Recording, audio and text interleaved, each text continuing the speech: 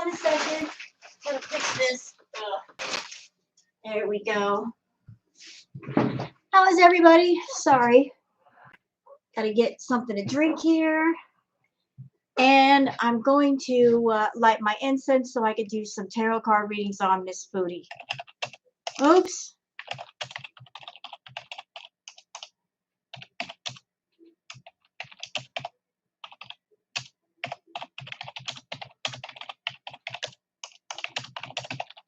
How are you? I'm going to be doing some tarot on Miss Foodie Beauty.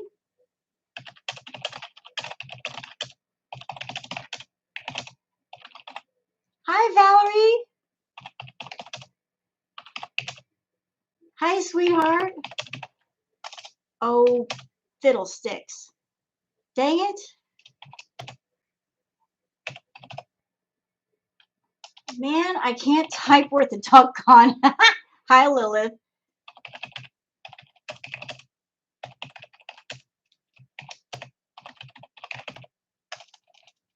How's Sparky and Booger are doing good. They're picking on each other.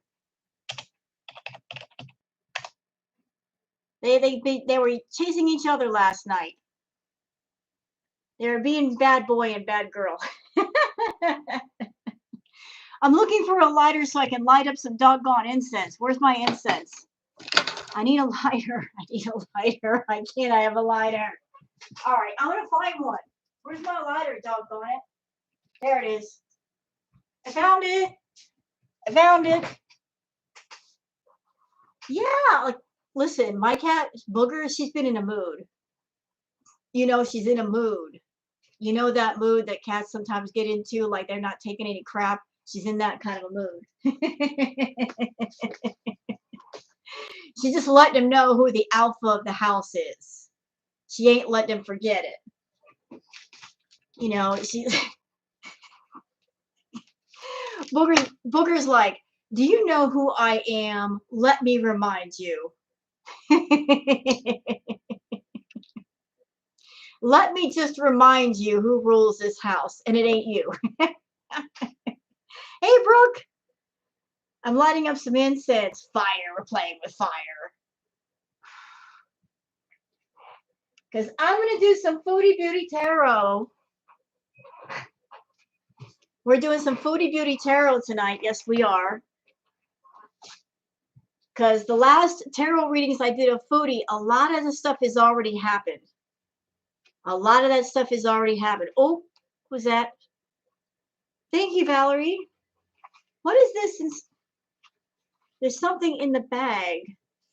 Hi, Bunny Angel. What's in the bag, man? Hey, Bunny Angel. What's in the bag, man? You know, this is a rare moment where there's not, the other reaction channels aren't streaming. So I thought I'd just slip in and do some quick tarot readings for y'all. Hi, Jenny. Jenny, you never have any pants. Isn't it chilly with no pants on? Teddy bear. What's up, Teddy bear?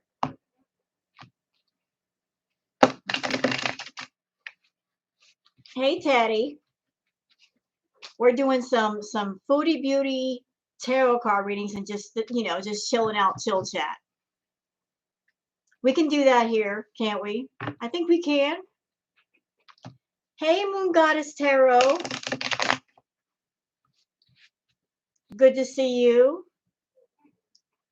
You know, I did my tarot readings on Foodie the last time that I did a live. Man, the cards were on it.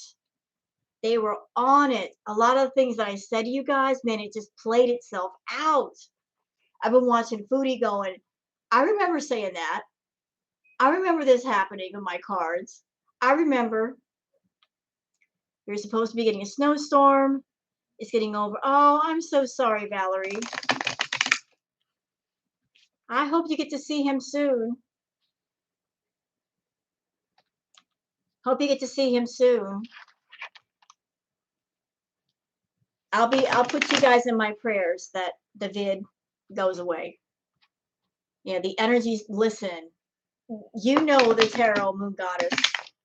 The cards don't lie. Sometimes they're too honest. You know, don't ask the cards a question if you don't want a straight up answer. They'll tell you things you don't want to hear. You don't want to hear it, don't ask them. Don't ask the cards if you don't want to know. They'll give you a straight up answer. All right. No, Matthew, you did not miss anything. You did not miss anything. I'm letting some more people get in here before we get started. Hi, Rainy Day. So just to recap, for those who are already here, I remember in the last tarot reading that I did of Foodie, didn't I tell you guys that he was moving away from her? Like he was taking steps to get away from Foodie. The last couple of tarot readings said that. He is. He's moving to Montreal.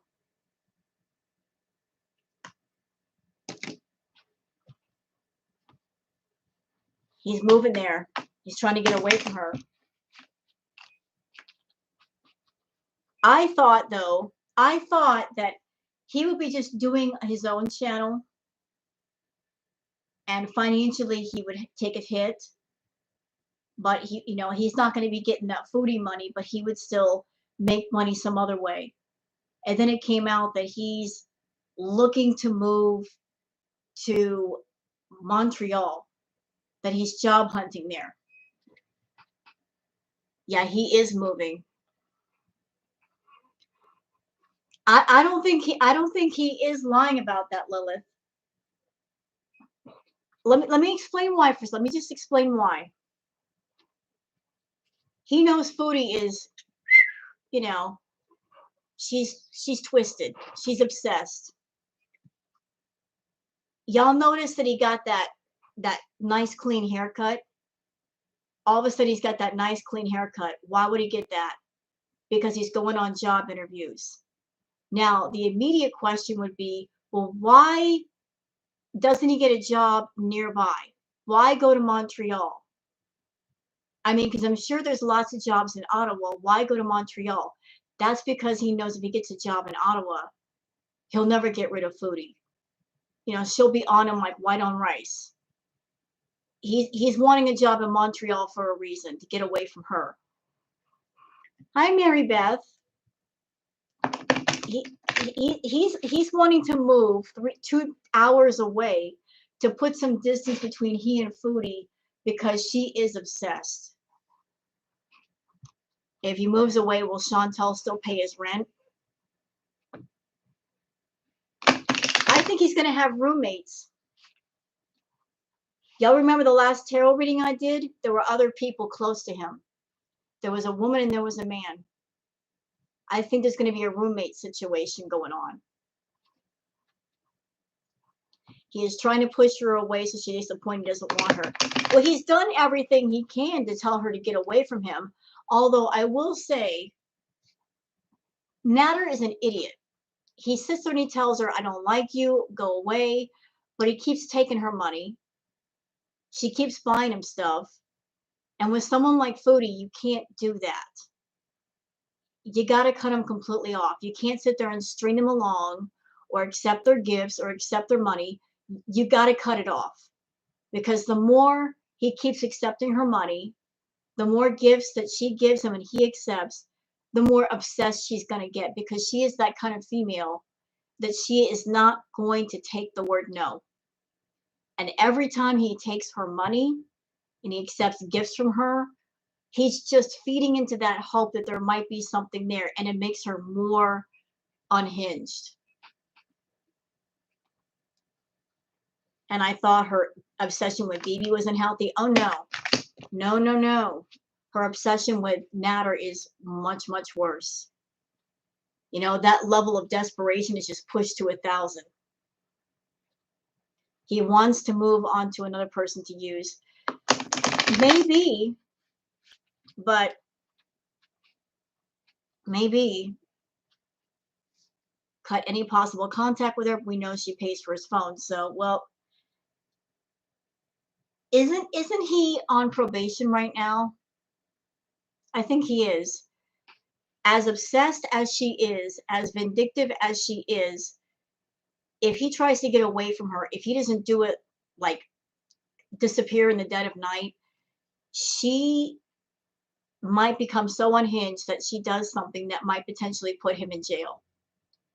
She might have that mindset of, if I can't have you, nobody will. So I'll make sure you get in a place where there's no other females. That'll make her happy. Hi, Matilda. You know, she's that way. She'll do anything to make sure that he belongs to her.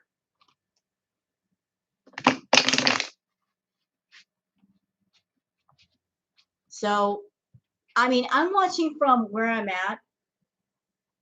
I'm just putting things together. She got that nice clean haircut. Like, he's been seeing Foodie for months. Didn't care about his hair. All of a sudden, he's got that nice clean haircut like you get when you're starting a new job. Then there's this thing of him going to Montreal, getting a job there. And he don't want her to go, and he did not want her to take him there. Add all that together. No, Nancy, you're not blocked. Hi, Belittle. Why would you be blocked, Nancy? You're my favorite hoser. He will never claim her a lover or fake lover. No, he won't. I can see you. Well, that's good. I'm glad you can. Hi, D. Higgins. Do I do a private reading? Well, I've done them for people in the past. Hi, Jim. Is Dee Dee from Montreal? I don't know. I really don't know. Yes, D. Higgins is the classy queen. Higgy is beautiful. How do I contact you? There, my email is on the About Me portion of my YouTube profile. Hey, Bunny. Yeah, it's if you go to like my channel page, like you see channels, blah blah blah. Then you have the About Me. You click on that, and it'll show you like an email address. You're just in time, Dee. I was about to do some updated tarot readings for Foodie. And I can do an email reading. Give me time, hosers.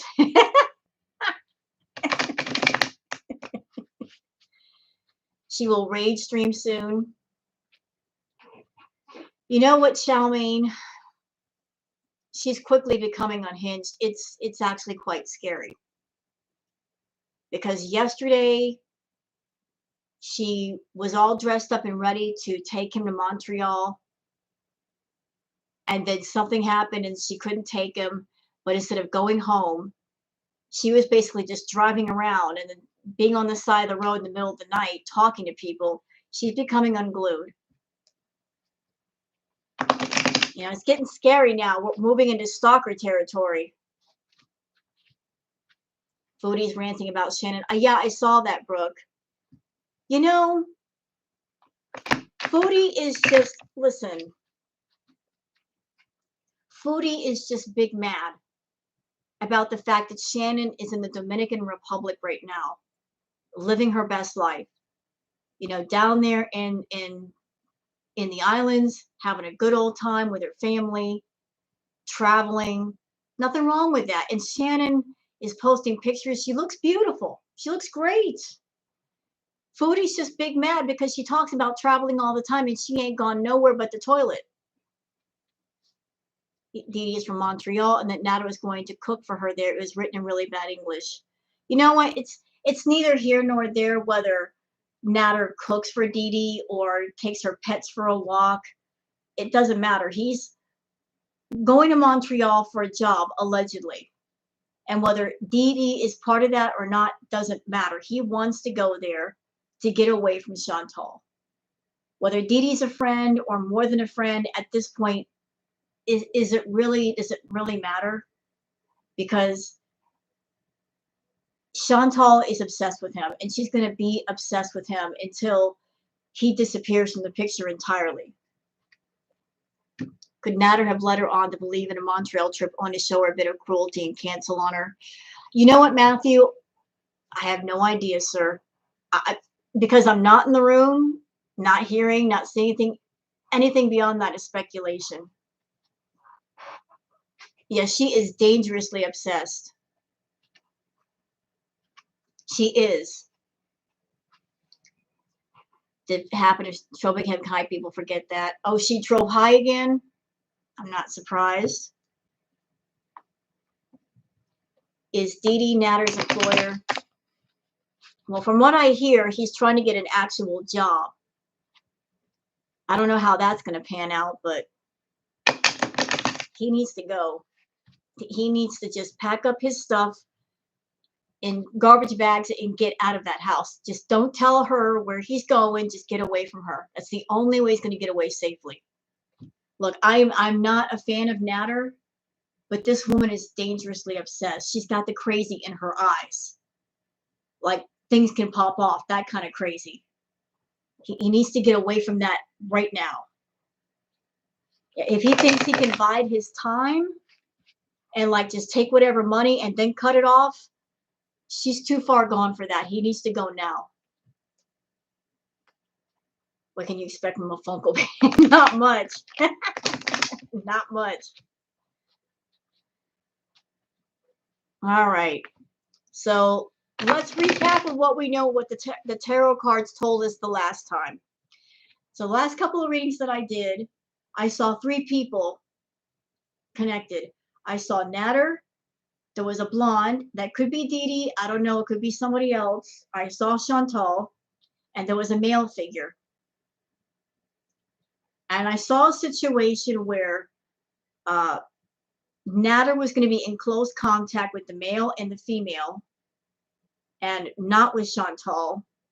Now we're finding out that he's moving to Montreal, or he wants to. That financially he's going to take a hit. If you guys remember one of the other tarot readings that I did for Foodie, I saw a whole lot of crazy things are going to start popping off this year. We're talking like legal shit. Legal. Like going to jail stuff. And I have to wonder now, with all this stuff going down and from the live stream she's done, if it has to do with her stalking him and not leaving him alone. The money is too good for Cokie to quit her cold turkey. You know what? She may be bringing the money, but I'll tell you what, if you're in a situation where the crazy is just overwhelming the money, you'll let the money go. Because sometimes the juice ain't worth the squeeze. If somebody's giving you a lot of money, but there's a whole lot of crazy that comes with it, at some point you got to say, I got to cut this off. It's getting too risky. I can't do this. I can't do this. And I think he's reaching that point with her right now. Like the juice ain't worth the squeeze. The juice is not worth the squeeze. He's getting money from her, but she just keeps going off and not letting him breathe. You know what, Rainy Day? So do I.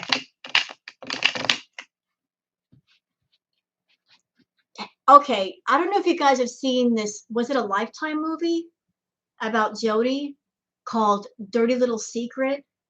Y'all watch that movie and tell me if you don't think of Chantal when that movie's happening. Like the amount of obsession that was happening, that was going on. That's Chantal all day. You might need help to go into witness protection to get away from Uncle Pete. I'm telling you, Nancy, I'm not a fan of his, but I've been through some of that stuff. If you've got someone in your life that they're toxic and they're dangerous, the best thing you can do is just disappear in the night.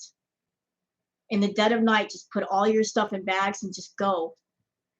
Just disappear. That's the way you go about it. Don't tell that person where you're going.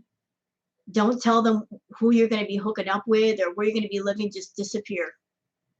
Don't block their number, all that. Huh? Rose did a ready for me if you... Huh? D, what was that? I was confused with that message.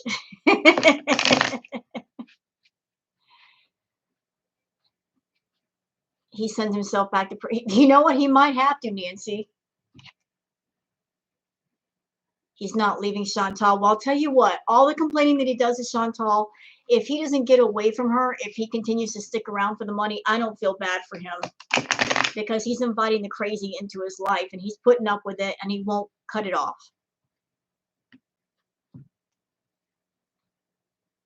He needs to put the drink down. She doesn't drink. Leave my D alone. Did a reading for me a few months ago. The cards didn't lie. It happened. Well, thank you, D. 7 of Swords, 4 of Cups, 10 of Swords, maybe Justice again. You think that's going to happen? You know, you're probably right. It's okay, D.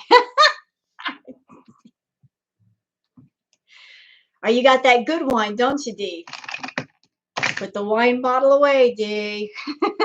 Unless you're going to share with me. Put the wine bottle away. Why is it laggy all of a sudden? What? My feed's starting to get laggy. All right. Are we ready? I think I have enough people in here. We can get started. 64 people. My God, I've never had that many people in here. Hi, everybody. How you doing? We're doing some tarot card readings on Foodie Beauty for those that are just joining. Drink from the glass, not from the bottle. Hey, there's nothing wrong with, you know, not wanting to do dirty dishes. Save the environment.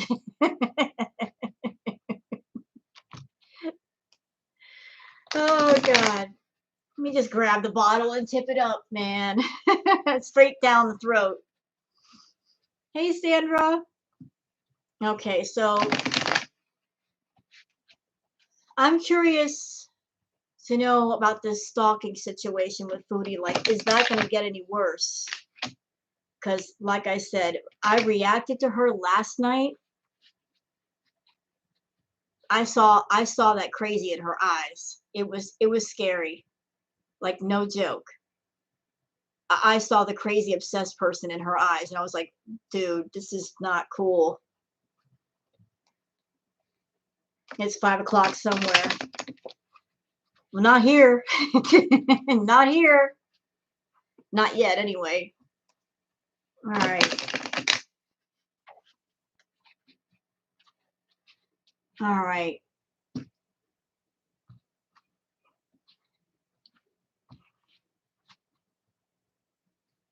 So I'm wondering if Nader is going to get away from her. Like, really get away. Okay, Eden. Okay. She's so, there's my girl. Look at the girl. Before we get deep into the tarot cards, there's my girl. There's Booger. That's the one you guys don't hear in the videos. It's not her. She's not mouthy. Sparky's the one that's mouthy. He's the mouthy boy.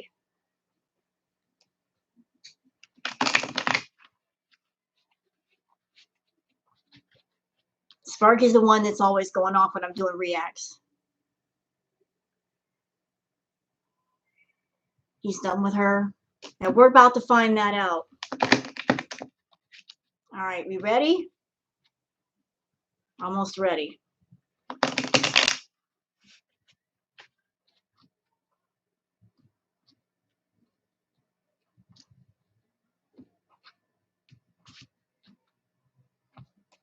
Focusing.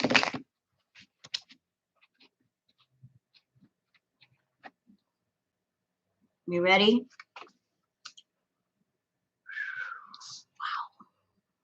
First card.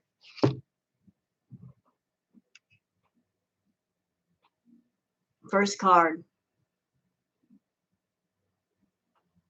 Now, Acid Bear is here. Oh, there's Acid Bear. What does Foodie have to do with tarot card readings? I'm doing a tarot card reading on her, Nancy. So, Hermit. The Sun. Hold on a minute. Let me just do the spread. Oh my God.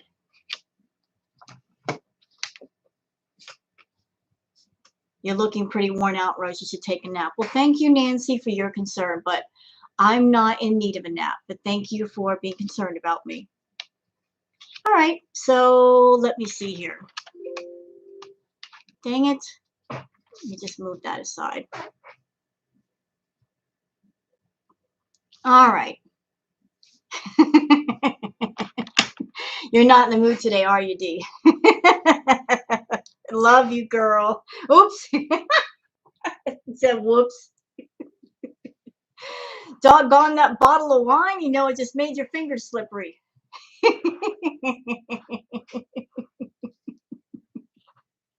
But I wanted to play with the trolls. No, not really. Okay. Sparky's over on the corner of the bed. All right. Back to business at hand.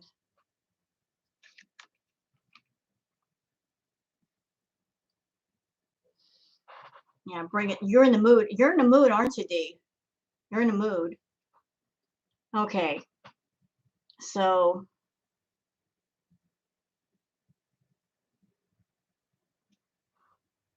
coffee and caffeine. Coffee and caffeine are the same thing.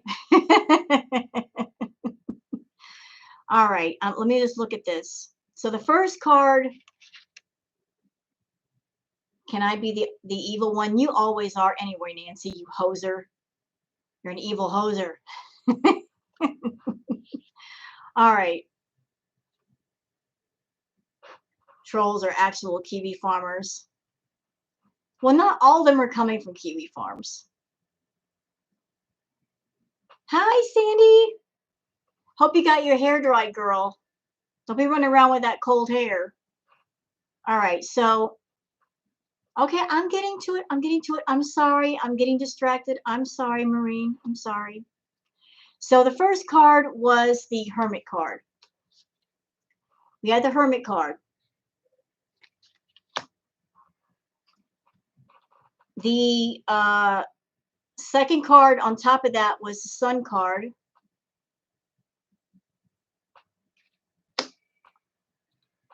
Interestingly enough, the King of Wands was crossing it.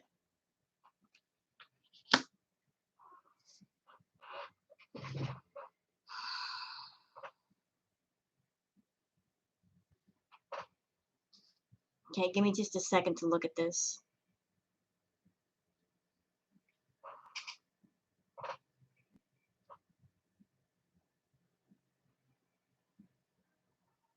He's definitely leaving. He's definitely leaving her. He's separating himself away from her, and he's being really careful about it because he knows how unhinged she is.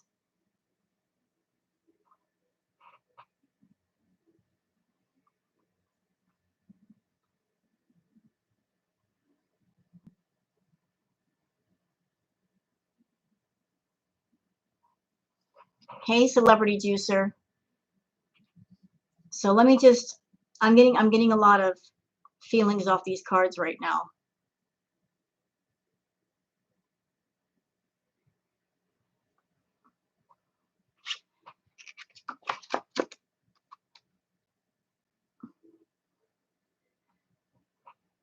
He's worried what she'll do because he knows how unhinged she is right now. He's really worried.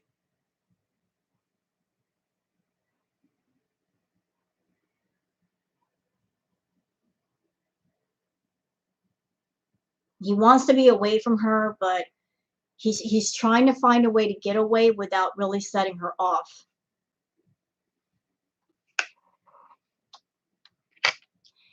You know, hold on a second. Don't block Tragic. Don't block him. Oh, damn it. Don't block him. I want us to say something to him. Hold on.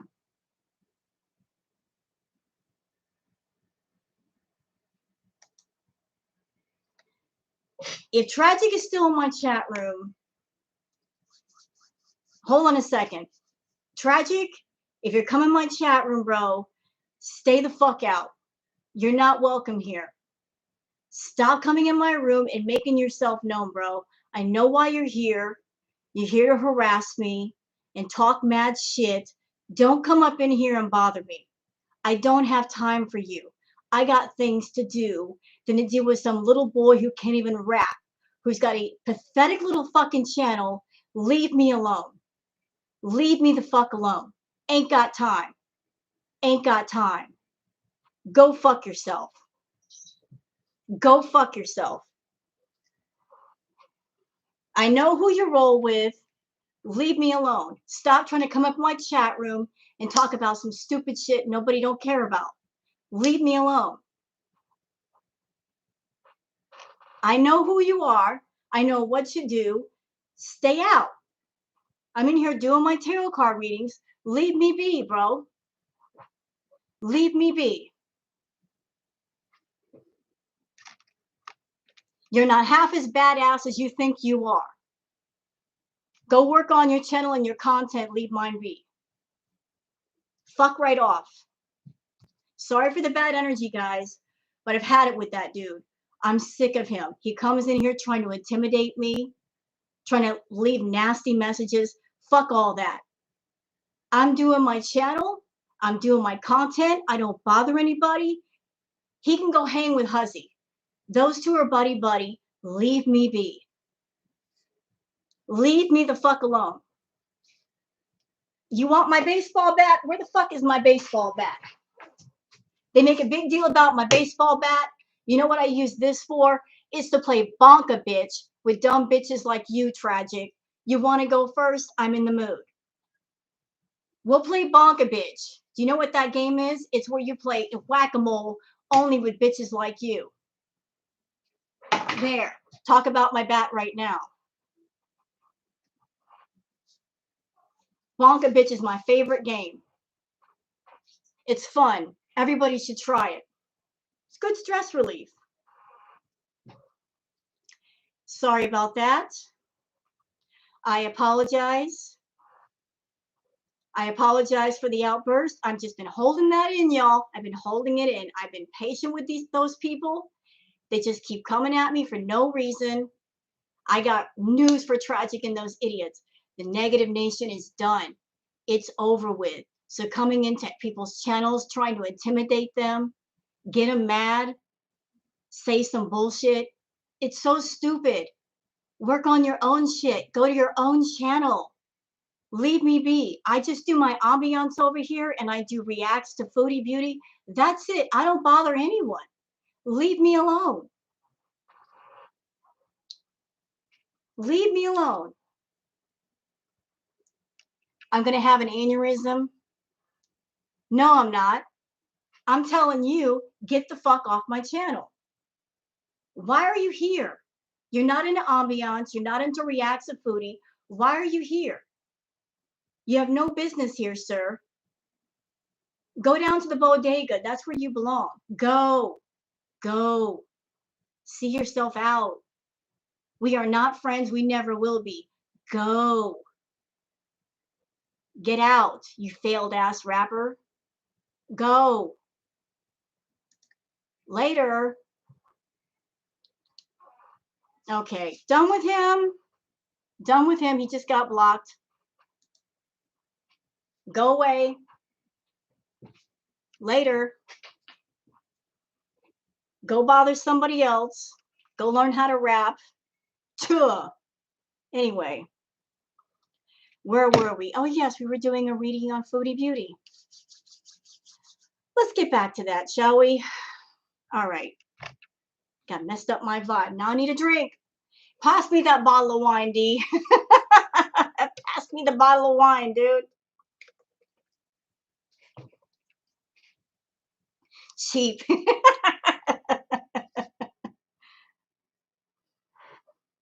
Oh, God.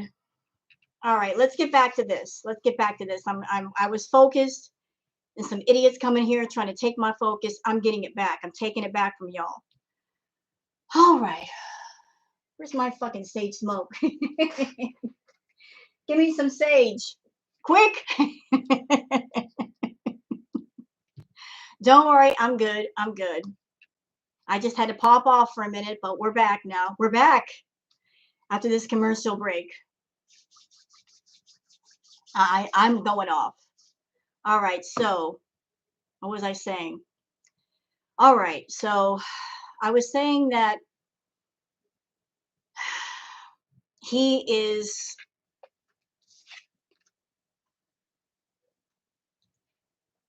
looking to get away from her.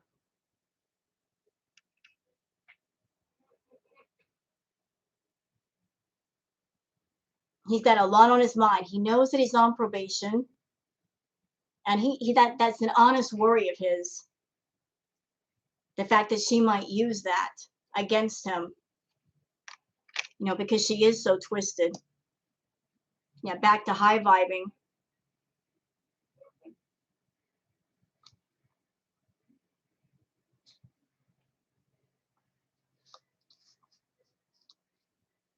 Box of wine and a straw. Nancy, you hear that, D? Look at that. Nancy's trying to help you out. A box of wine and a straw. Adult use box. Hey, why didn't I think of that? Hey, tell that to It's Maya Time, Nancy. He would love that. It's Maya Time would love that hack because he drinks the box wine. He'd be all about that life. I can just see him during a live stream with a big old box of wine, a big old straw. Oh my God, that'd be funny. He wouldn't have to use a cup, just use the actual box. That'd be hilarious. All right. So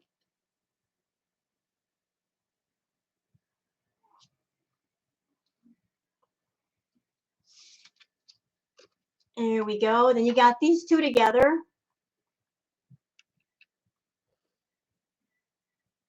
He's seriously thinking about what he's walking away from with Foodie. Like he knows that if he cuts her out completely, then he's gonna take a financial hit, and he's ready for it. He's ready for it. He's trying to prepare as best he can for when that day happens. He's ready to take that financial hit. He's looking at his options about like what can he do to secure his finances if he does move, like have a job, have money, all of that. I'm thinking Chantal will move to Montreal if Nader does, or anywhere closer to him. I don't think she can move. She doesn't have the money. She doesn't have any savings or anything. I don't think she can move. What I will tell you though, if he ends up moving to Montreal, if she finds out where he's at, Chantal is not above driving 2 hours to there and 2 hours back per trip. Wherever he moves at, she's going to drive back and forth. She will. I just want 14-year-old scotch in a straw. Well, you go there. You do that.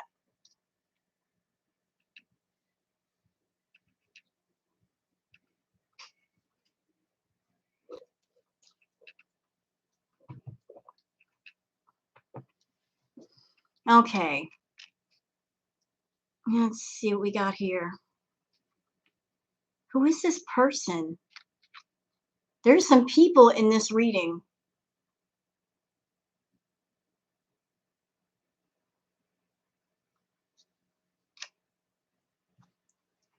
Wherever he's going, he's going to have roommates. He's going to have roommates. 2 of them. A male and a female. He's not going to be by himself. Here's the female roommate, somebody who is she's very grounded, she's very wise, she's a very the word that comes to mind is very grounded, very sensible person. Hey, yellow fat roll. Hey, how are you? So he's going to be moving. He's not going to be living alone. He's going to have at least 2 other people living with him. One's going to be a woman, and one is going to be a man. someone close to his age,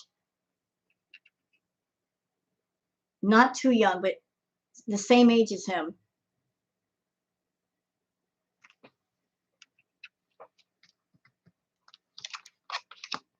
And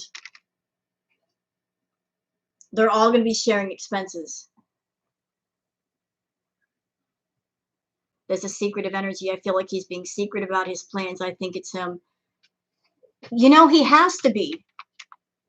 If he's being secretive about what he's doing and where he's going, that's actually a good thing because she is obsessed. If he reveals everything to Foodie, do you think she's going to let him go without a fight? If he is seriously trying to get away from Foodie, the smartest thing he can do is to keep everything under his hat and then just disappear. Don't give her a forwarding address. Don't let her know exactly where he's at. Just leave. That's the only way he's going to make a clean escape away from her. If she finds out where he is, she's never going to give him any peace.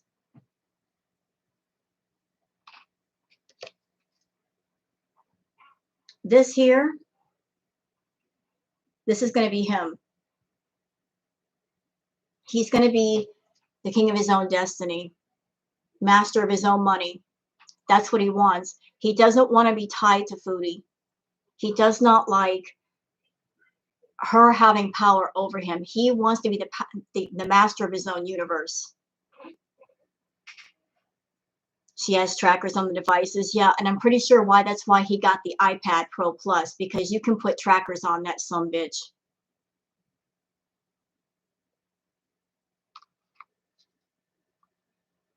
So he's looking to get away from Foodie.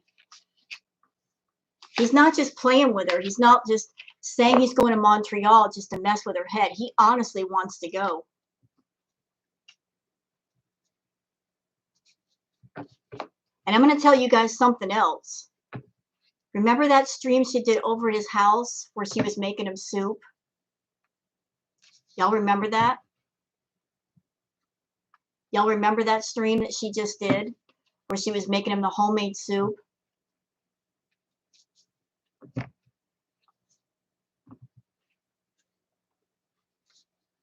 Well, I'll tell you what, I was watching that stream and something just did not feel right to me. Watching it, it just felt something was wrong. Like he didn't know she was there, kind of wrong. Because she was being real quiet. Like he did not know she was in the house.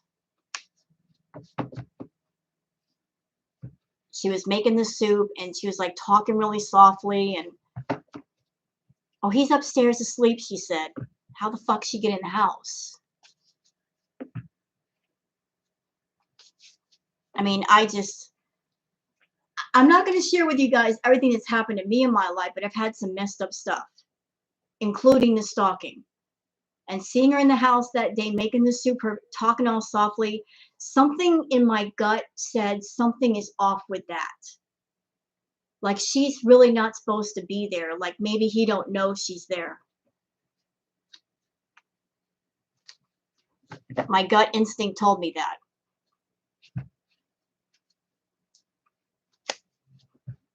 Like just, it felt weird. You know, she's sitting here making soup for this guy and he's allegedly asleep. Well, if he's allegedly asleep, how's he going to eat your freaking soup? You know, if he's sleeping, how's he going to eat your soup? I mean, he's sleeping.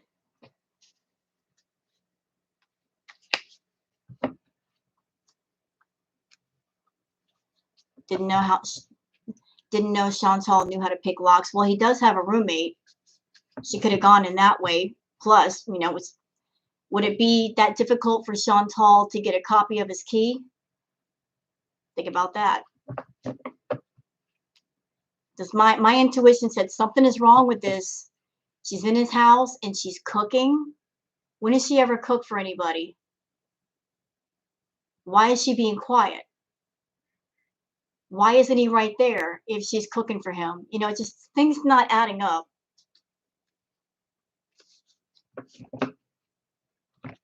So I'm going to do another reading.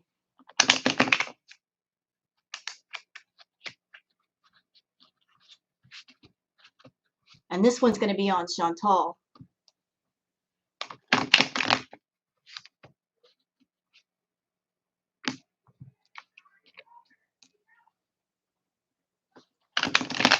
I'm going to do another one on her. Because I want to see just like what's going to happen if she's going to completely flip out. Well, thank you, Karma Killers. Thank you, sweetheart. And I'm still doing the ambiance stuff. And can I just take a moment to speak on that for a minute? I know the ambiance stuff is not for everybody, but I do it for two reasons. One, because I really do enjoy doing the ambiance stuff. I really enjoy it. I love being creative, and I can't get creative with Chantal as much too, because if something happens to Chantal on her channel, I've got stuff on my channel that I could keep. So if you're someone and you don't like the ambiance stuff, I totally get it. It's not for everybody. But for those who like to relax and just look at something different, I give you a variety of stuff. I got music playlists. I have ambiance videos. I've got ghost stories. I like doing a little bit of everything. Yeah, a palate cleanser. But nobody knows what's going to happen to Chantal on her channel. Nobody knows what's going to happen day to day with her. And if something ever happened to Chantal and her channel, a lot of channels would be in trouble because that's all they do is foodie. You know, like building a channel just based on one person, someone like Chantal, there's no real security with that. Because that is a house of cards built on quicksand. It could disappear like that. So I'm just trying to make sure that my channel has some content in case something happens to her.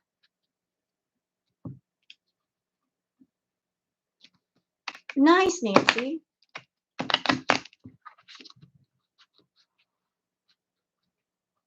Ah, nice, B Little.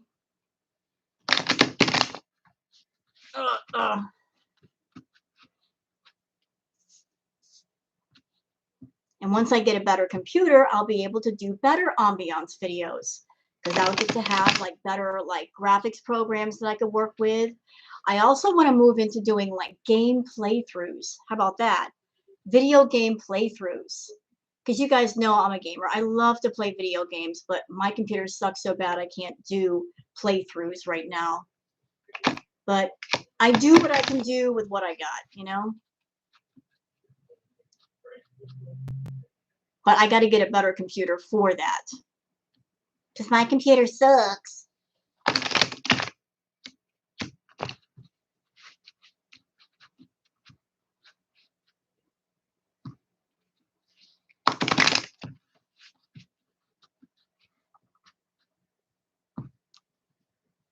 She gets shut down, you have Nikocado. No, that's not true, Nancy. As far as Nikocado Avocado, you can't really react to him. Because word around the fence is, if you react to Nick, he will throw the strikes at you. That's why hardly anybody touches Nick's stuff, because he's very strike happy. Now, there's certain people on YouTube you just can't react to because they say openly, look, you react to my stuff, I will strike at you. You know, Nikocado is one of those people. That's why nobody messes with him, because they don't want to deal with the headache. It's not worth it.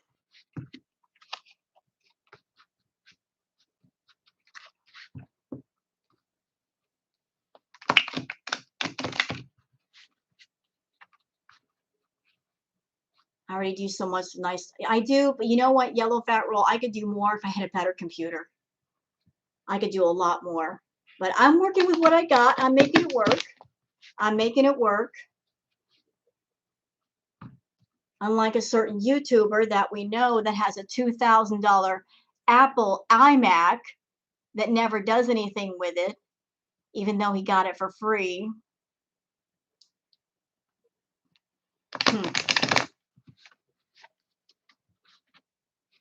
But anyway.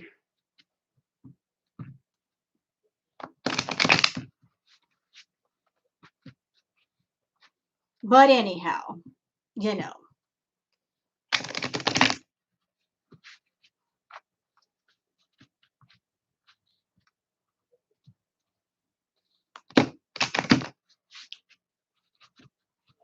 You know, that's like buying a Lamborghini and you can't even drive. Why bother? You just want to look at it. Why are you buying a Lamborghini if you're not going to drive the son bitch? Hey, Susan. You're just going to keep it in your garage? Why are you doing that for? Hi, Susan.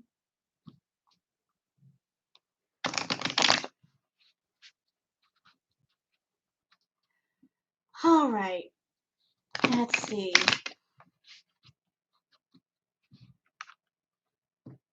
We're focusing on Chantal because I want to see if she's going to lose her mind when he separates himself. And trust me, he's moving closer and closer to that. And honestly, I hope that when payday comes, he doesn't take her money.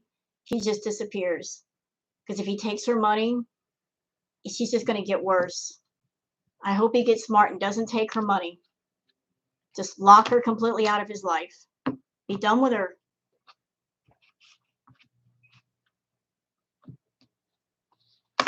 Don't come crying when, you know, you get this crazy person in your front yard and you can't get rid of her. If you're taking her money, you're basically asking for trouble. Well, thank you, Susan.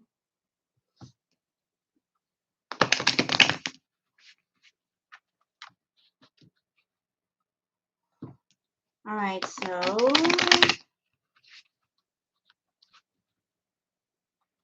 all right. So we ready to find out about Miss Foodie? What's going on with her? Just trying to make sure these cards are properly shuffled out. There was one time I did tarot readings on Foodie and the same cards kept popping up, and I would sit there and shuffle and shuffle and shuffle, and they still kept popping up.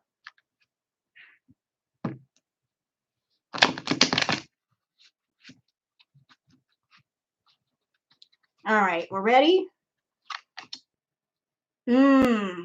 Right off the bat.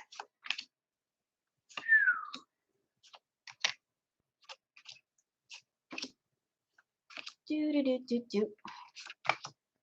Oh, hi. Oh, hello.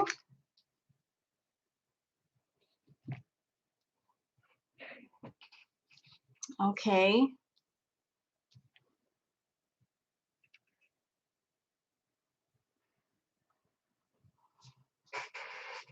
Now there's 95 people in here because everybody's like, what's going on with Foodie with them tarot readings?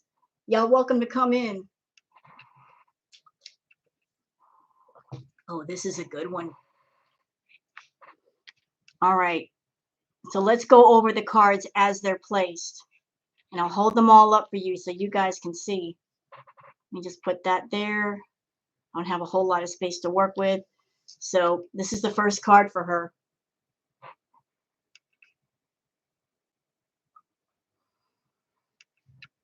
Hi, Tammy.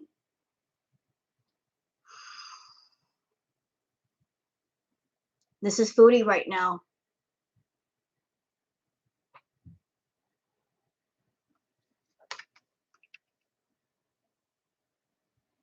The words that come to mind when I see this card is she's working against herself. She's blind and she's working against herself, getting in her own way.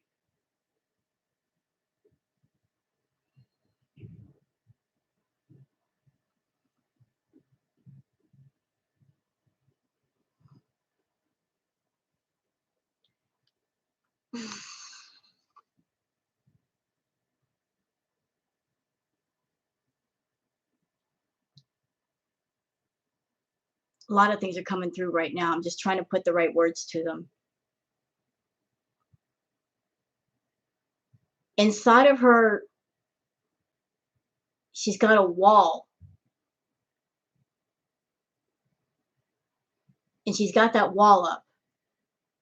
because she knows everything is crumbling outside of herself and she doesn't want to see it. So she's on the defensive. No, not crossroads. She's not at a crossroads. It's just that her castle is crumbling and she's doing everything in the world not to see it. But the fantasy that she's built up in her head, the fairy tale that she wrote inside of her head, it's starting to crumble and there's nothing she can do. Hi, Lynn. She doesn't want to see it. So she's on the defensive,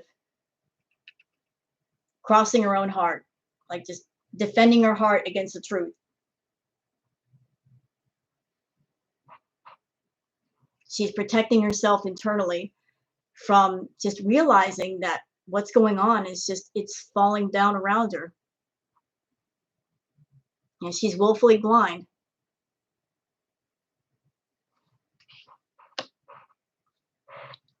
She's willing herself to stay blind because there's more happiness being halfway blind than with her eyes fully open.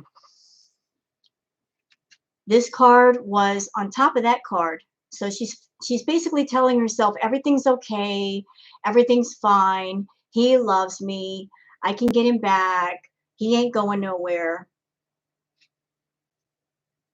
You know, she, again, just living in this fantasy world.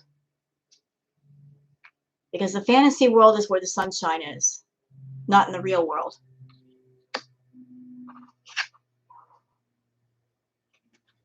This is the card that was crossing her, the Knight of Cups.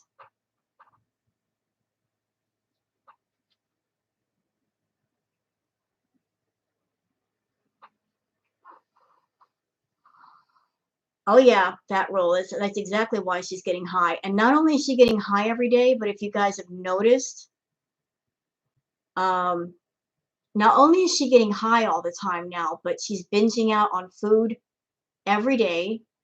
And worse, I've noticed that her intake of Starbucks has gone up. She used to be very happy with just like one Starbucks drink a day. Now she's double fisting the drinks. She gets the pink drink and the pistachio drink. It's not because she's trying to show off. It's because she's freaking out on the inside and she's trying to calm herself down. Chantal does own Nader's channel. Yeah, that's her second channel. That channel is under her Google AdSense account. All the money made from that channel goes into her account. No way is she 331. No, she's not. So getting back to the reading, the Knight of Cups, this would be a good card if it weren't crossing her. It's crossing her. This might be a card of plenty if it were not crossing her. Money problems. Cups is supposed to be a symbol of prosperity and plenty. And if it's crossing her, that means lack of money coming through. The money stream is drying up a bit.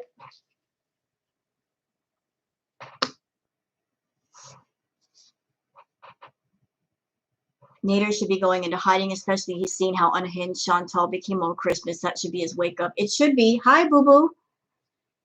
Dude, I just said that a while ago. If he wants to get away from her, he's gonna have to do it in the dead of night. Just out of the blue, just put all of his stuff into garbage bags and just disappear. No forwarding address, no phone number, block her phone number, just disappear. That's the only way it can happen safely. Because wherever he goes, if she knows where he's at, she's going to show up there. Whether it's where he lives or his new job, she's going to show up there. She's completely unhinged. Completely unhinged. She's obsessed with that man. He's going to have to disappear in order to be safe. Because Chantal, being the way that she is, she's vindictive and she's petty. She is that kind of a female that knowing that he's in trouble, he's got his probation, She would deliberately do something to get him in trouble with his probation just to get back at him if he decided to cut ties with her completely.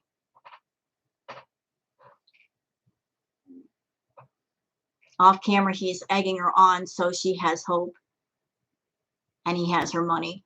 Well, you know what? All the talk that he's been doing about Chantal, I don't like her, I can't stand her. It's time for Nader to back it up. If he really doesn't like her, if he can't stand her, this, that, and the other thing, cut her off. Stop taking her money. Stop accepting gifts. You know, be a man. Stand on your own 2 feet. Stop taking stuff from her. Do for your doggone self, Nader. Because you taking stuff from her is giving her hope. And that hope is turning into obsession. And obsession can turn dangerous real fast. Do you think she will plan to move if he does? I think she won't move. I think she will stay at the villa because she has to have a place for her cats. Like, if she moves, are the cats going to come with her? I don't know. I think that she'll make the drive to Montreal if that's where he's going, if she knows where he's at. I think she'll rent a car just to go back and forth. That's why if he leaves, he's got to not let her know where he's going. He can't call her. He can't spend time with her. That's encouragement. You cannot encourage people that are unbalanced because it just causes that side of them to grow worse. He needs to cut it off. Just cut it all the way off. All right. So her money situation is not going to be as plentiful. This is crossing. She's having money problems right now.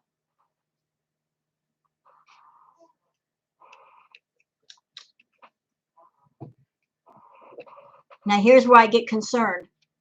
Here's where I get concerned. Y'all. Here's where I get concerned.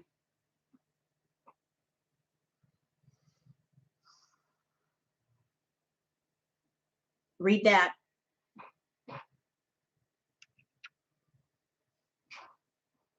I saw this in another reading.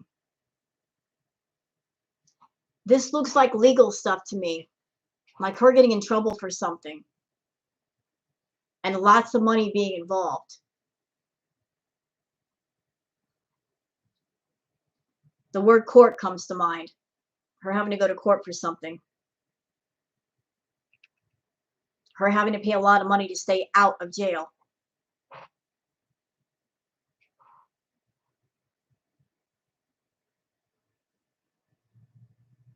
That's why he needs to get away from her.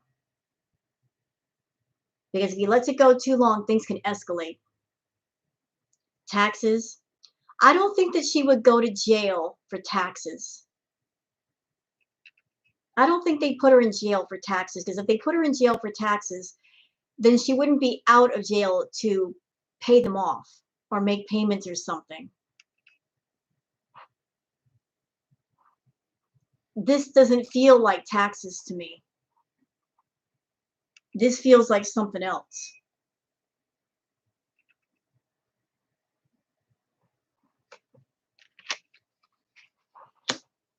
But it has to do with lots of money. Lots of money.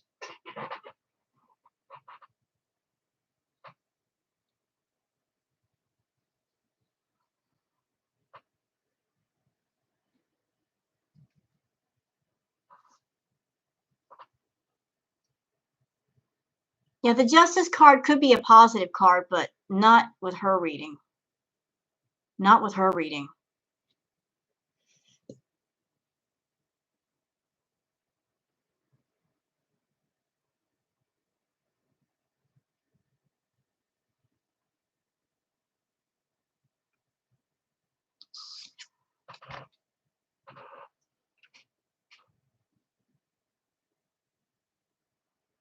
So this card, the feeling that I get off of it is her being on the defensive.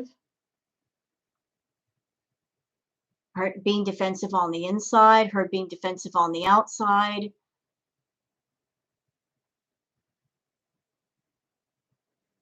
Just insisting everything's fine. You know, people in her chat telling her you're an idiot, stop seeing this guy, stop being obsessed with him, and her just defending herself and saying, you know, like, you guys don't know what you're talking about. Ugh. So here's, okay, so those were the cards closest to her. Now, this was upside down. This was inverted. The Page of Cups, right side up, might signify plenty. They might signify plenty. This was upside down. So what would normally be prosperity is reversed.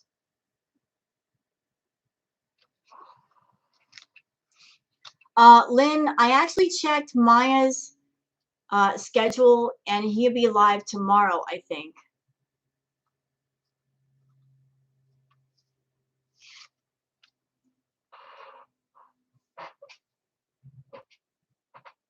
And this was the next card.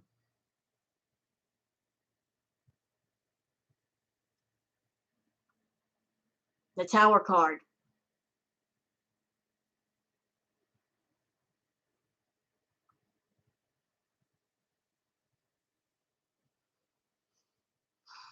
So the money's going to dry up. Stuff's going to go down.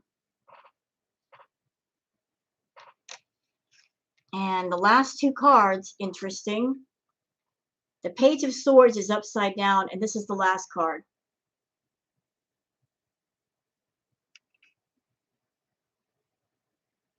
A lot of swords here.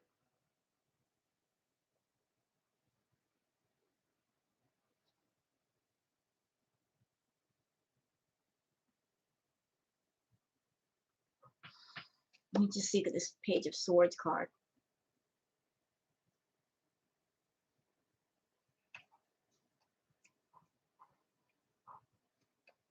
The Page of Swords card, when I look at it, what comes to mind is the thought and the feeling is a Page of Swords would be fighting for something or having somebody fight for you. And if it's reversed, something fighting against you. Something or someone becoming your opponent. So something or someone is going to be fighting against her. And that's going to lead to her having more than she can possibly deal with. Like a lot of things are going to be on her plate, then a lot of very unpleasant things. More than she can possibly handle. So this is not in her favor. Something or someone is going to be fighting against her. And that's going to lead to a whole lot of negativity that she's not even ready for.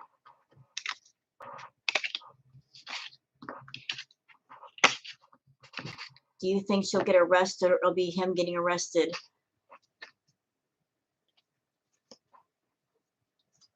Honest feeling, I think it's going to be her. I think it's going to be her.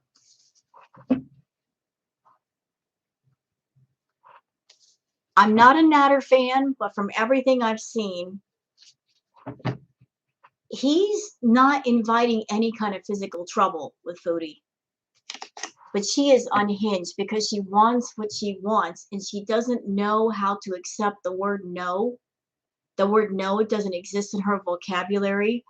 So if somebody tells her, no, you can't have something, no, this isn't for you, she doesn't know how to process it.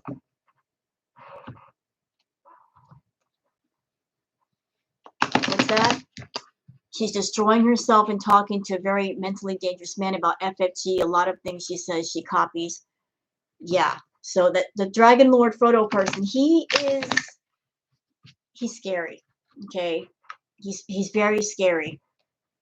Foodie has a habit of associating with some very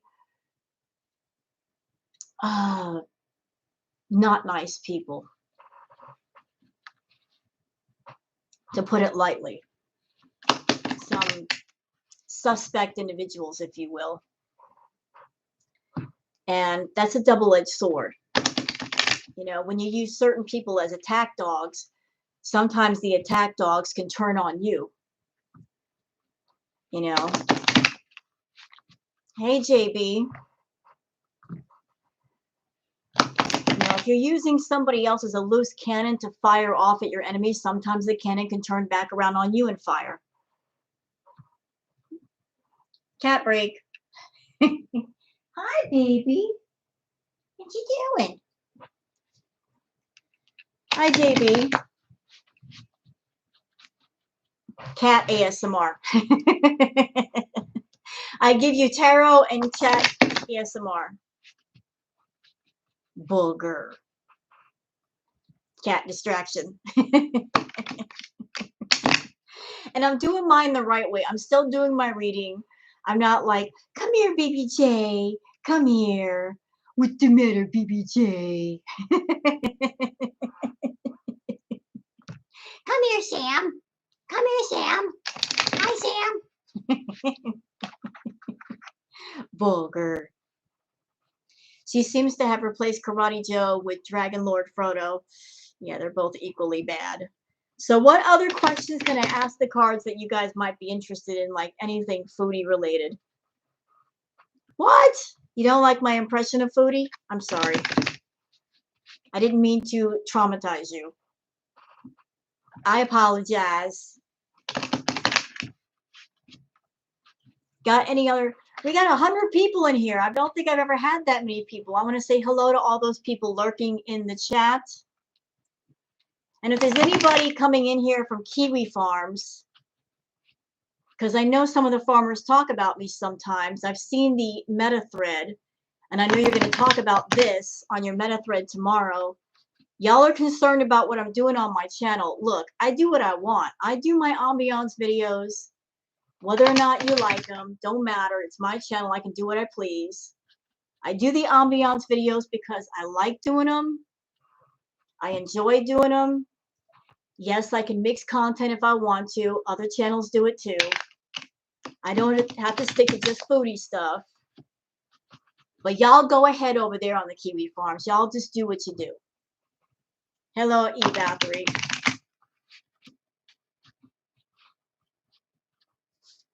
What about Pete's and the cats? Hi, Lori. Is she headed for a full-on breakdown? We're gonna cover that right now. Honestly, without even looking at the cards, I think she is. I think she's this close to a breakdown. That it 2 weeks.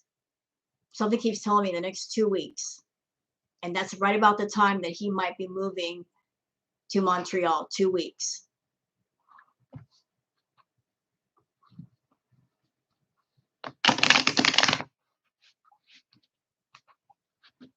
Hey, that's not my name. You're no, you're not late. You're not late. You're right on time. If Natty goes live with Dee Dee and cooks, it'll be the breakdown.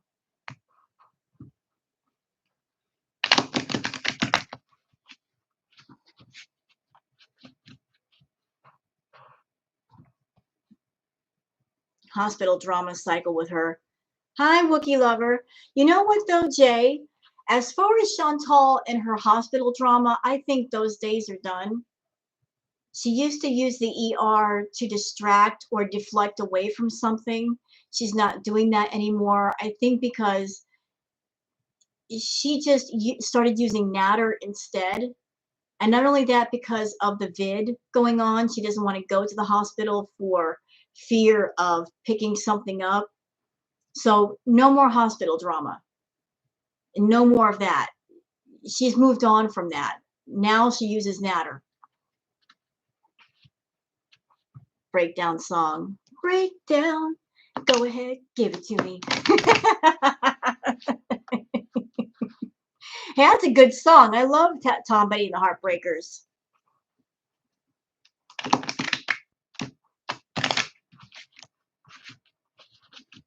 One of my favorite songs by Tom Petty was You Got Lucky. I remember back in the day when I was young, turning on MTV and seeing the video for that song. It was very space age, where they got the vehicles and they go into a cave and find all the equipment. I love that video. Never see him alive again. But you know what? You got to look at it this way. He was alive, and he gave us some great music while he was here. So thanks, Tom Petty. Yeah, the keyboard is really nice on that. Big ups to the music from the 80s. We had some good stuff then. All right. So we're looking to see if Chantal's going to completely lose her mind. Right? Don't come around here. That video was whack. It was so Alice in Wonderland. It was cool, though. It was just a bit strange.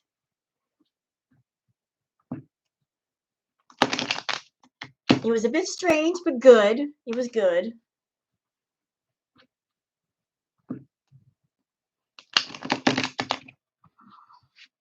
You better watch what you say.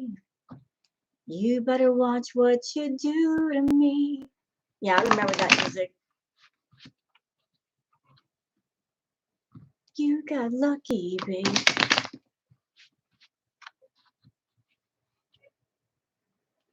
All right, so we're looking for Chantal's breakdown. Can you ask the cards if the outhouse would be outhouse gate? You know what I want to happen with that outhouse? You know what I would love? That would be prime content. I don't know where that outhouse is located. I don't know if it's on private property or public property, but I want for someone to find that freaking outhouse and put a lock on the door. Just padlock it. And she's got to go.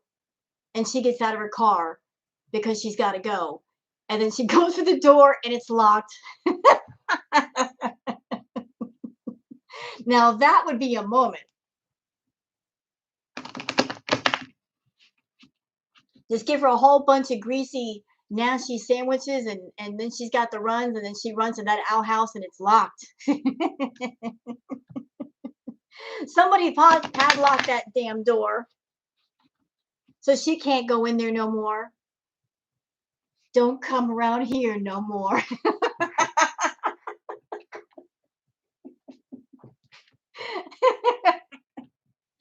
Don't come around here no more. Whatever you're looking for, don't come around here no more. Oh, Tom Petty. To lock, no, not when she's in the outhouse. I don't want Amy to lock her in. Just lock it to where she can't get in. Don't lock her in. I don't want her locked in the outhouse. Just lock it to where she can't get in no more. That'd be cool. Monty thinks the outhouse is at a parking Gatineau. Theory. This is a theory. I think the reason why she's so fascinated with the outhouses, those are drop-off points for the, you know, that's why she's so fascinated, because they're drop-off points for certain party favors. You know, that's where she gets her party supplies. I got my first tarot deck today. Very nice. Very nice. Well, have fun learning the deck and doing some readings for yourself, and just warm up to the cards and let them warm up to you.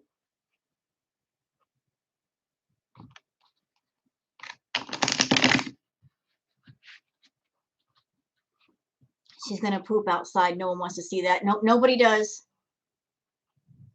I honestly think that's why she's so into the outhouse thing. It's a drop-off point for stuff, because she's always excited to go there. And then when she's done, she's always like giddy and happy, and we know her. She only gets giddy and happy like that when she gets her stuff, like going to the green store, or she's going to see Nader. There's always, she can't keep an emotion to herself, our girl. full moon. Well, that's a full moon I don't want to see, you know. That's a full moon I cannot put in an ambiance video no matter how hard I try.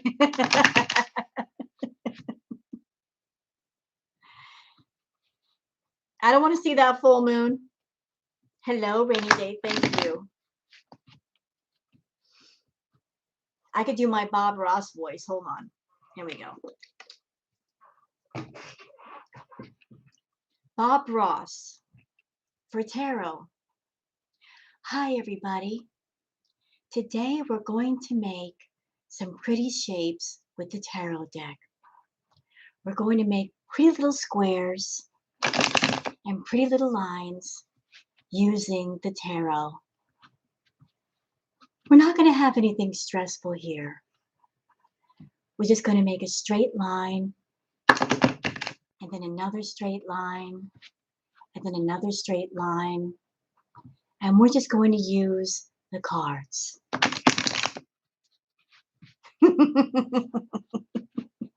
What? Hey, don't pick on Bob Ross. He was the OG, man. He was doing ambiance before anybody else was. The outhouse stop also plays into her humility. I'm going to say it. From everything I've seen with her videos, I'm going to say, y'all can think I'm crazy. I think, seriously, Chantal has a humiliation fetish. She is deep into masochism. And part of her masochism is deep humiliation. She loves being humiliated. That would explain why she is so into wearing the dirty clothes and not bathing and talking about farting and burping and crapping, and she wants to humiliate herself. She literally gets off on it. Not only that, I'm going to go deeper. I think Chantal has a fascination with poo. Like, she honestly likes it. I'm not even joking. I think she's deep into that. Not even kidding. Not even kidding. I think that's a fetish of hers. That it gets her off. Not even joking. I'm sorry. That's gross. I apologize, but I'm just telling you what I think. I'm just, because she's always talking about it. She's always talking about it, bro. Always talking about it.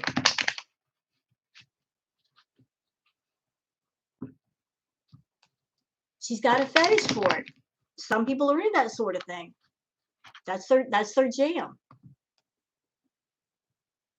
Hi, Marie. Okay. Yeah. I'm not making fun. I'm just telling you. She's got a fetish for that. She's got a fetish for that. Some people are into that sort of thing. That's their jam, not mine. She's into it. She's into it. She don't want to reveal that, but that's what's up.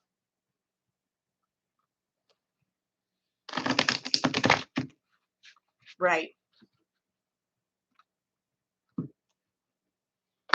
All right, so we're going to go and to see if she's going to have a full-on breakdown.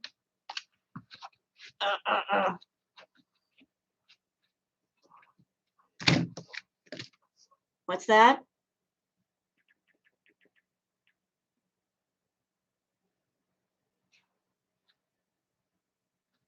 Okay. All right. I just want to make sure this deck is all shuffled up so I don't get the same cards by mistake. Hello, Unicorn. Our Foodie and Pete's going to split ways. We're going to do this question, then I'll do that one afterwards, okay? Right now, I want to see if she's going to completely lose the rest of her mind. Like when he leaves. Okay, I think we're about there. Hi, unicorn. Ooh. Okay. Uh-oh. Oh.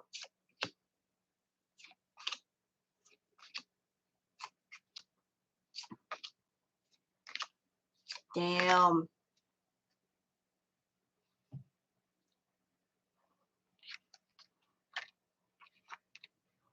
Damn.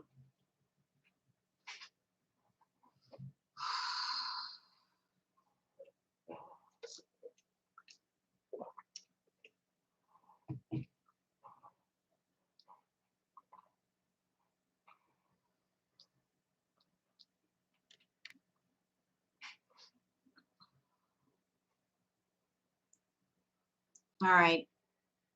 So let me just split this up. Okay. I'm going to put that there. Put that here. Out of the way. All right. This is the first card I set down that I got for her.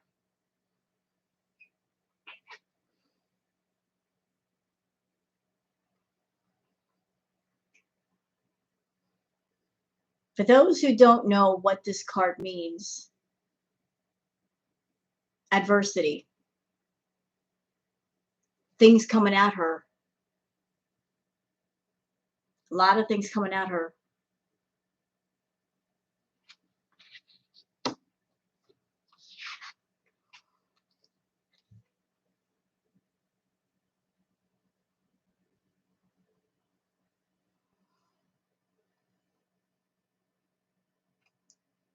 This card again. This card again.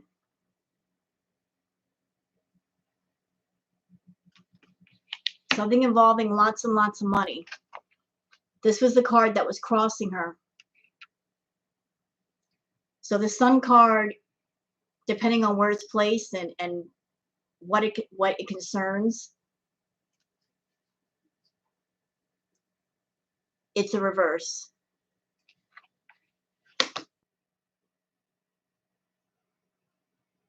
She's going to be paying out a lot of money, and she's not going to be very happy about it. All right. These two are opposite each other.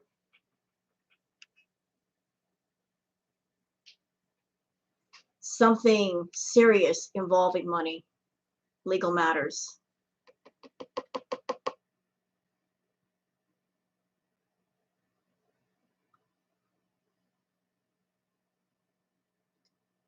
The words that come to mind for this are the walls are closing in on her. She's woefully blind, and she's feeling more and more just the walls are closing in on her, and she knows it. She can feel it, and she's trying to push back. But she's surrounded by a whole lot of crap, and she don't know how to deal with any of it.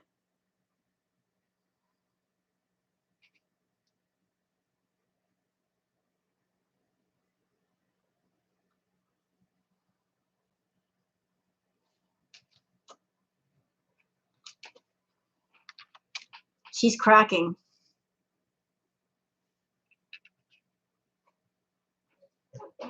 She's cracking.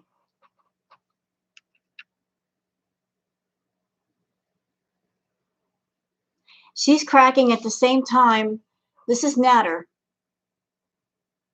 He's on the way out.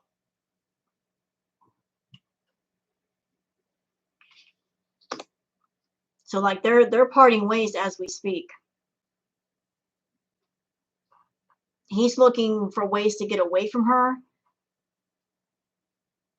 And she's so deep into her delusions that she doesn't want to acknowledge that.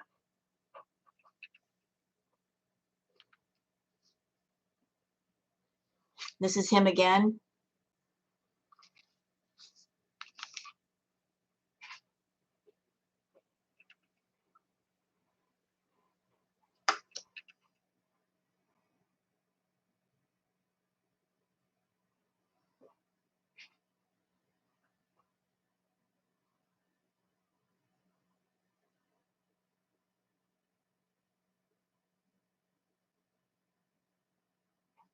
Let me see here.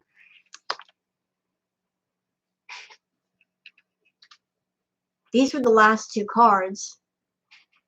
The Hanged Man, because she's gonna be stuck, and she's gonna end up going to somebody. I think this is her mom for help,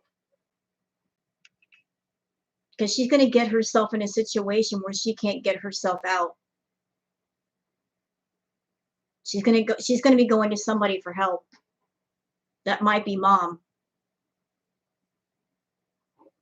You know, she's used to getting her way and having her family bail her out. So she's going to put herself in a place where she is so deep in it that she can't do it on her own. And she's going to go to her family for help. What's that? He could have had a free ride to Montreal and didn't.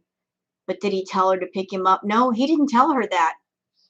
She just assumed that she was going to be the ride.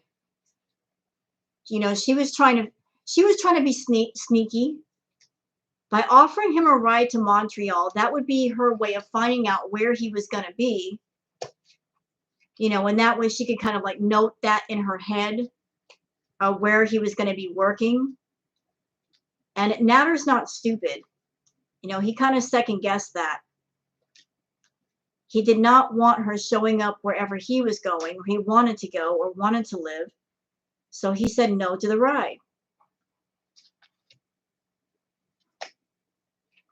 You know, she just assumed, oh, he doesn't have a car, so I can be his ride. And the bonus of that is I get to spend time with him. And wherever he's trying to work or be, I know where he's located. I'm trying to just situate the cards out real quick. Sorry.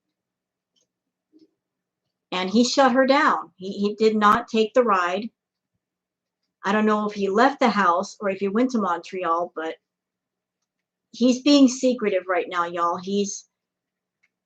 If he wasn't trying to get away from Chantal, he would have accepted the ride and taken it up there. But if he's not accepting rides from her, if he is like saying, no, I don't want you to take me up there, there has to be a reason why.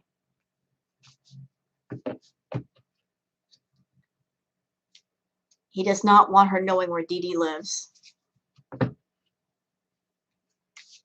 Well, there might be a possibility that where Dee Dee's living is someplace he might be living.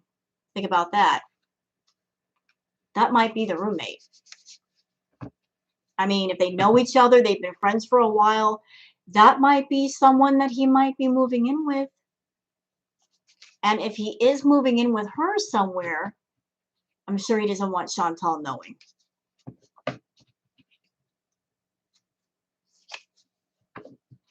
I mean, without Dee Dee being involved, let's just say there is no Dee Dee in the picture.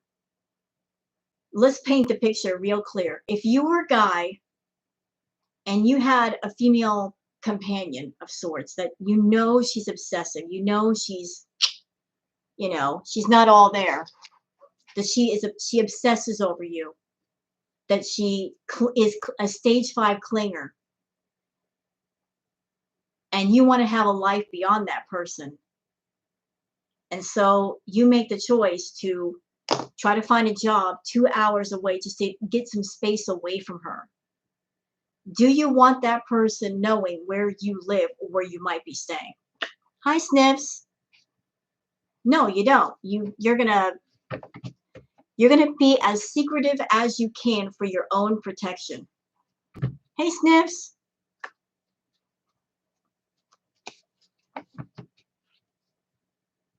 Would you be able to see if they will still be friends? He can't be friends with her. He can't be friends with her. You know, the more I watch Chantal, the more she reminds me of an ex I used to have. He was also very unbalanced. And he was also of that mindset of, if I can't have you, nobody will. If I can't be with you, I'm going to make your life a living hell. I'm going to stalk you. I'm going to terrorize you. I'm going to do whatever I can to hurt you. I'm going to throw every bit of hurt at you that I possibly can. Even if you're leaving me alone, I'm going to be tossing hurt at you, even from far away. I'll do it. People like that, they get unhinged. They just see red and they don't stop seeing it.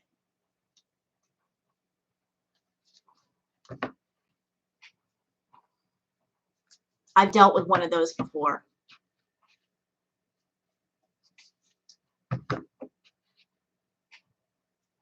So, yeah, it was unpleasant. And people like that, there's no saying goodbye to them. There's no walking away quietly and saying, hey, you go your way, I go mine. They won't let go unless you force them to let go. You literally have to hide away from them. As far as them being friends, there's no being friends. She's always going to want more than friendship with him. She's always going to be pushing and pressuring him into a relationship or trying to. She's always going to be right there with, well, just get back with me. I'll give you this. I'll give you that. She doesn't know how to be just friends with somebody. She doesn't know how to do that. You know what, Monbrax? I think she will. Because in Chantal's world, the word no, it does not exist. It doesn't exist. She wants what she wants, even if she has to push her way into somebody's life. I mean, let's go back to the history of Chantal. All the way back. She got together with Pete. They started out as roommates. He really wasn't into her, but she kind of pushed her way into his life. He got engaged to her, and then she cheated on him with BB.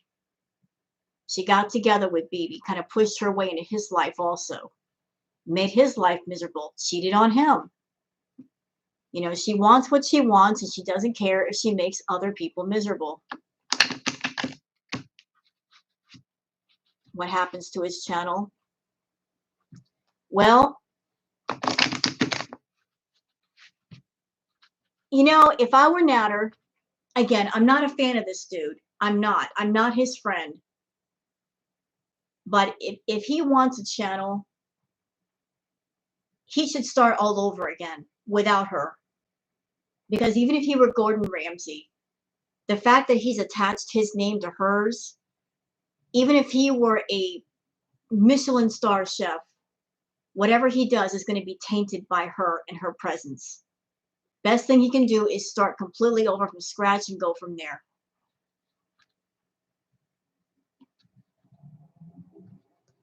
Yeah, Bunny Boiler. Hi, Forward. I'm sorry, Forever Run Tamed. You know, if the price of his freedom is the fact that he has to start completely over, that's a small price to pay for getting your freedom back. I've dealt with it. I had my toxic relationship and I got away with the clothes on my back, and I was happy to walk away with the clothes on my back, and I started over and I regret nothing. You know, sometimes that's what you got to do. If that's what you got to do to get away from a toxic relationship, that's what you got to do. Sacrifice what you must to get your freedom and your happiness back.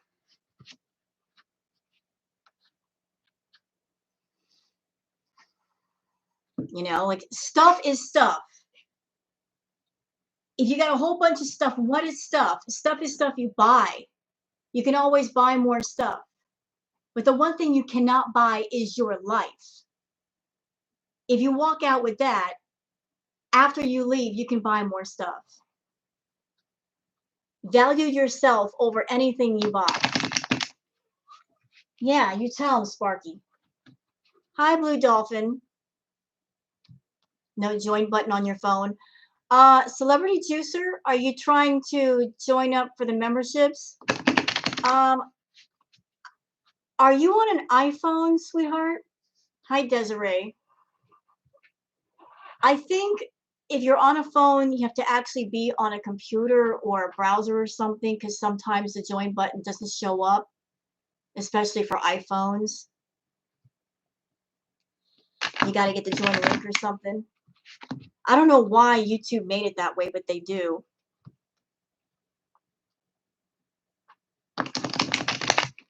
Right, be alone, happy, and at peace. If he does, he won't ever be able to reveal anything about his private life. She'll be waiting for any clues as to his whereabouts. That's true, Susan. Hugs to Sparky. Hi, Sparky. There's the boogers. Where's there he is. Look at the boy. Look at that boy.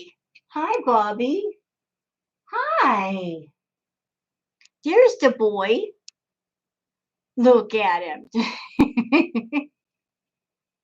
Look at that Bubba. Look at him. There's the boy. Oh, Big John. When did she do? Susan, she had her kittens. And they were born, stillborn. She's already had them. And we're not going for round 2. One shot. That was it. And I'm not putting her through that again. That was enough. I was hoping for one legacy litter. Fate just said it ain't gonna happen. So we're gonna leave it alone. She's gonna get fixed, and that's that. It's okay.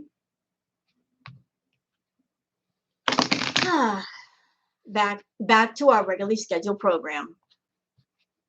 Yeah, that's your baby. Hi. Look at your baby.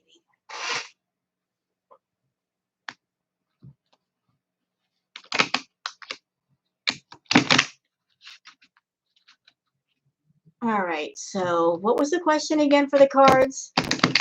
I forget. What was the question? So I can focus. Brush my 4 cats every day. Nice, Blue Dolphin. Well, I don't really have to brush out my cats. They're like medium domestic. They really don't need brushing. And Booger likes to bite at the hairbrush anyway. She thinks it's something to play with. she thinks I'm playing with her. Did she mourn her babies? Yeah, a little bit. And I did too. They were all I'll say is they were beautiful. Thank you, Desiree, for the, is it super sticker, super chat? More towards kitty ball. Kitty ball removal. Don't tell Sparky. Don't tell him. Shh. He don't know yet. We're keeping it a secret. Shh. You know. I'm not telling him. He'll freak out if he knows. I'm keeping it a surprise. You know? The link in the chat is a broken link as well. Thank you, Blue Dolphin. Is the link in the chat broken?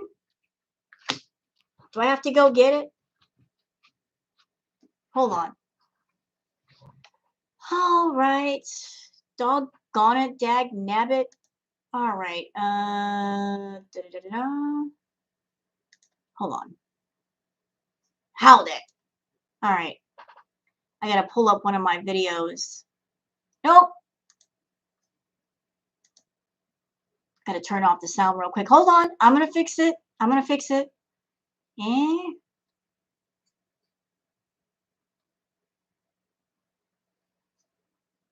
Where's the doggone join link?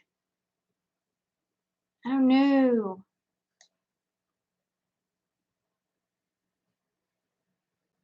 Where do I find it? Sparky, he will have a nice tattoo at least. A tattoo? He's not going to have a tattoo. Not my child. Laptop letter. Let me, where is, hold on. Shh. Give me a second. I'm looking for the link. I forget where it's at.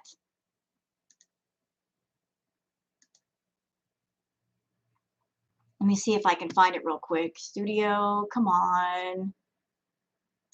Where are you at? Monetization. Give me a second.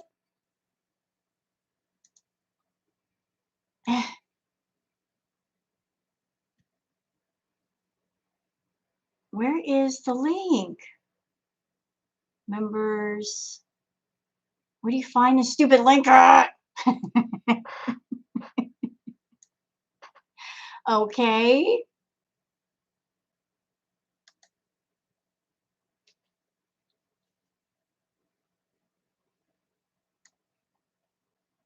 It's not giving me the link.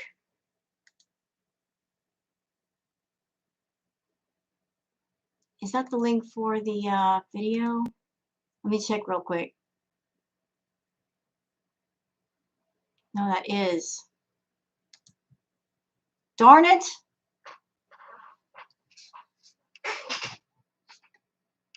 It says it's broken.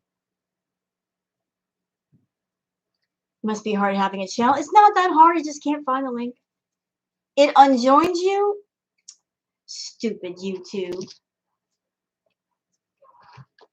Okay, you know what? Google.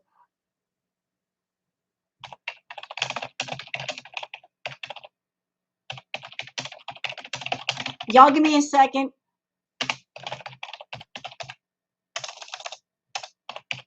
You know, the one thing I always yell at Foodie for, I'm going to go ahead and do it. Google. How you can link your channel.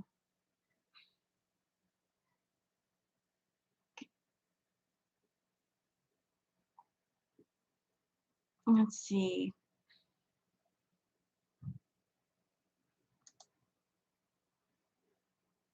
Da-da-da-da-da. Give me just a second to look.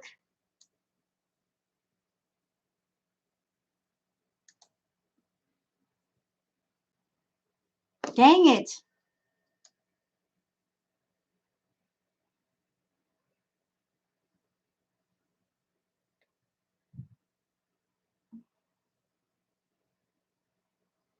Promote memberships.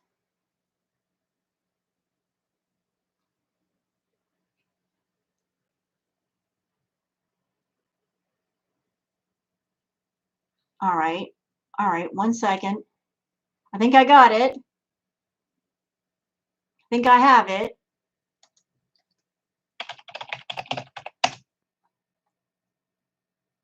This may or may not work.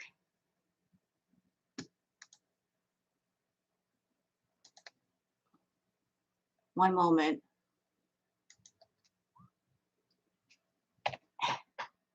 Oh no. What is it, Booger?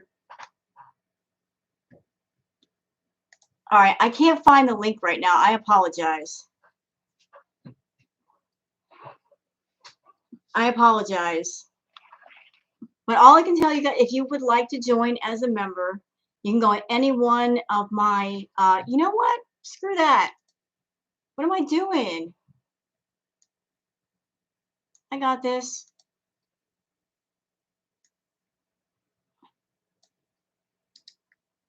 I'm an idiot. I forgot about the obvious thing. Of course, the obvious thing. Wait a minute.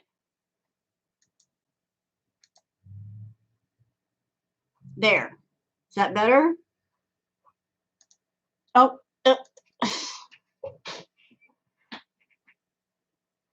This is Booger. She's coming up to say hi. Just a baby.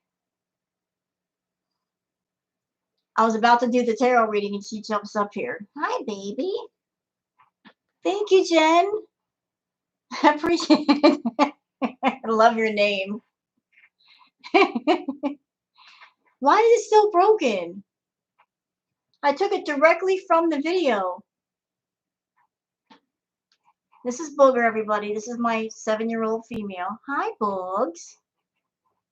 Yeah, it's my baby.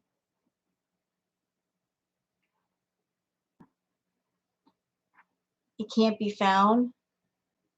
Weird. Yeah, it's my girl. Yeah, the baby.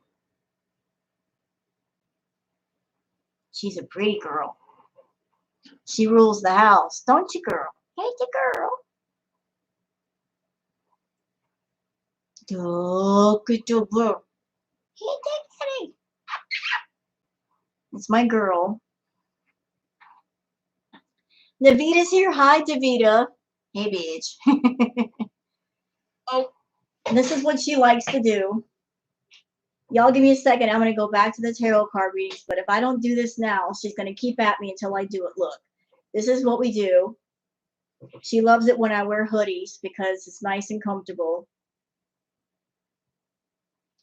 For those that are having trouble joining up with memberships, it could be because, well, thank you, Super Swaggin.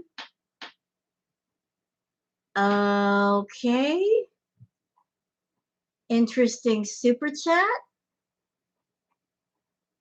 I don't know how I feel about that, but congratulations. This is what we do. If you're on an iPhone, you may not see the join link, but if you go on a computer, you'll probably see the join button.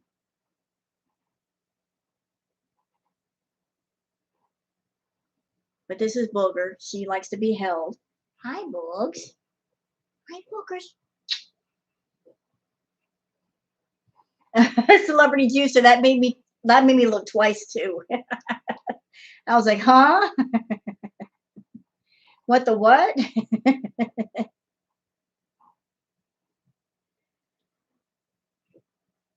Thank you for the super chat anyway. Hi, Boogs.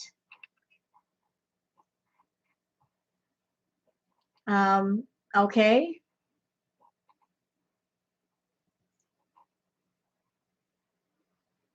Mama's baby. This is what we do. You don't lose power. All right, Booger, I love you, but I got to do some tarot card readings. I could hold you all night, but I got tarot readings to do, kid. I can't do this. You picked a heck of a time to want to be held.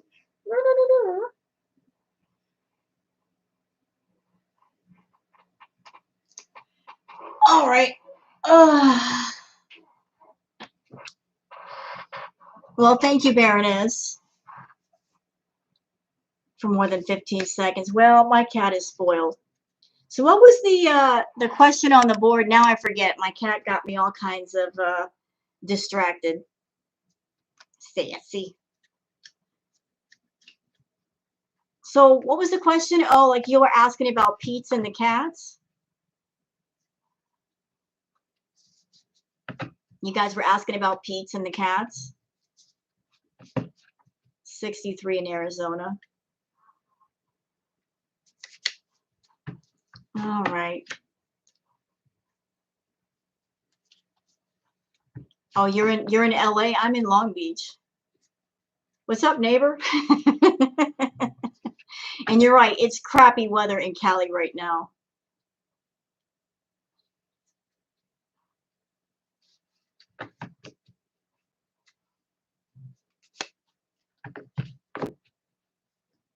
All right, so we're doing like Pete's and the cats, right?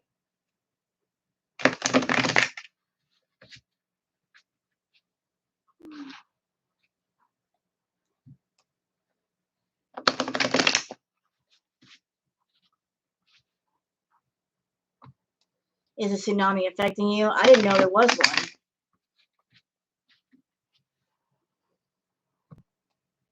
I don't think we get tsunamis here in Cali. We get earthquakes, though, on occasion. Below 7 in Ontario? Good God. Remind me never to move there. That's too cold. So there's a tsunami up here? I'll have to look into that.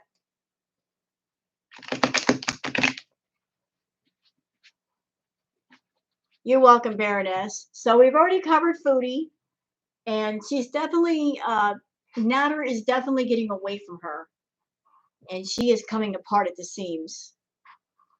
Hello, Irene. Would you stay with friends with a person who couldn't do the simplest things without acting like it's some major chore that puts them out? I wouldn't, you know. And you can't be friends with somebody that they manipulate things as far as doing things for you. Like they act like a friend, and then they do something for you, and then they turn around and throw whatever it is they did for you back in your face, like, look at all that I did for you. You know, everything is transactional. Like you gotta be careful letting that person do things for you, because then they'll turn whatever it is they did into a weapon to beat you over the head with. The reading on Foodie, it was pretty bad, Krista. She's basically coming apart. And I kept seeing that there's going to be something serious coming up, something legal involving a lot of money, possibly jail time. And it's going to be all that she can do to keep out of jail. Like her world is unraveling big time. I'm not sure how I feel about Pete these days. He needs a backbone and some drive in his life. Yes, he does. And you know what? The only way he's going to find that is if he gets away from Foodie. And as far as him and Foodie, you have to pretty much pry those two apart. He is determined to stick to her like glue. And all it's doing is crippling him and keeping him from being independent and knowing how to stand on his own 2 feet.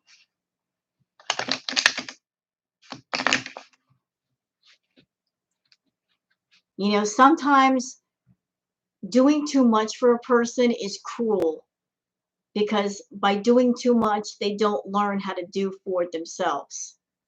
You know, you're not teaching them how to be strong. They're borrowing off your strength, but they never learn to be strong. They're always weak.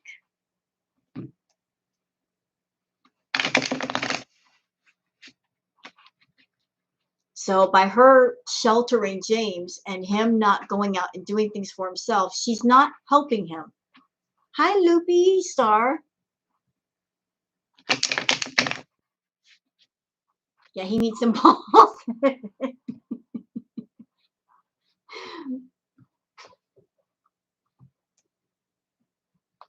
And you know, I keep hearing this talk about her and James sticking up for certain kinds of offenders.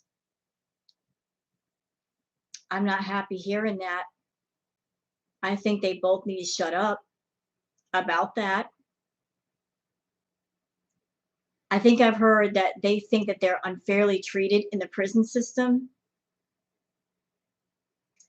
They really, really need to be quiet about that. Really quiet. She wants independent. Of course she does. She wanted the same thing from Nader. Notice that every single person in her life, they're the same. She makes them dependent on her. She doesn't want those people to be independent or strong in any way. She wants to take their strength away to where they depend on her and they got to put up with her.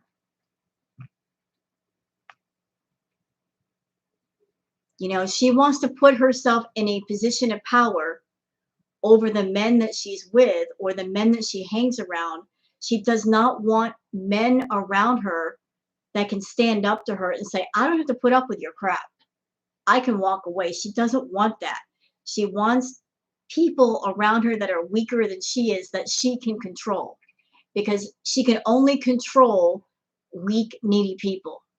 Somebody who's strong, she can't control them.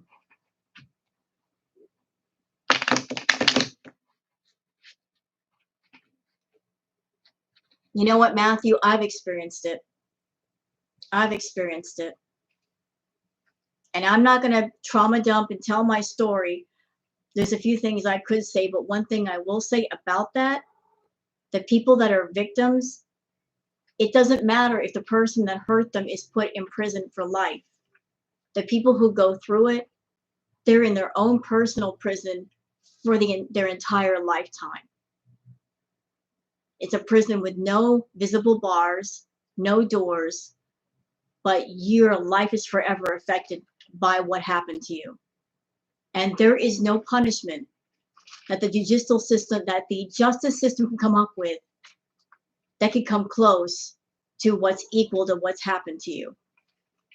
There's no punishment that any man could come up with that would be good enough to balance out what happened.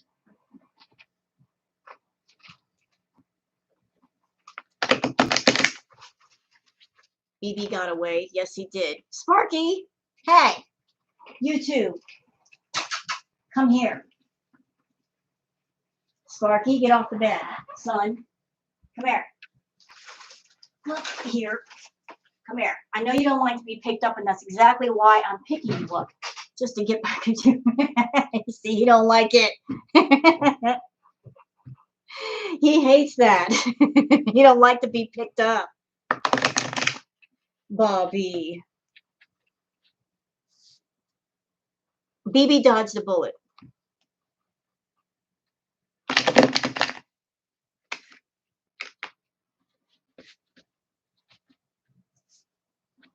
So they're both stupid and evil.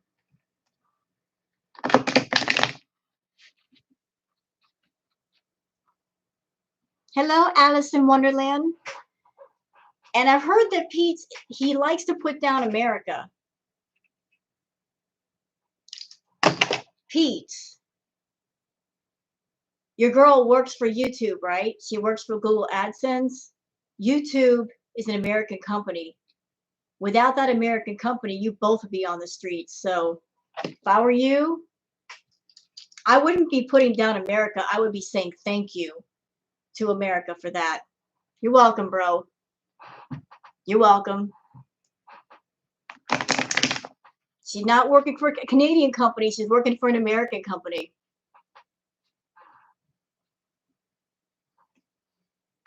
$7 years. 7 years for what?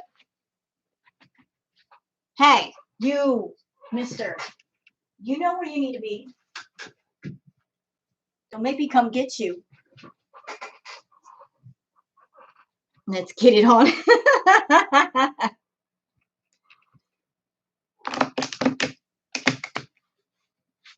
He doesn't know what he's saying. Then he needs to be quiet until he figures it out. She got with a BB.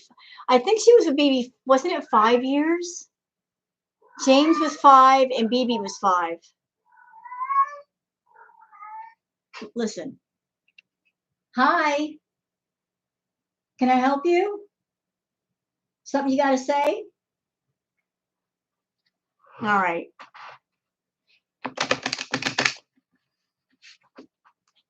He's starting to talk to me.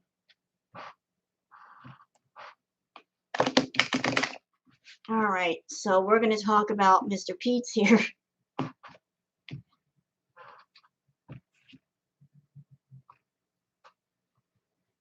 No, Nader's not going to stick around for 5 years. BB was 7.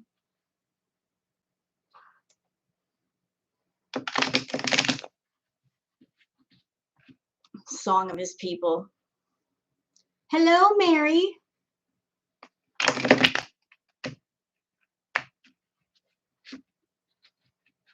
He parrots what he sees on Twitter.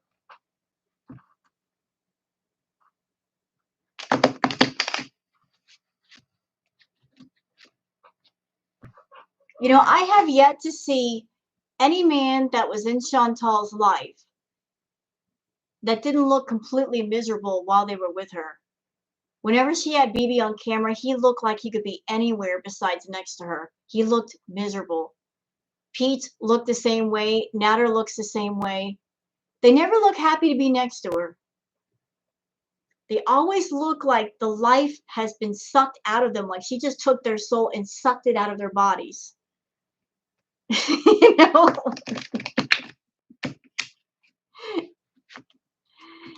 They always look like that, like there's no life left in them. They never look happy.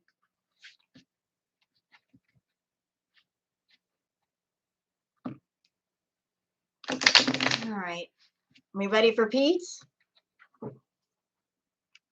Whenever Nader is around other people, he looks much happier. Yeah, you know, when he was doing those live streams and Dee Dee was there, you could just feel in his energy he was much more relaxed. He was much more at ease. When Chantal's there, you can tell he's all kinds of tense. He doesn't want her there. You know, he's got. I would watch him in the live streams of her, and he would literally be like this.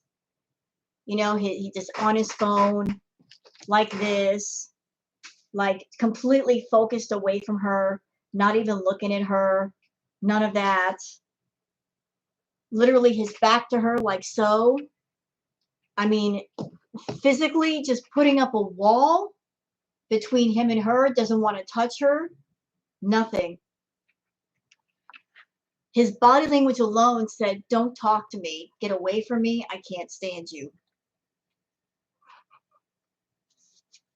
And he tolerates her. And he's gotten to the point where he can't even do that anymore because she's bringing too much of the crazy to his life. You could see BB get more tense by the second when she invaded his home. Yeah, that was so rude. Here's what I think happened with that. I think she went over there under the pretense of getting more of her stuff because it's been almost 2 years and she still hasn't gotten all of her stuff out of his house. You guys notice that pattern? She moved out of BB's house and she purposely kept her stuff there just so she would have a reason to talk to BB. And now this whole thing with her and Nader and the CPAP machine, she's doing the exact same thing. Purposely leaving something there so that she has a reason to kind of wheel her way back in there.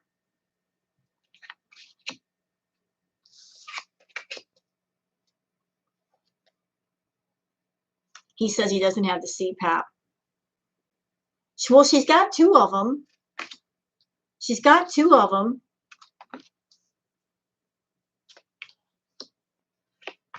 She has 2 CPAP machines. She's got 2 of them. She purchased 2 of them. So where's the other one? Where'd the other one go? Oh, shit.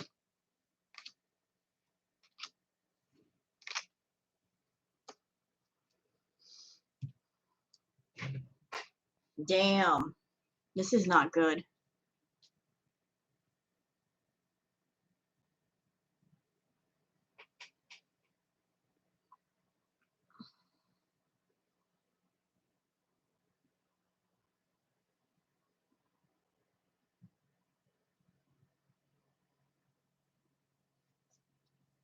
Wow. Wow. Hold on a minute.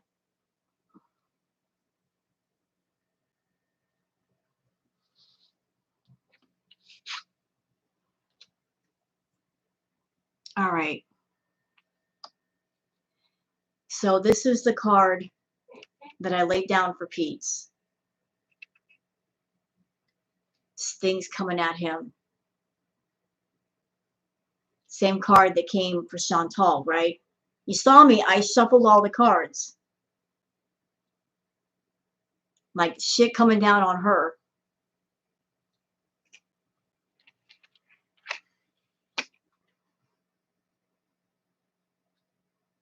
This was the card on top.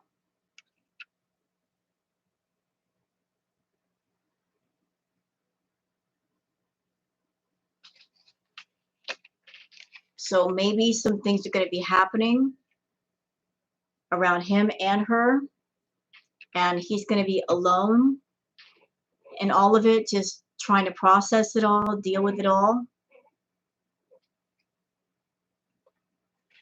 This was the card crossing. Normally this would be a really good card because this points to someone just being very productive and working on a lot of projects, but unfortunately it was this way, which means the complete opposite. Not a lot of money coming in, not a lot of job opportunities,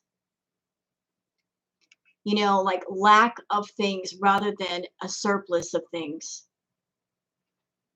So this would normally be a really good card, but it's this way, it's crossing, meaning there's not going to be a whole lot of financial help there. Right. And This is the part, this is what's really worrying me right here. These two cards are opposite each other.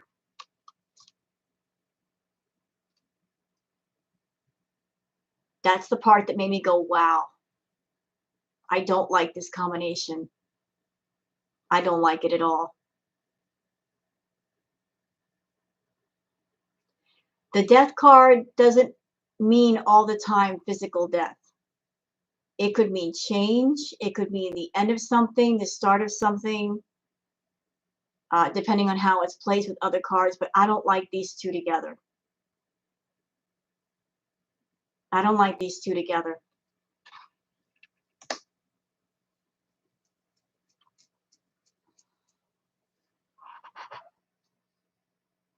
I think her world coming apart, it's going to make his world fall apart because he depends so much on her. And if her world falls apart, then his world falls apart. And the safety bubble that he's created for himself in his room, that's going to be torn apart.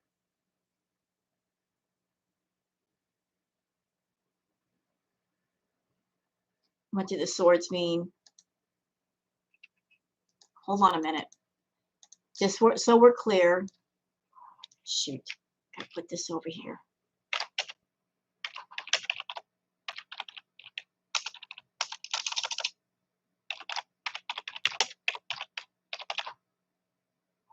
Hold on a minute.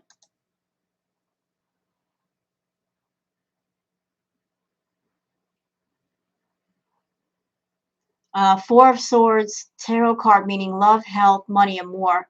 The Four of Swords tarot card represents feeling overwhelmed and anxious. When this card shows up in a reading, it appears to suggest that you need to take a step back from the chaos of your life.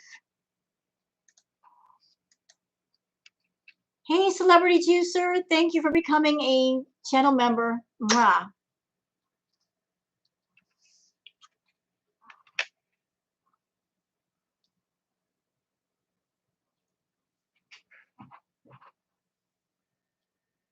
So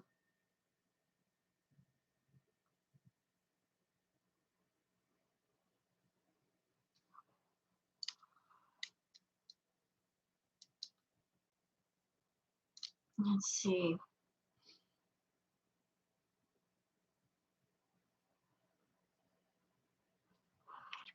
He's under the impression that he can take the same road as Foodie Beauty. That, you know, the same fame and money that she's making that he can make, but, you know, like that's a double-edged sword. Some people get uh, uh, successful channels and sometimes they don't, but in the meantime, you got to pay your bills, you know. And right now he's been lucky because he's been depending on Foodie, you know, and to, you know, you know, if his channel sucks or if it doesn't make money, it doesn't matter. She's still paying for everything. But I think part of him is still holding on to some hope that his channel will take off. It's okay, Mikey's Tarot. So I think part of him is holding on to some hope that he can just take the same path as Foodie and he won't have to go out into the world and have a regular job and do things. He can just kind of like stay in his own little bubble and YouTube will help with that. Uh, just juggling the money.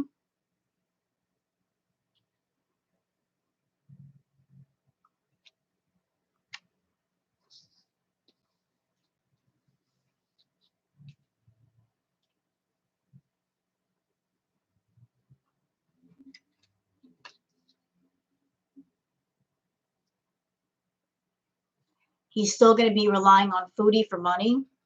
That part's not going to change.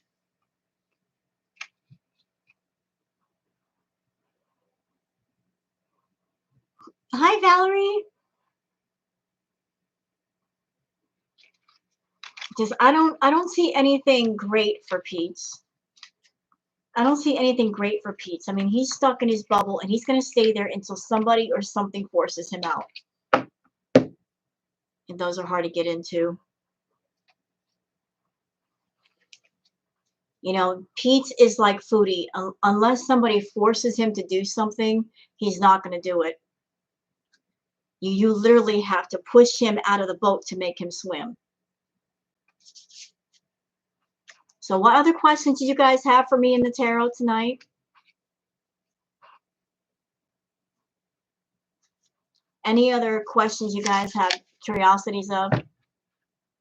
She did promise his mom she'd take care of him indefinitely, supposedly.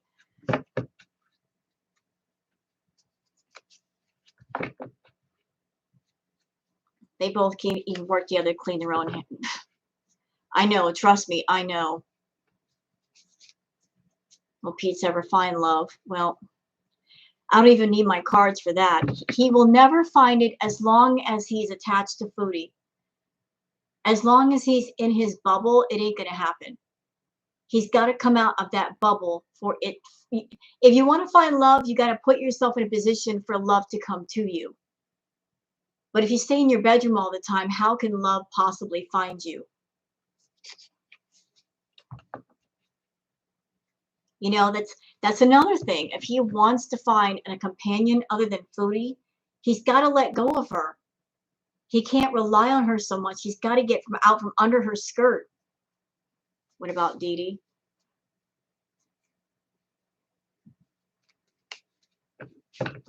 Will Foodie get in trouble with the law or arrested? I already did a couple of tarot readings on Foodie, and I saw something legal is coming. Something serious, something involving lots of money in jail. Like, or almost jail time. You know, she needs to watch herself. And the last live streams I've seen of her little stalkerish behavior, she needs to pull it all the way back in. She's out there, dude, and she's doing things that are scary. Things that are very concerning. She needs to pull it all the way back in. Hi, Michelle.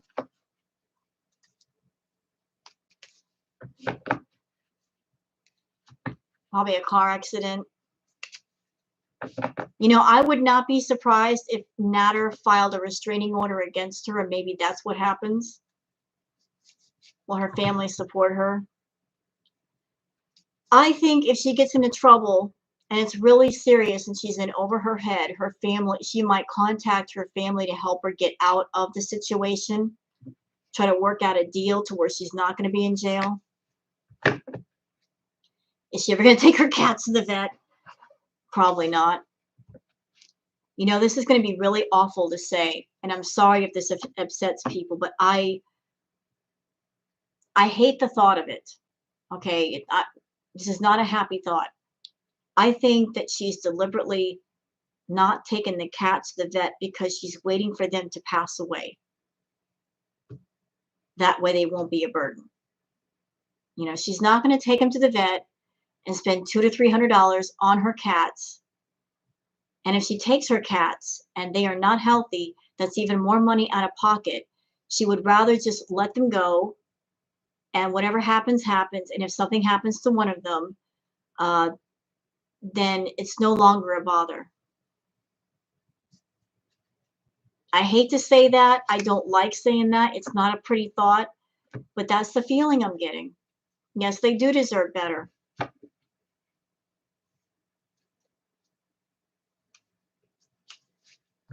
You know, Foodie's way of thinking is, what's the point of taking the cats to the vet and spending a couple $100 on tests and blood tests and all that?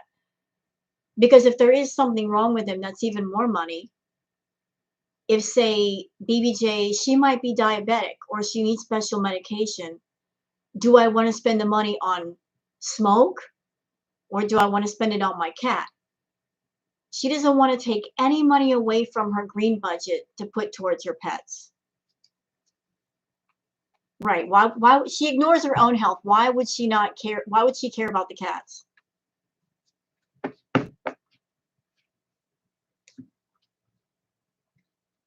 She said it wasn't fair. She couldn't do what she wanted because of them.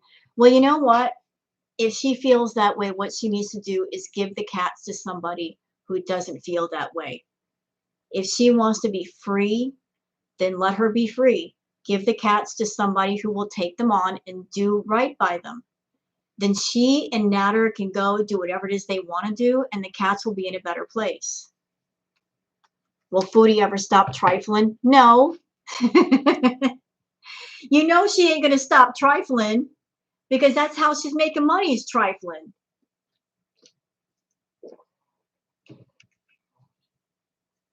Y'all, she's not going to stop trifling because trifling for her is far too profitable. This girl, Foodie, has figured out the YouTube game. A lot of people say, why doesn't she have a positive channel with positive content? I'll tell you why. It's not just because she's lazy.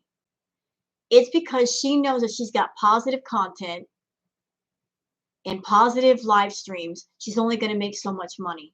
She's figured out that if she does the negative drama content, that she can get people really, really angry. And when you're really angry, what happens? You do things without thinking them through. Logic does not enter the picture. And the more angry she gets people, the more they send her super chats because they want to scream in her face, but they can't. So they'll send those angry super chats one after the other. She makes money off of getting people pissed off. You know, she wants people angry because the angrier she makes you, the more you want to scream at her, the more money you're going to send her.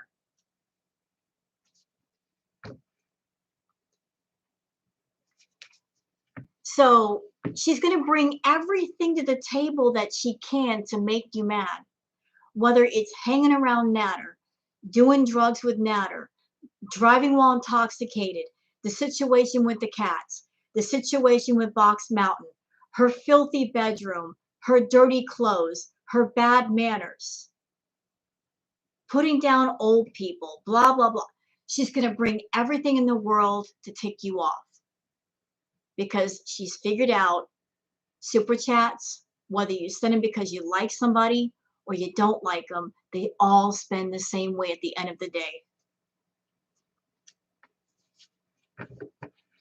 So the next time you think about sending her a negative super chat, just think about that you're getting played. She's playing you. She's trying to get you so mad you're not thinking about what you're doing. And if you send her $5, you're still sending her $5. And that's the equivalent of walking up to somebody and saying, I really hate you. Here, have some money.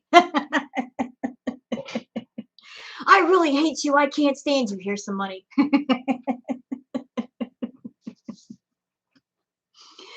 Okay, you hate me. Thanks for the money, I guess.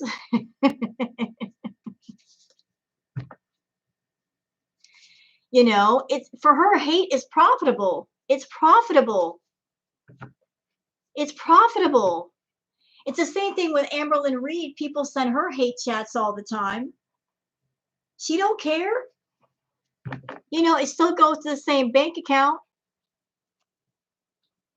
I really hate you. Here, take $5 from me. You suck. Here's $10.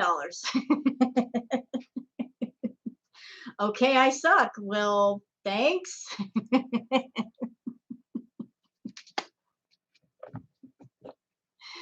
Oh, God. Is the fact that she cannot have children messing with her? I don't think so. I don't think so. I don't think it's that. I think, honestly, if you want, I think that there are different issues all tied together. You guys, your theory time, theory. I think there are different issues all tied to one another. There's the issue of the fact that she has a sister. Her sister is attractive. Her sister has her life together. Her sister wants to start a family, and her sister is also getting married. I don't know exactly when her sister got engaged or anything, but because she's going to be getting married, that means all the attention is on the bride, and Foodie can't stand that. All the attention being on her sister. She's jealous of her sister. So maybe that's when she decided that she needed a man, She wanted to be with somebody too. You know, being in competition with her sister. Not being able to stomach the fact that her little sister had something she didn't. There could be that. I think there's that, and I think that deep down she knows that she screwed up by letting BB go. She knows he's a good man, and she messed it up, and she cannot get it back. Like, that kills her. The fact that she had a good man and she lost him out of stupidity. When she met Frank. By the way, that guy Frank, that wasn't some stranger. That guy Frank that met her in her car and he bought her a drink. You know who that was? That, my friend, was a friend of Pete's from his work. That whole thing was staged. Why do you think she was so comfortable? Set up. That was a friend of his from work. That was not a love interest. That was a friend of his from his work.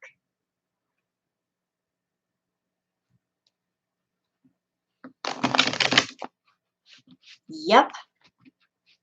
Because if you notice, if you watch that live stream, he wasn't looking at Foodie. He wasn't really paying attention to her. He kept looking at the chat. Like, he was all up in the chat. He wasn't focused on her like, hey, so good to see you, blah, blah. No, he was looking at the chat like he couldn't keep his eyes off the chat.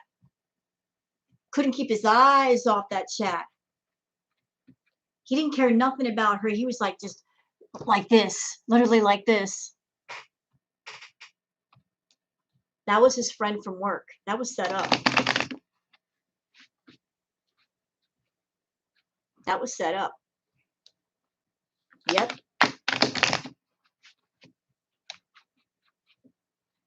I'm convinced Chantal genuinely hates her sister. I think so too.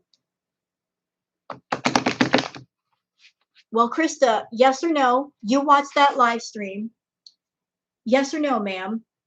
That live stream that she did, that was supposed to be a love interest, right? Did you get any love interest vibes from him, like he was into her? Tell the truth now. Did you feel any synergy from the two of them? Or did it feel off, like they were two strangers, didn't know each other, weren't interested in one another?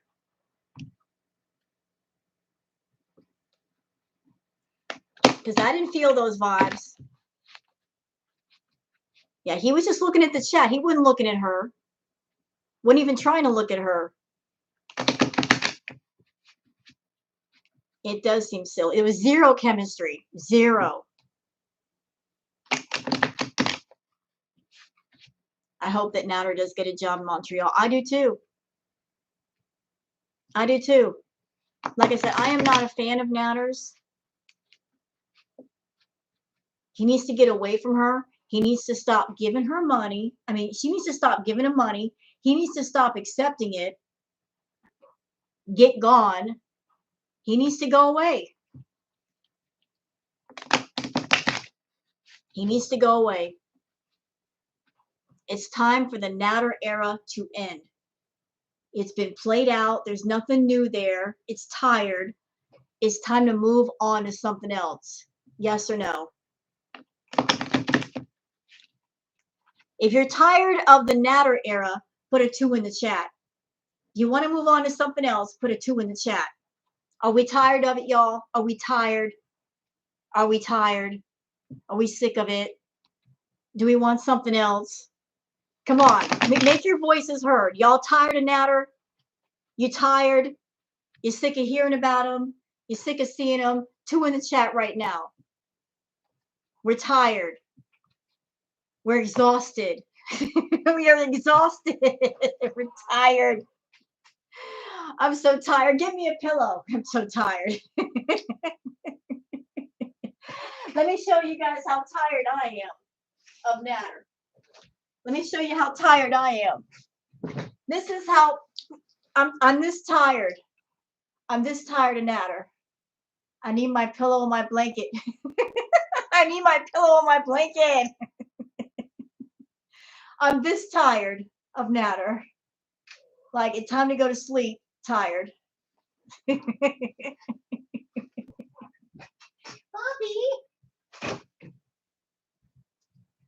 I'm just tired.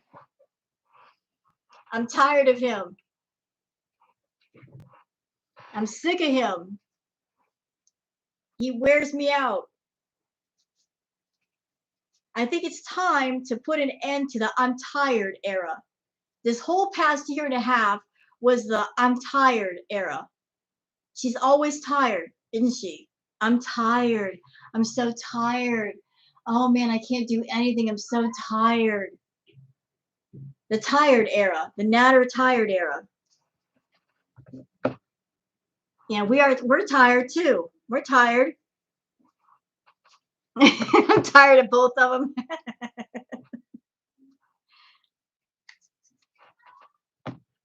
All the cola that she does and she's tired.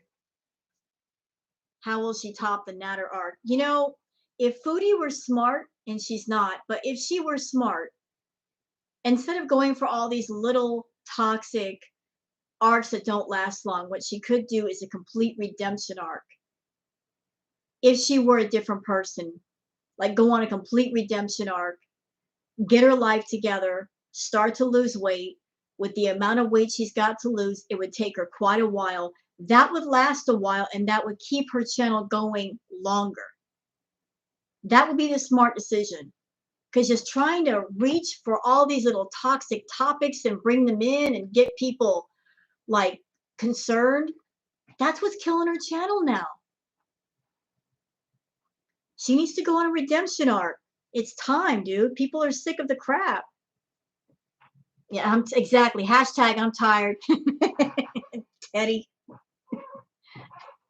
I'm a reactor and I'm not just tired. I'm fucking exhausted, bro. Do you do those tarot card things, Rose? Yes, I do, Robert Foster. I do. Any major health issues that she won't just be able to ignore due to all the stuff she's been on. You know, I said this whole year, a lot of issues are going to come to the surface, including her health. The last time I did a tarot reading, I said her health like would be an issue, and then she got sick. I said that. And then the issue of money, that's come up too. A lot of things have happened that my card said would happen. She'll go back to the feeders. Losing weight is far too difficult for her. She's our Baroness. She never really left them. And I've seen things in her live streams that point in the direction of catering to them, like her using that wooden spoon and that wooden fork feeder. One of her feeders paid for that because they could not stand the sound of the metal against on a plate. Some feeder actually bought her those to use for her mukbangs. Do you think she'll move to Montreal if Nader moves there? I don't think she'll move immediately. She can't. She doesn't have any money for that. But she would definitely, if she finds out where he is, she will rent a car and she'll go back and forth, back and forth. If Nader's done with her, he needs to be done with her. And if he moves up there, he cannot let her know where he's at, because if she knows, she will never leave him alone. And if he's moving in with roommates, they're going to be dealing with her too. And if she finds out where he's working, she'll show up there and cause him to get fired just so he'll come back to her.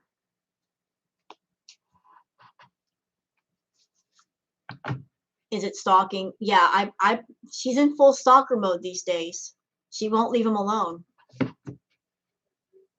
He needs her right now. Not that bad. He doesn't need her to the point where he sticks around and she ends up putting him in jail because they get into it. Or if he tries to leave, she acts petty and she does something to mess up him being on probation. Whatever money she's got is not worth that. Sometimes the juice ain't worth the squeeze. You know, whatever money he's getting from her, it's not worth his freedom. If he wants any kind of a life, he's got to get away from her at some point. And the more he accepts from her, the harder it's going to be to get away from her later. because every time he accepts something from her, she takes that as encouragement to keep going and thinking that there might be a chance for them. You tell us, Sparky.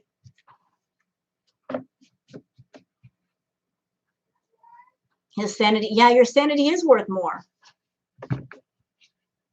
Will he be moving in with Dee Dee in Montreal? Could be a possibility.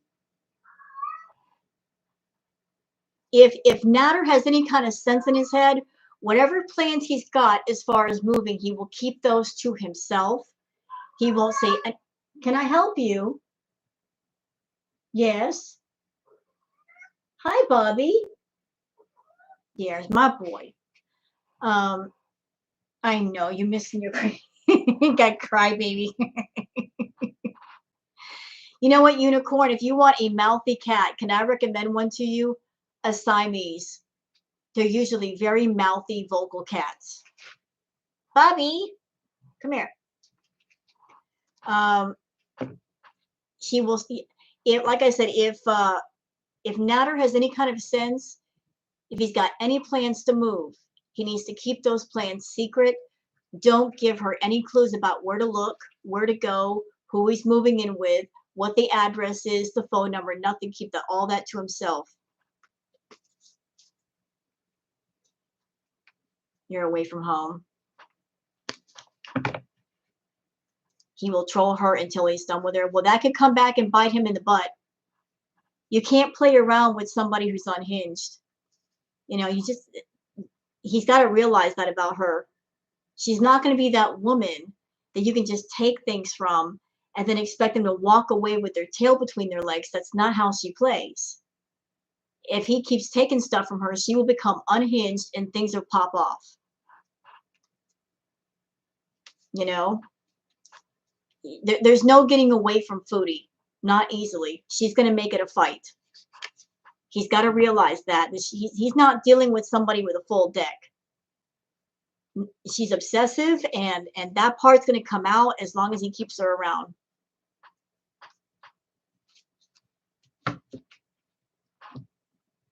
She will follow him. Yes, she will, if she knows where to look. Yeah, she'll be all about that revenge. How will it ultimately end between them? You know what, and Derica, how I hope it will end is that he just disappears into the night, never to be seen or heard from again. Because then he can get away from her safely. And that way he's not going to jail. She's not going to jail. She won't lose her channel. I hope he does it that way. That he just gets smart and disappears into the night without her knowledge, and she don't know where to look. Explain the cards. I'm a card reading. Well, I haven't done a reading yet. When I lay them down, I will. We got 100 likes so far. Well, thank you. Thank you guys for liking the stream. I appreciate it. I appreciate it.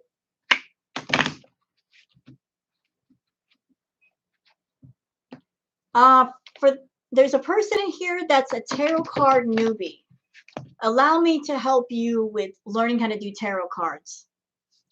So that I heard from another reactor that you are a cam girl. Is that true? Now, what reactor told you that? I want names.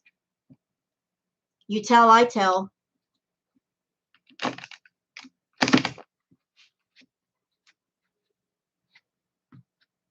You tell, I tell. Name names. And by the way, don't think I won't go back to that person and ask questions. Reveal your sources if you're going to ask a question like that. Is there a tracker on the iPad Pro? There could be. That could be the reason why she gave it to him.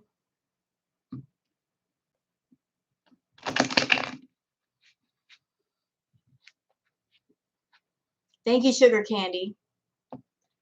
Now, going back to what I was saying about the tarot cards, for the people that are in here that are tarot card newbies, there's many different tarot decks that you can get. The one that I recommend the most for beginner tarot card readers is the Rider Waite deck. The cards look like this. They're easy to read. All tarot decks, if you buy them brand new, come with a little booklet that explain the meanings of the cards. There's also books you can buy to help along with learning about the cards. There's different YouTube videos you can watch to help you with the knowledge. As far as things you should not do with a tarot deck, never buy a tarot deck that's already been used by somebody. Make sure it's brand new. Never do a tarot card reading when you're upset or angry, because the cards will reflect that. And never, ever, ever let someone borrow your cards to do readings. Always keep them with you.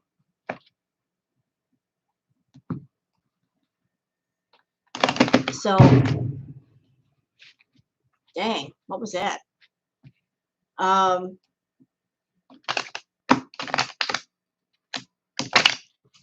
So always make sure that your tarot deck is brand new.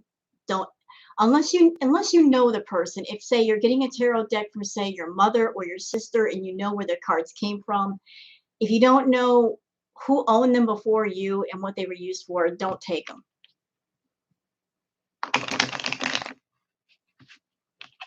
So you can all, like, a tarot deck sometimes will run you like $15, $25, depending on where you get it.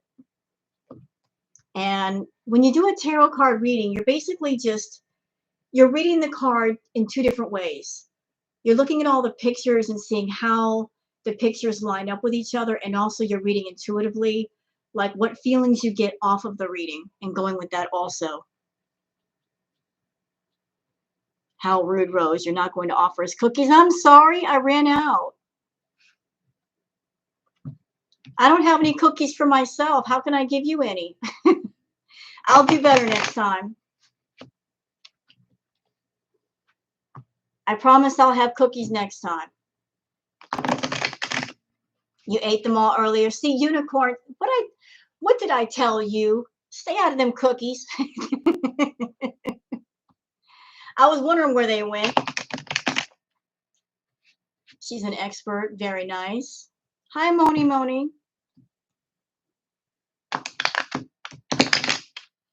Hello, Punisher.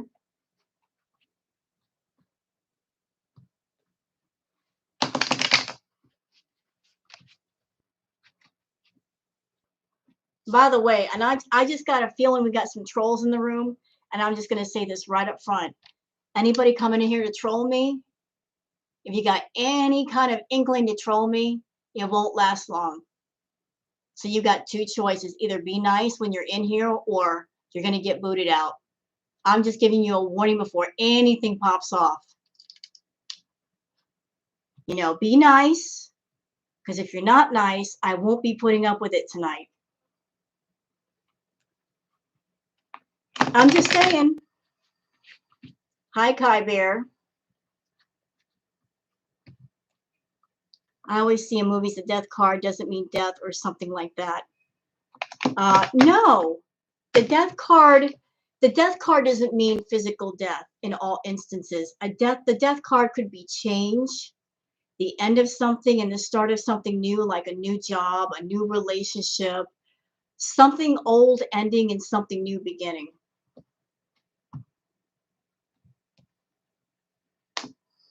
Hey, Knightley. Sir Busted Cap is hiding in the bushes.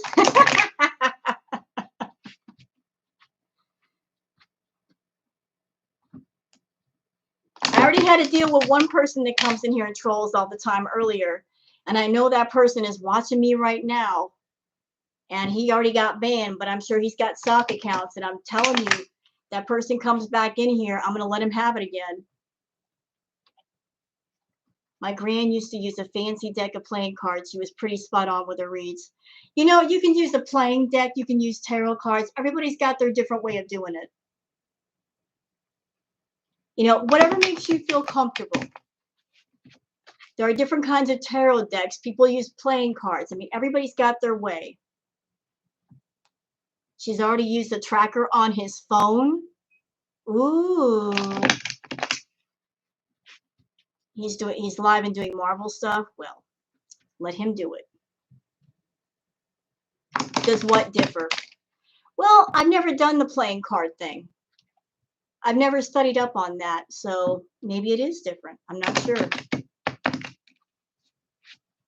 Do you think she's going to use that Frogo guy to do something to FFG, and maybe that is where her legal troubles come in? I don't I don't think so.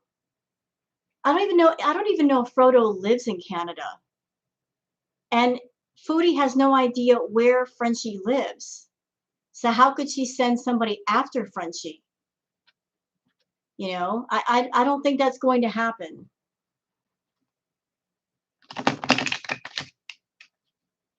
Do I ever use oracle cards? The last time I did a long time ago. I haven't used them in quite a while.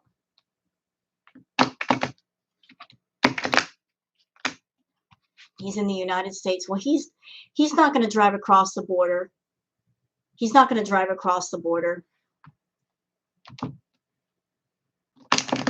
Next reading be about? I don't know. What are we doing it about? I had a topic and then I forgot. Doggone it. What are we doing it on? I had a topic and then I lost it. He's in New York. He's a big boy.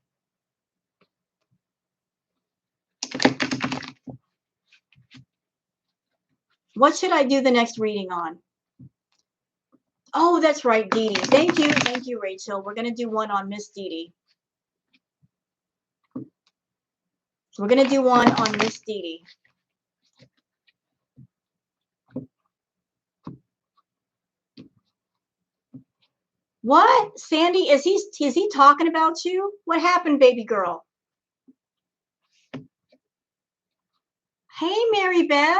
It's been a minute. How are you doing, ma'am? Good evening to you. Good evening to you, darling. Saying hey to you back. Sandy, what happened? Did Frodo talk about you? Who do I got to beat up? Shoot.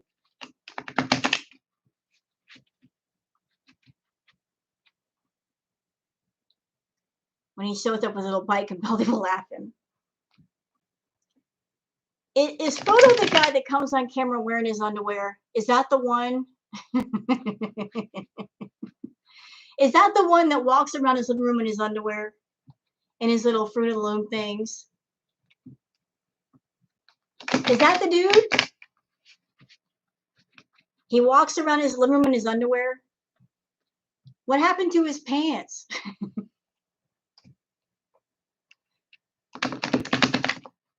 Why doesn't he wear pants? Did something happen to his pants? Is he like, is his laundry dirty and he's just doing laundry, so he's got to wait on his pants to come out of the washer? He's doing wash, so he's got to.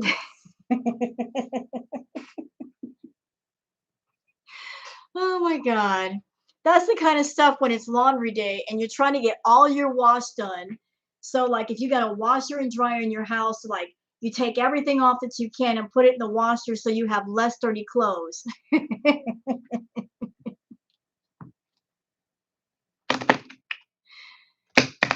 He's a free kind of guy. He likes his freedom, I guess.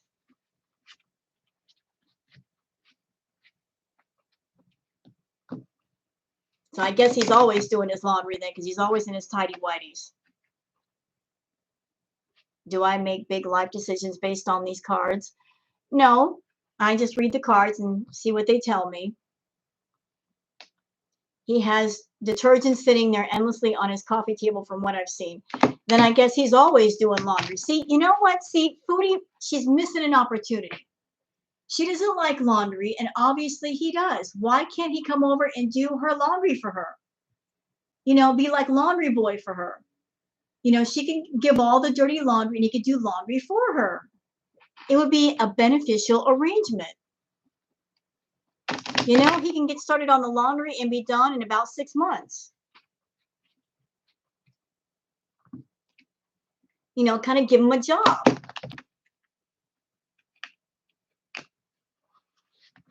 You know, she's missing out. Couple goals. Someone stole my handle and was in his chat. He was like, "You're beautiful." What? Oh, Ew. I'm sorry, Sandy. I'm sorry. Ugh.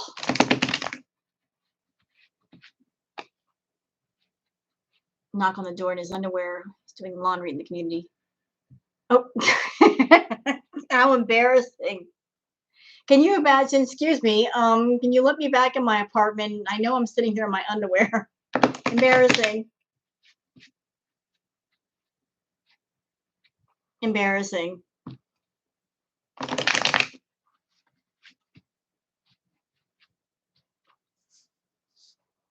Yes, he's that sick.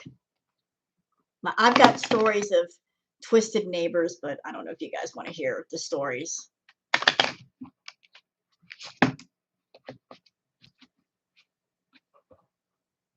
I had to deal with one very twisted neighbor that had to be put in his place.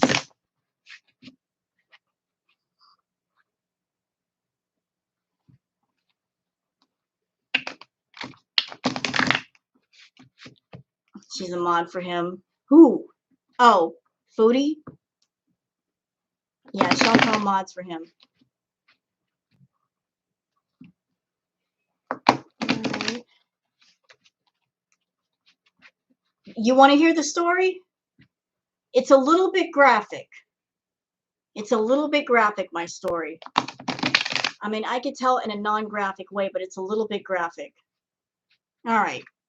So before we get into this tarot reading, this is like my creepy, perverted neighbor story. All right, so I got to set the scene for you guys. And I got to use a couple of Q-tips. So where I lived at, there was an apartment complex. And I lived on the far edge of the property.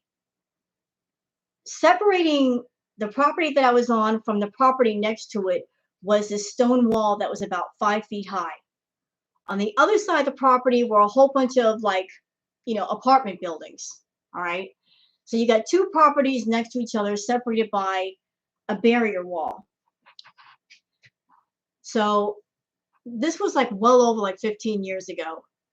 I took a taxi, went to get groceries, and I came home from getting groceries, and I was getting out of the taxi, and there was this girl standing in the road. And as I was getting out, she came over to me and she said, "Did you see that guy?" And I said, "No, what guy?" And she said, "There's a guy in the second story apartment, like on the other side of the property. He's coming outside naked." And I looked over like this and I didn't see anything. And I'm like, "Are you sure?" She said, "Yeah." I said, "Okay." She said, "Well, he probably went inside because he saw you." So I took my groceries. I went inside my house. Now, my apartment was on the second floor. So, like, there's the first floor, there's a second floor. My apartment was on the second floor facing the apartment complexes on the other side. And by the way, this was in full daylight. This was not at night. So I like peeped out my sliding glass door blinds to see if he would come outside. I see him come outside. He was also on the second floor of one of the buildings closest to the barrier fence.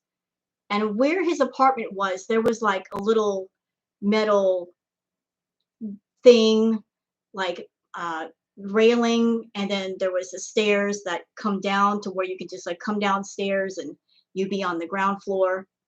I saw him come outside, and over the railing he had put a couple of beach towels. So it's harder to see if he was naked. But I saw him come outside and he didn't have a stitch of clothes on. Oh, I will, Sandy, just a second. And I got boiling mad. I got real mad because this was not even at night. We're talking 2 o'clock in the afternoon. And all I could think about was, what if there are little kids riding by seeing this dude? What if there are little kids poking their heads out the window and they're seeing this naked man? Hold on a minute. I'm getting there. I'm getting there. Hold up. Hold up. Don't get ahead of me. I was pissed.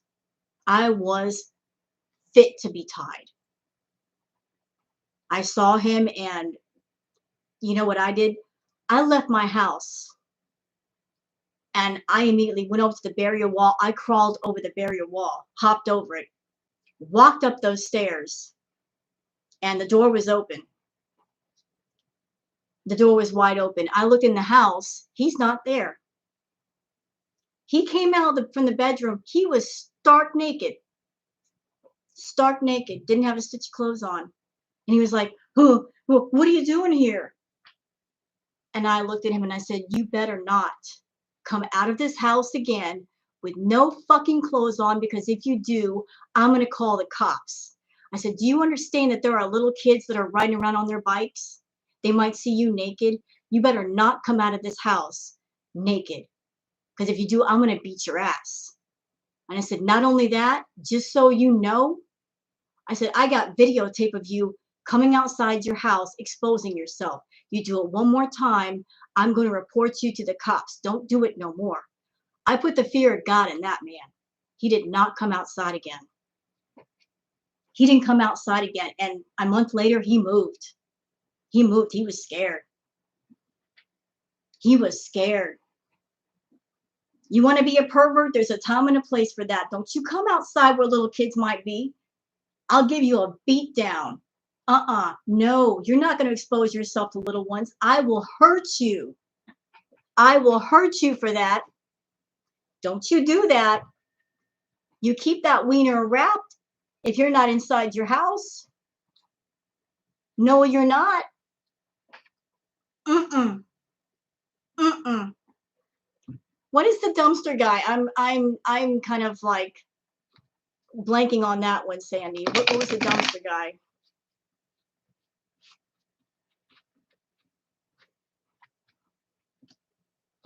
He will do it in another place. Well, you know what? Maybe so. He ain't doing it where I live. I ain't gonna let it happen. No, you're not. And given the fact that I threatened him with, I got videotape, you better not do it or I'll expose you to the cops, might make him think twice about, doing the thing. Okay, hold on a minute. Sandy! Hello. Hello?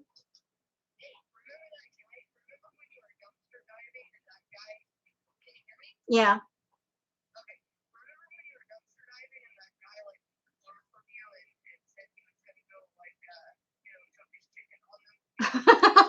Okay, I'll tell the story. All right, I'll let you go. Bye. You're a freak. Okay. So you reminded me of what the story was. So there's another story, and this one is a bit disturbing. Okay. So there's like another, you guys know I'm a dumpster diver, right? Well, I had a bit of a disturbing run-in with somebody while I was dumpster diving. So I have a route that I walk, and I was almost done with my route. And I walked up to one dumpster and there was like a whole bunch of clothes sitting on one, and I just wanted to go through them. Well, there was a guy that was standing right there, and I could tell he was under the influence of something. Okay. There was like there was a garage that was right next to where the dumpster was. There was somebody sleeping in the garage, and then this guy was kind of hanging out in the garage. And I try to be cool with people when it comes to dumpster diving. It just, I don't know what you're on. I don't know where you're going. It don't matter. I'm just here to do dumpster diving and walk away. And this guy walked up to me and just started chatting me up. And I'm just trying to play it cool. Just because I figured, I'm not chatting him up, but if he's saying something to me, I don't want to be rude and piss him off. So I'm sitting there going to the clothes, and all of a sudden he starts walking up and going to the clothes, and that pisses me off because it's like, you weren't looking through them a few minutes ago, and now you're looking through them now that I'm looking through them. Can't you wait? Give me 5 minutes, Um, and then he starts asking me all kinds of perverted questions like, do I got a boyfriend? And do I got anybody? And can he come home with me, and asking me if, like, if I party, and how do I like to party, and just asking me some X-rated stuff. And I'm like, listen, I got somebody. I was lying, but that's a way to shut down conversation like that. If you're a single female and you don't want to be bothered by somebody, you just say, I got somebody. Then he starts picking up some female clothing, and he goes over to the garage, and how can I say this politely without being too graphic? He started to pleasure himself while I was standing there.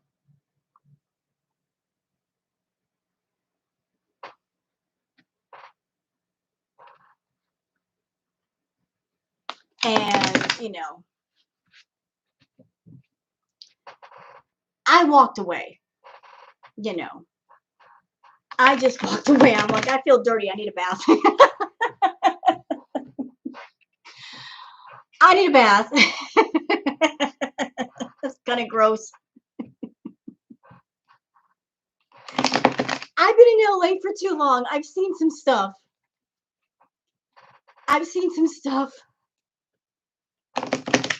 And I apologize to anybody in the chat that I've grossed out. But hey, Sandy wanted me to tell that story. Blame her. I blame you, Sandy, if you're still in here, bitch. You wanted me to tell a story. I need a shower. I went home and I took a shower.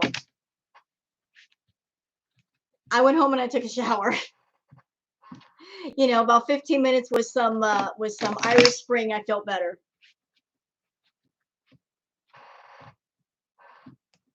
Irish Spring will do you right when you're feeling dirty.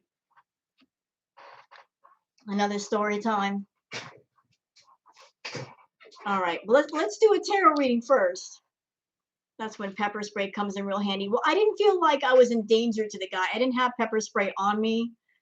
It's just that he was in a mood and I wasn't in that mood, nor did I want to be in that mood with him. So I just walked away from that mood,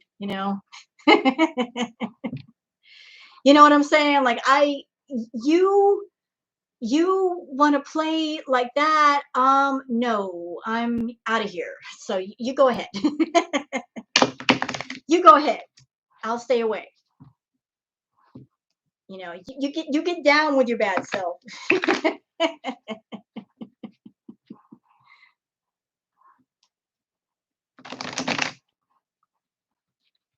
I have videos of a peeping Tom on my front porch.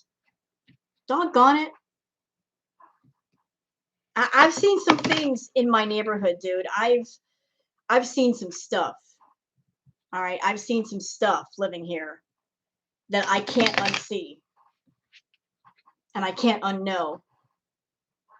Things that are shocking.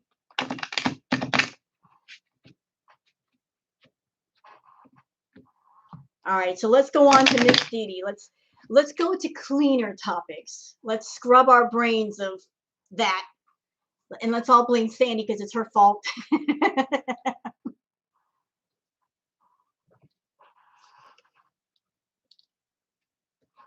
It's Sandy's fault. She made me talk about it. The train to the plane. No, let's clear the mind. We're going to paint, happy little trees with happy little clouds, just like Bob Ross. We're just going to have happy little plains and happy little mountains. We're going to have a Bob Ross moment. Okay, let me focus on Miss Dee.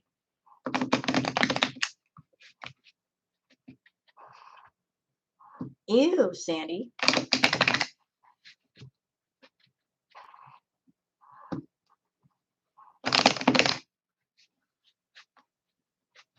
All right, let's go on to Miss Dee.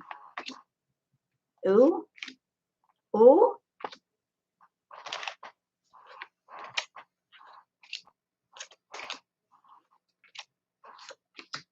Wow.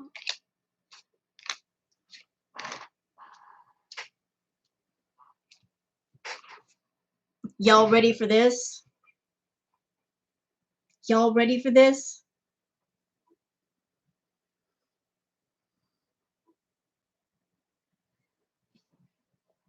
What do y'all think my cards say?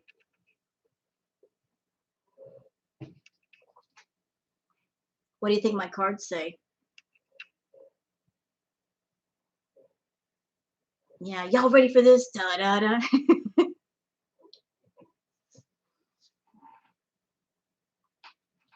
He was doing a pumpkin.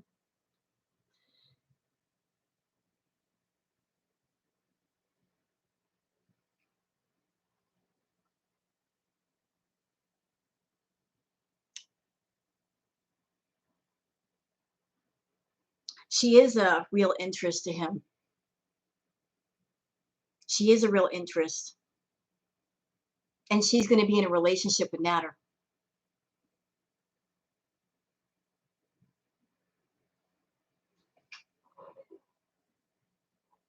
She's just not moving there as a roommate.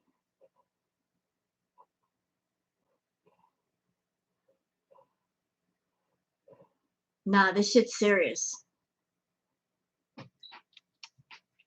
She's playing it cool right now because she knows she's in the spotlight. Like all eyes are on her. And she knows that he still has contact with Foodie and she's unhinged. And she doesn't want to add more static to what's going on. She doesn't want to add more. She doesn't want to be, what's the word I'm looking for? She doesn't want to make things more difficult and cause Foodie to be more unhinged than what she actually is.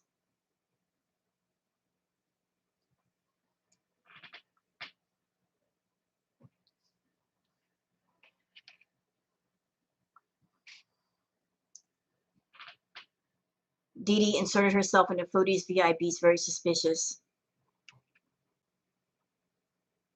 Here's a side thought for you, Mew Mew. How do we know that Nader didn't want her there?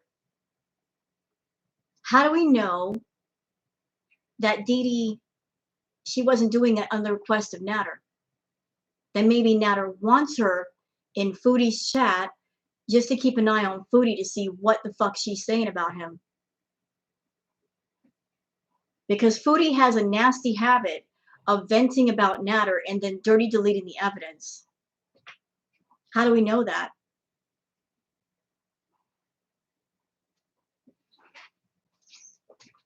Hey, not again. I mean, Foodie isn't known for telling the truth to people. So if he wants the truth, he's got to go to other sources. He can't come directly to her and ask her questions. So he may have people in place to kind of like keep a watch on her because she's got a nasty habit of deleting things so he doesn't see, thinking he don't know. And then she can say, well, I never said that. It never happened. Hi, T-Love. Hey, not again. Hey, girl. Is Dee Dee jealous that Nader keeps flirting with other women in his chat? Well, she was at his house for 3 days and she wasn't flipping out. The VIs have been sus of her. I think Dee Dee's a very cool customer, meaning, you know, she's maintaining a sense of social politeness for the sake of not upsetting anyone. The VIBs may not like her, but at the same time, she's not going out of her way to be nasty to anybody. She could, she's not. She's being very socially polite to Foodie, the VIBs, everybody. She's, you know, she's a cool customer. She's not going out of her way to add any more static to the situation. Do you think we're all being scammed?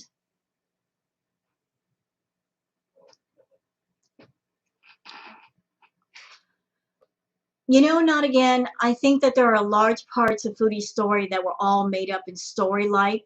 Yes, I think that was a scam. I think that was lies. But I don't think Nader wanting to get away from Foodie is a lie. I think he really does want to get away from her. There's evidence all over the place that this is the real deal. He's gotten the new haircut like you get when you start a new job. He didn't get a job locally. The job that he wants to get is in Montreal, which is 2 hours away from Foodie. He's trying to find a way to put some space between the two of them because he knows if he gets a job locally, she's not going to leave him alone. She can come over anytime she wants, and whatever job he gets, she's going to be at his job and doing what she can to get him fired so he comes back to her.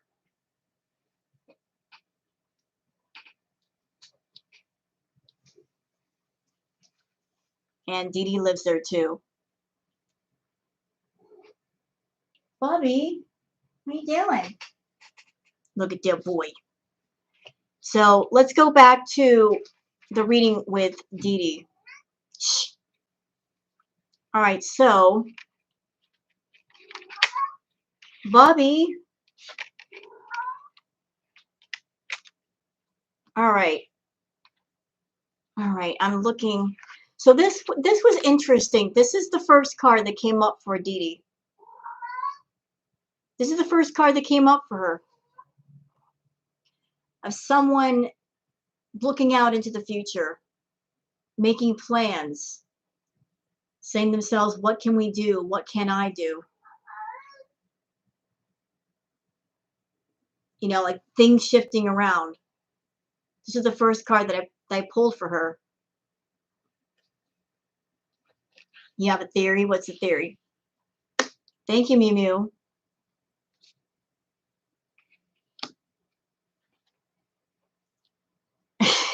Punisher. You're the kitty. So that's the first card.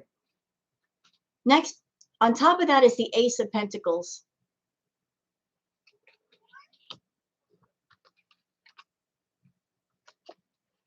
This was the card crossing.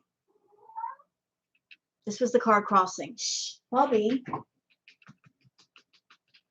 Hi, Bobby. When she started doing the whole dating scene thing, what's your theory?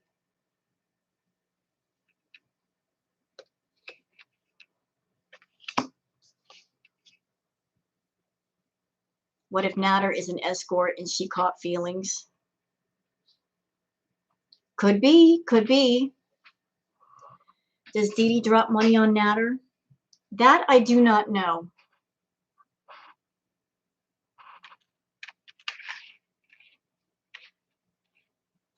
But I do have a question though. If Nader wanted to move someplace, why was he so specific about Montreal? Why wasn't it like, I don't know where I'm going. I don't know if I'm going to live in Quebec, Montreal, Ottawa. You know, like he was very specific about Montreal. There must be something in Montreal that's attracting him, whether it's a job, money, something. He was very specific about Montreal. It wasn't like he was checking out different cities and different opportunities for work. He went straight for Montreal. Yes, friends there. Yeah, Dee Dee. She's there. Okay.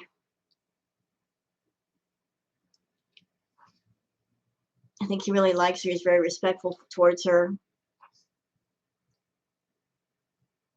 I don't know if he has any kids. I'm doing the reading on Dee Dee right now. I'm focusing on that.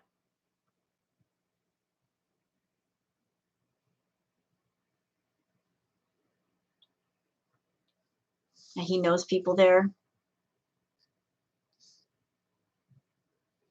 I want to give you guys a sequence of cards in this reading. Let's see what you guys think. So here's one card, the Justice card. And for anybody that's been hanging out for the last 3 hours, this card came up before, remember? Justice card. So you've got the Justice card, which is something that popped up for Foodie. I told you she's going to have some problems. Then this card, Okay? Keep the sequence in mind. Then this card,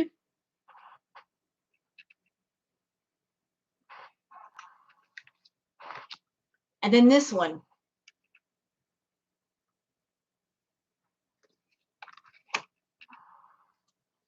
So we start out with this one. This is the first one. Something legal. Something legal.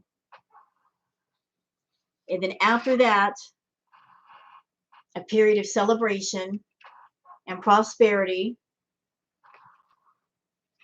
followed by this, followed by that.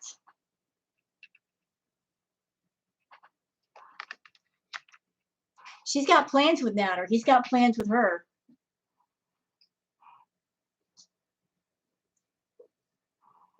I know, that's quite the story in itself.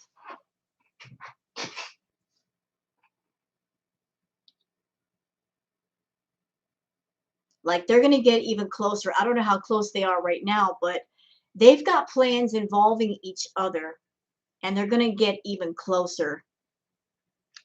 They've got serious plans for each other.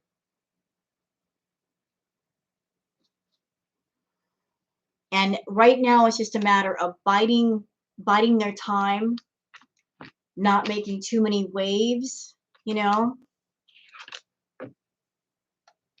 not causing too much static if they can help it.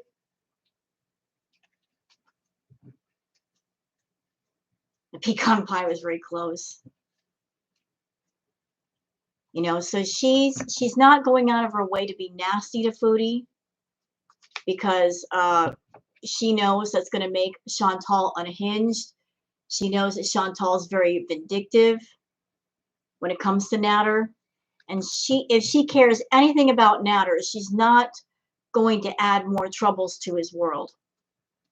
You know? She's going to be a very cool customer and let him do whatever it is he needs to do, because what will happen will happen. You know? It does seem like something is there. Shh. Bubby. Is she fixed for cash?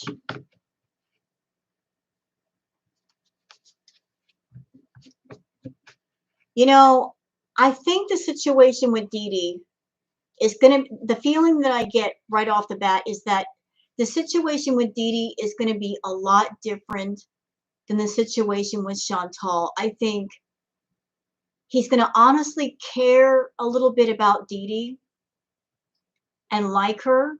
He's not going to be so irritated with her. I think the reason why he charges Chantal so much money is because he hates her. He cannot stand her. So out of spite and vengeance, he charges her more money. But I think if he were in a roommate situation with Dee Dee, he would be able to relax and it wouldn't be all about the money. You know, like she's, when we saw her do that live stream with him, she was very respectful to the chat. She was very respectful to him. He was a lot happier. He was a different person than he was around Chantal. If Nader and Dee Dee got married, what do you think Chantal would do? Lose her mind?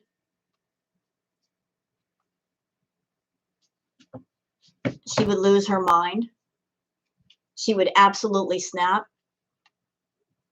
But I sincerely hope that if he decides to go to Montreal and move there, he does it without her knowledge. Just disappear into the void, shut off the phone, give her no way to track him. As a matter of fact, shut off the iPad. She might be tracking the iPad Pro Plus from her iCloud. Just any way in the world where she can track him, just cover the tracks and disappear into the void to where she doesn't know where he's at. BB was the best boyfriend for her. He was a good man. He was too good for her.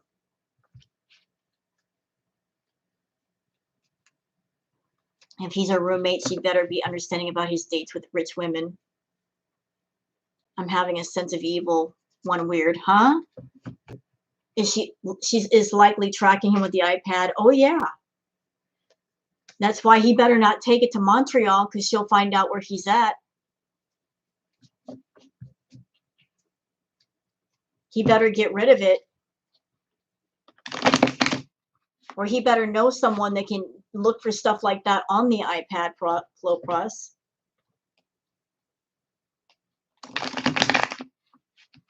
He better have a computer nerd friend look for that kind of stuff on the machine.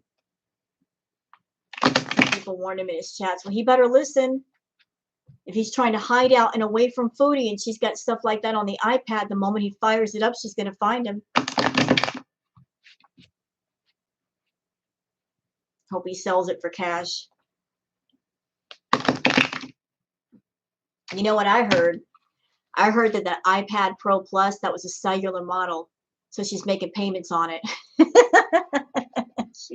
She still owes money.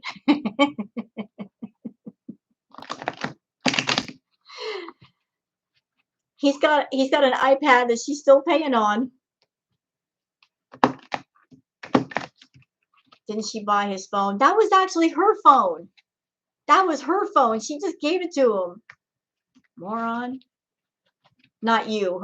She's a moron, not you. He's got 2 iPhones.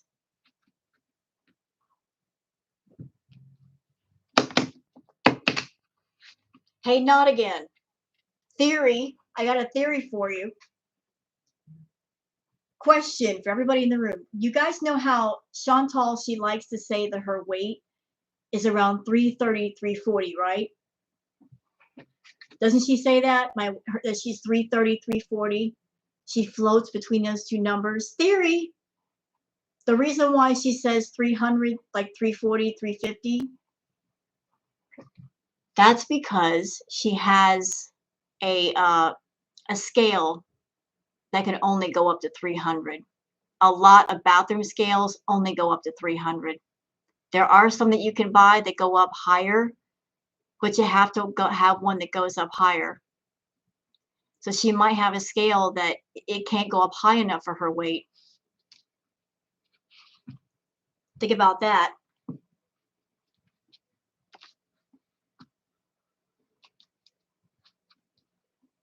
I mean, I did go look online. There are scales you can buy that come up to 500 pounds, but you have to buy a scale specifically for that. She did buy one that went to 500, and that one has reviews complaining about inaccurate readings.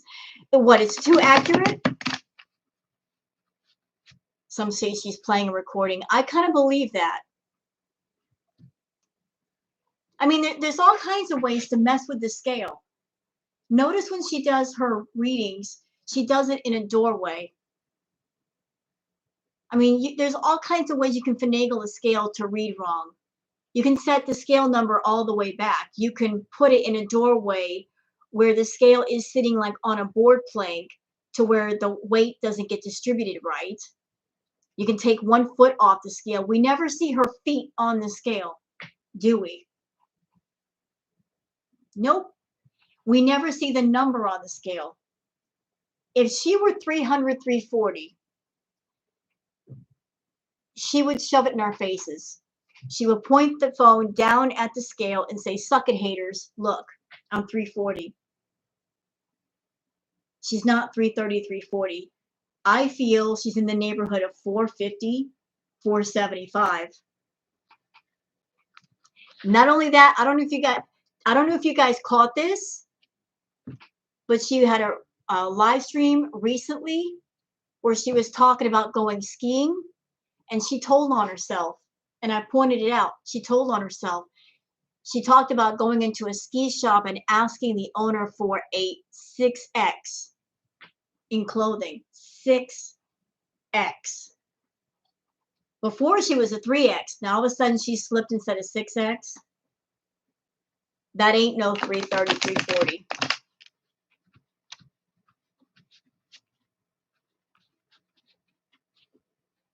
She's about 450, 475. But she told on herself. She's a 6X.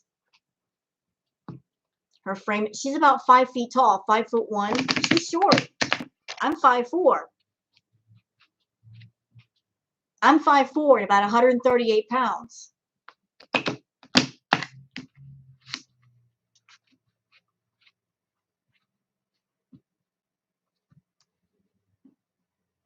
A quarter under one of the rubber pad.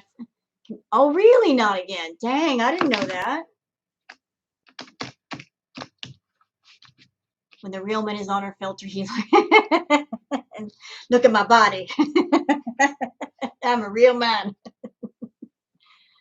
You're 5'3", I'm 5'4". I'm short. I carry a lot of my weight in my butt.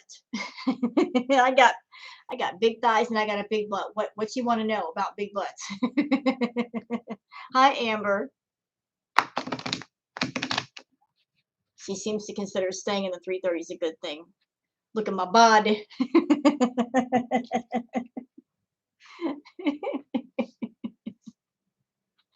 5'6", 134. Dang, I feel fat.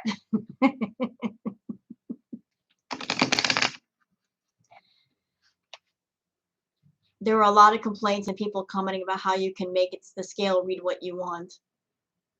You fell on the slopes, you would start an avalanche.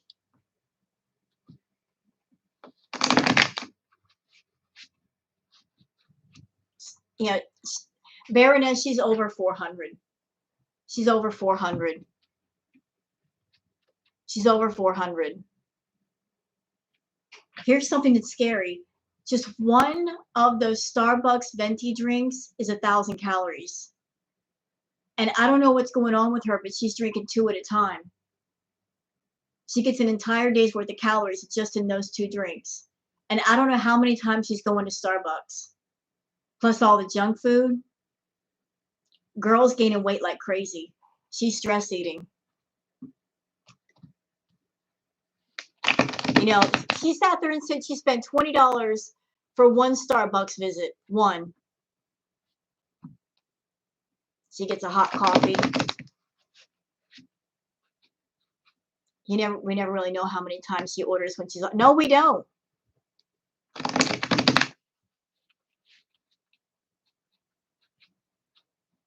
Pete said when she was 360 and she had a fit saying, no, not 360, 333. Did you see her McDonald's DoorDash the other night? Yes, I did. I was frightened. That was entirely too much food.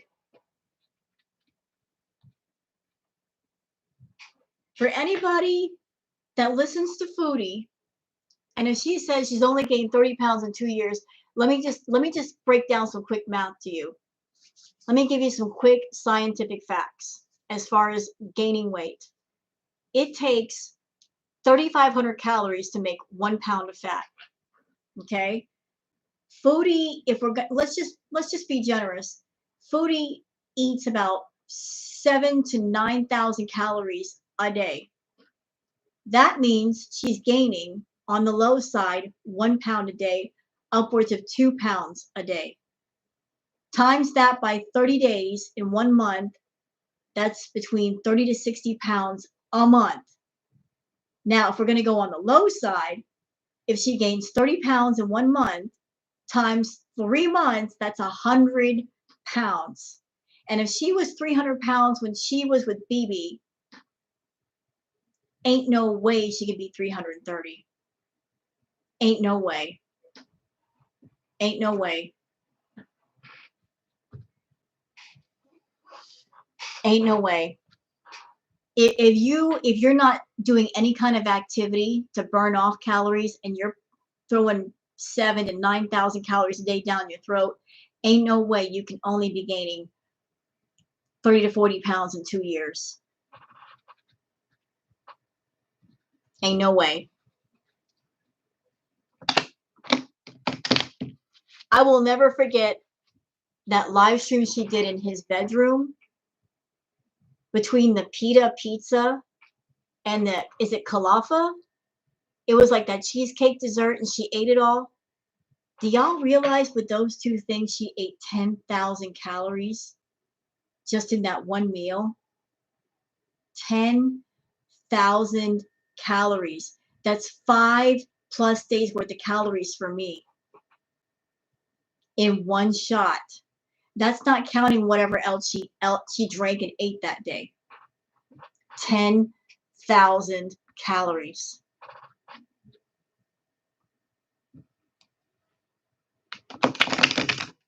That's ridiculous. Her filters are not doing the job now. She really is big in the face. Yeah, the filters can only do so much, man.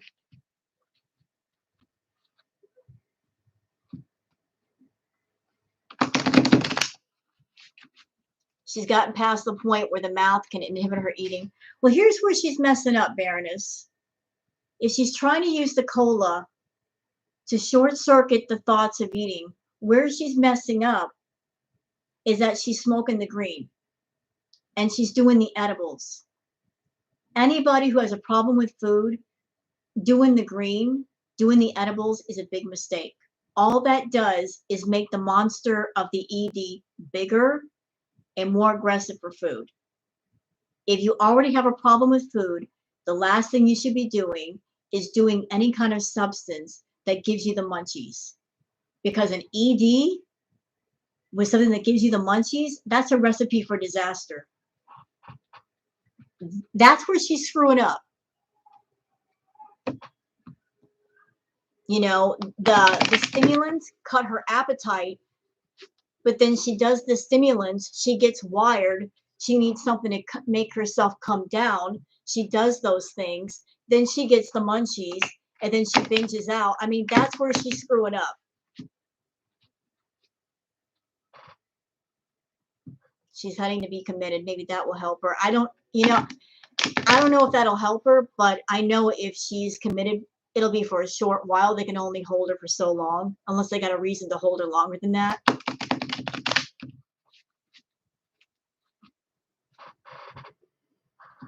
She was alone in her living room after watching. She didn't even watch Frenchie that long. I don't know why she was binging. She chickened out of reacting to Frenchie. It wasn't like she got through a whole video, like 2 minutes and she was done. Same thing with Charlie. You know, if she chickened out on reacting to Charlie. You know, Chantal's over there. They're going to get it. They're not ready. No, you're not ready. Come on, bring it. We're waiting on you. Come on. React to some of our videos. We're waiting on you, Chantal. We got our drinks ready. We got our smoke ready. Come on. Tell us what it is. Come on, girl. Bring it. Bring it to us.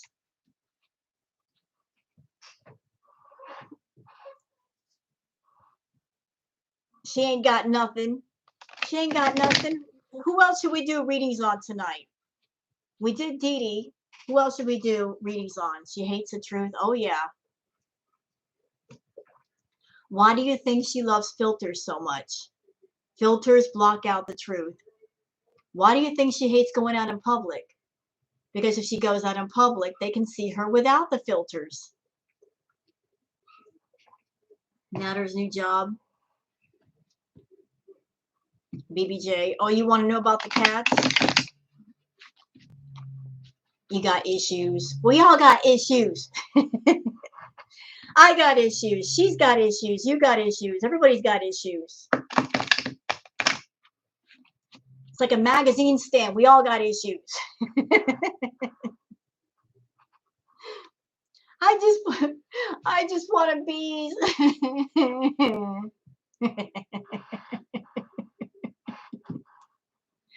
Will DLF get his channel canceled? I don't know. You know, I've heard of Dragon Lord Frodo. I've heard of him. I haven't checked out his channel. I know he likes Chantal. I know that he's a scary character. That's all I know of him. I'm not eager to be all up in his Kool-Aid, you know? Not because I'm scared of him, but just because there's only so many rabbit holes I can jump down all at once. Chantal keeps my hands full. Every comment is truth. She will soon get rid of the comment section. She still looks terrible. Yeah, I've seen. He's don't watch, man. Don't watch. Don't look. Just don't look. Don't look.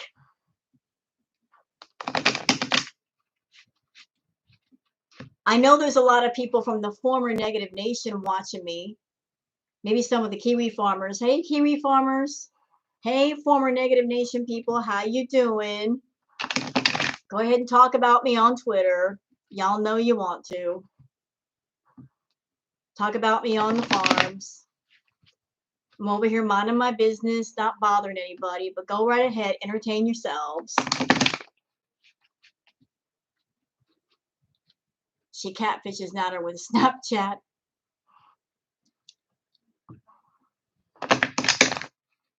I know I got like some lurkers in here because there's like 149 people and only certain people talking. I know y'all are lurking. Dragon Lord Frodo, that's another channel on YouTube. He's a very interesting character.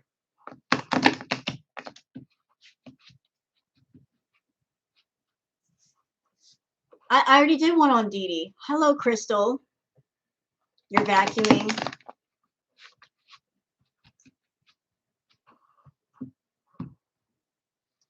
So you guys want any more tarot readings on anybody? Oh, that's right. You want some on the cats. I'm going on my nails. It's okay, Cat Overlord. It's okay. You're doing your nails. Get your nails did. It's cool.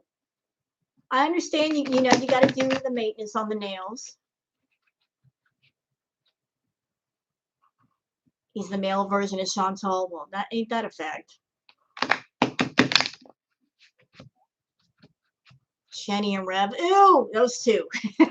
Ew. Not Shenny and Rev. Ew. Not those two.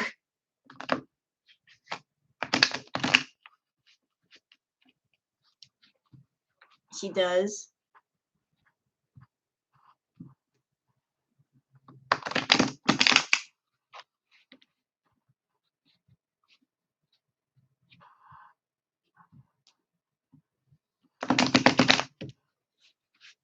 Where is my buddy Cornbread? Cornbread? Who's Cornbread?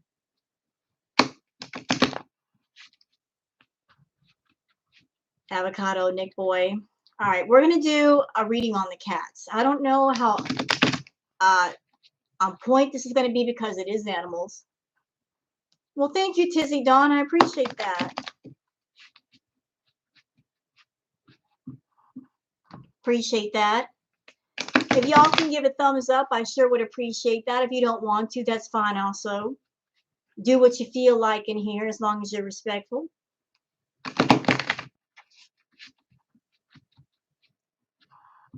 I've been a good girl tonight. I've been cool with everybody. I just went off on one person. And that's because he deserved it. And he's probably watching right now, mad because he can't come back in. I banned his ass. But if he is watching, ain't no reason for you to be here. You're just coming in to be a jerk. You can stay away. Do your cats what together each one's, huh? Do my cats sleep together? Is that what you said?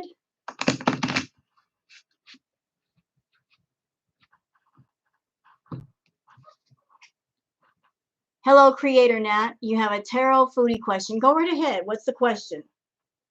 Okay, Susan. Thank you for dropping by, love. Oh, the cats doing the tarot together. Okay. We'll see what the cards say.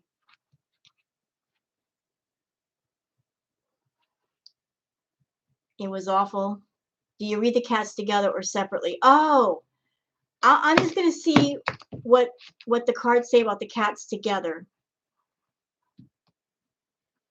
See what they say. And I'm honestly scared to do a reading on the cats because I'm so afraid of seeing something awful. If I see something awful, it's going to break my heart. It's like I want to know, but I'm afraid to ask. You understand? I'm afraid to ask. I'm afraid. Because if I hear anything other than just good stuff, I'm going to be heartbroken.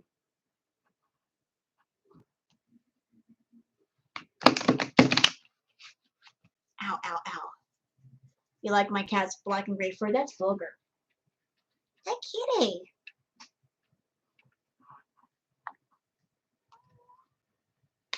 That's my girl. I'm afraid to ask about the cats. But because you guys are asking, I'll ask.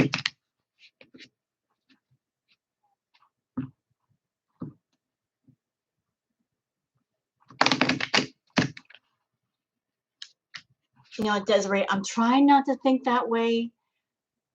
I want to know, but yet I don't want to know. Because if something's... I'm not trying to have negative thoughts over here. Okay. Hold on.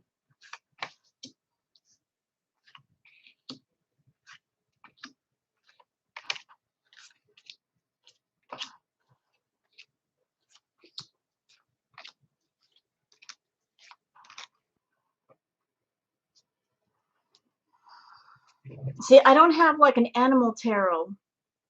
Just a lot of people in here.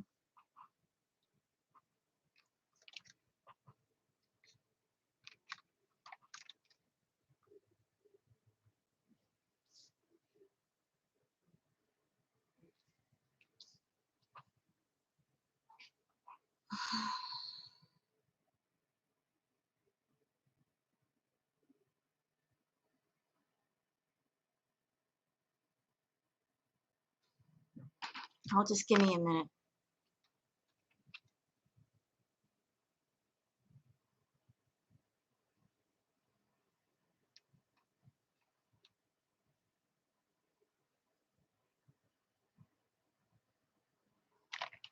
Let me redo this. I want to be sure of what I say before I say it. Let me be absolutely certain. Okay?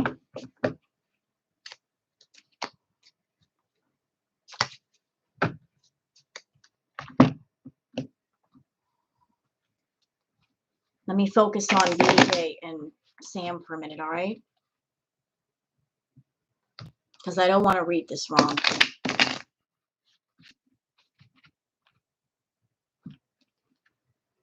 Hey, Dawn.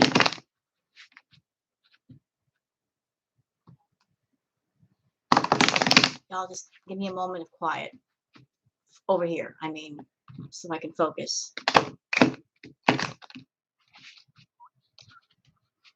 That's because I'm scared to do this reading, Karen. Talking about the cat, Chantal. I don't, I'm so scared I'm going to see something awful.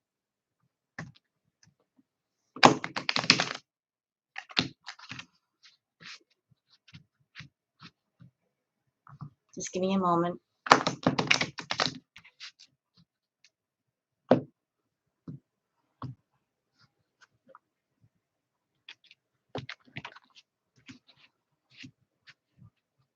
Her plans with exposing friends. She has nothing to expose, though. She's just talking out of her wazoo. She does nothing to expose FFG with. She's got nothing. Okay. Okay.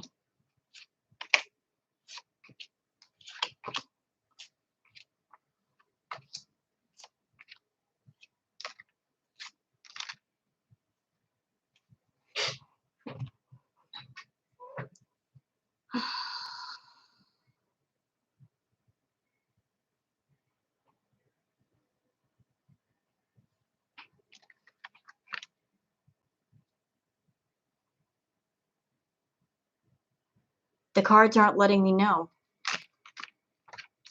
They don't want me to know.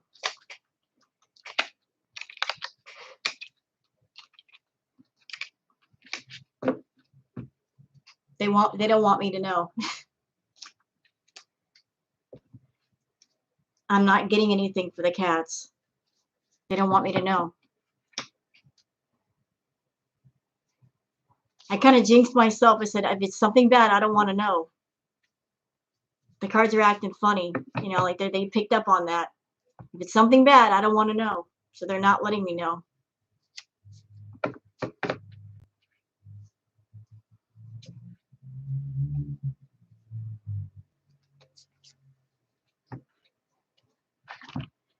Are there any other questions besides the cats?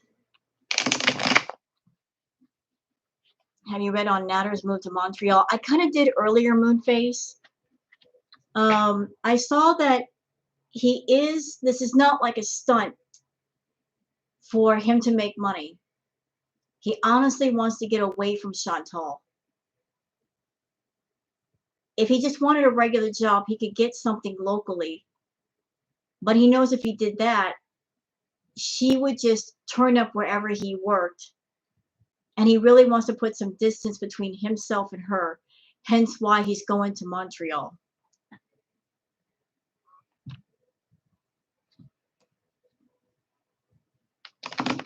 You know, like he is quietly just trying to separate himself away from Chantal because she's just too obsessed. How do you know the cards don't want you to know? Just the energy. You know, like you're looking at a reading and you're getting absolutely nothing. You're just not feeling the connection with the cards. Like, obviously the cards don't want me to know something. Do you really think distancing himself will keep her from showing up? It will not again if she doesn't know where he is or where to look. If he's an idiot and he lets her know in any way where he's at, he's done for, because she will show up there, whether it's his job, whether it's where he lives. As I said earlier, the best thing for him to do is to cut all ties with her, don't take her money, disappear in the middle of the night. Just put all of his stuff in trash bags and go. Cut off the phone, ditch the iPad to where there's no trace of him, and that way she can't follow him.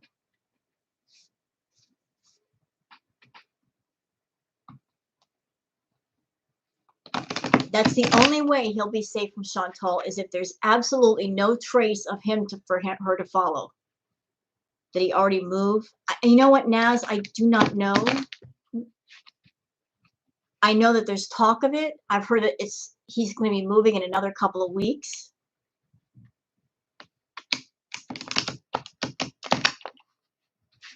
So, I mean, he's trying to separate himself he wants to find a job wherever he's going. He wants to have a source of money set up so that when he goes there, he won't be going back to Chantal. He won't be depending on her money. He's doing what he can to get away from her and not be dependent on her. What's that? Is that why she won't take him to the vet? She won't take him to the vet just because everybody wants her to. And because if she took the cat to the vet, because it's been so long since they've been there, they're going to need a lot of blood tests, a lot of grooming, because they need to go to the groomers too. She could easily drop about $200 or $300 per cat just on basic services. And that's money out of pocket that she could use for green. And so she's just looking at it from this point of view: green or cats? Green or cats? You know, she's already said that if she takes the cat to the vet, it's not going to be both of them. It's just going to be BBJ. She's going to do the bare basic minimum.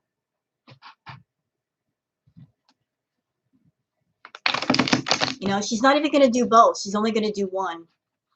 She's going to be cheap about it.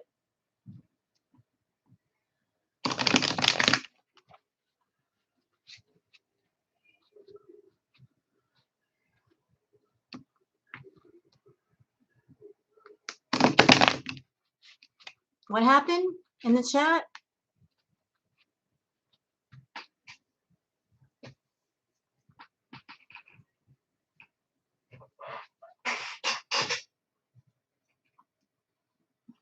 Okay, can I say something about what's going on in the chat right now? If there's anybody in the chat you've been through a very hard time and you've been through something traumatic, my heart goes out to you. It honestly does go out to you. I've been through a lot of bad stuff myself, and I'm not going to say what those things are. I've been through multiple things, and life sucks, and sometimes life hurts. But uh, sometimes putting things in chat triggers people, especially if it's really heavy. And some people may feel triggered by it. So if there's anybody in the chat you need someone to talk to, you can talk to me. I mean, I have an email address. It's posted on my About Me page. If you need to reach out to somebody, if you need a gentle ear to hear you, I'll be very happy to hear you. But sometimes people in chat get triggered by hearing about other people's traumatic experiences. No. I mean, I'm not being mean here. Like, if you need someone to talk to, I'm here for you. You can email me. The email is right on the About Me part of my profile. I'll be very happy to talk to you that way. Let's all be caring of each other and understanding of one another. I don't want anyone to fight. I certainly don't want any bad energy in here. We all need someone to talk to once in a while, to share our scars, if you will. You know, I've got a good ear. I can talk to people. I've been through some stuff. I understand. You know. So don't feel bad if you've been through some stuff. Life is sometimes rougher for some people than others. We all have our scars, whether they be big ones or small ones. We've all got our scars. And if it helps to show your scars to another person, if that helps the healing process, then it helps. No, don't leave the chat, Lisa. No. You went through heart surgery? Well, I'm glad you made it through. And I will pray for a quick recovery. We want you here, Lisa. I want you here. I am a chat host. It's my freaking channel. I want you to stay. I'm glad that you had your surgery and you're out of it and you're going to recover.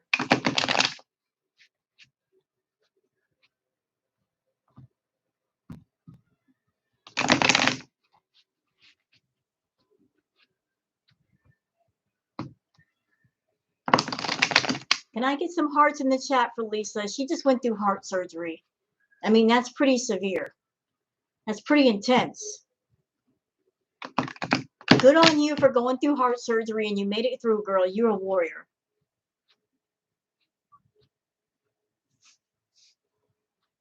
See, we got some hearts in the chat for you, Lisa.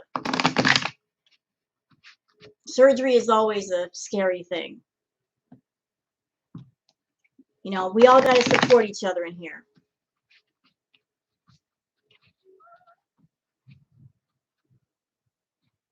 You know what, Lisa? If you try to leave my chat, you know what I'm going to do? I'm going to send my cat Sparky to your house, and he's going to yowl at you from like midnight until 6 in the morning. He's going to yowl at you, and then you're going to be coming back in here.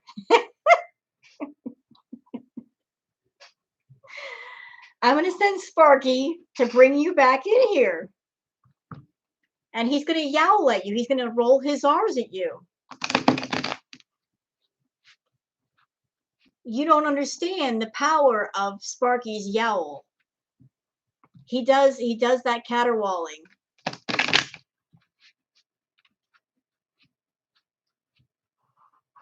You know, imagine 6 hours of this. Loud too. He's loud. My cat is loud. He is super loud.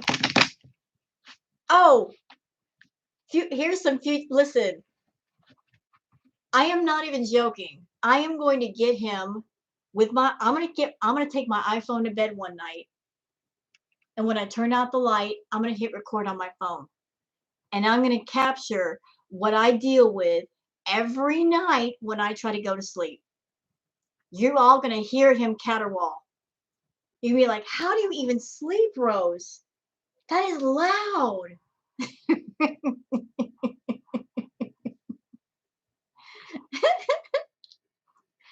I'm going to let you guys know what I go through.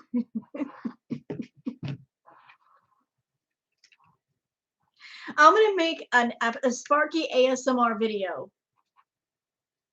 You know, I've been looking all over YouTube and I can't find a cat as loud as he is that does that kind of caterwauling but him.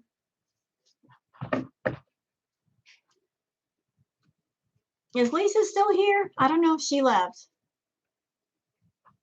You've been yelling like that in 9 years. Oh, he's loud. Moo Moo, is your cat like a Siamese? I think Sparky has to be part Siamese. He's just too vocal and too loud. You'd love to hear him. Well, I'm gonna get him. I'm gonna get him tonight. I'm gonna charge up my phone, and I'm gonna take my phone to bed, and I'm gonna hit record, and I'm gonna wait. Cause big boy, like the first hour of me going to bed, he goes off, and he'll walk from room to room going off. Does it mean something? Yeah, it means he's being a brat. He's being loud. He's being loud. Actually, I'm not kidding. I do think Sparky must be part Siamese. He's got like kind of a... Booker has more of a rounded face, and he's got more of the angular bone structure face like a Siamese would. He's mate calling. No, he ain't. Don't tell him that. But you know what, Teddy? He also does that when he has to go potty. He makes a big deal out of going to go pee in the box. It's like, what are you caterwauling for? Just go in the box, stupid. He's like a little kid. Mommy, I gotta go potty. Well, go. The litter box is clean. What do you want me to do? I can't help you. I can't hold it for you. What do you want me to do? Want me to put a diaper on you? What do you want? What are you being so loud for? What is Chantal's plan after Nader aligns with Dee Dee?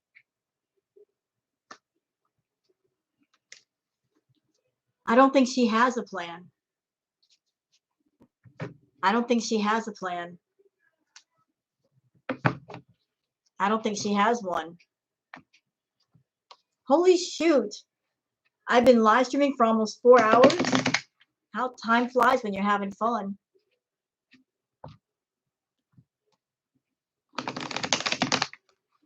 Peace and friendship. Silly kitty. Well, I think he'll always be there for her. Whether he can continue to live with her is another matter. Because if something happens to her, everything in her world is hinged on her finances. If something happens where she's not making as much money, or she can't make money anymore, her whole world's going to fall apart. She has nothing in savings. Her car's not paid off. I mean, she's basically living paycheck to paycheck. I really want to see her succeed and be healthy. You know what, Moo Moo? A lot of people do or did at one point. I did, but it's up to her. It's up to her what happens in her world. And if she's miserable, she's the only one that can change that.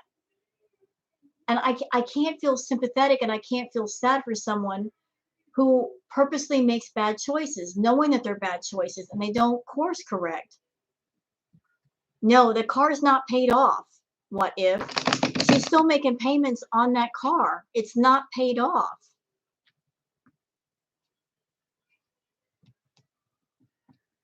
That car's not paid off. No, it ain't. Y'all didn't know that? She could have paid that car off a long time ago.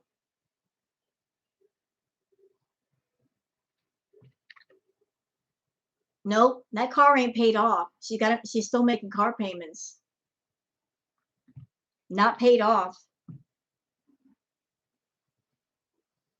There's nothing in her world that is in her name, like that she fully owns. The villa, that's in Pete's name. Her name isn't even on the lease. The trap house, not under her name either. So if we're going to get technical, she doesn't really have a home. Technically speaking, she is a guest at the villa because she cannot claim to live there. The trap house, same situation. Her car's not paid off. She's making payments on that.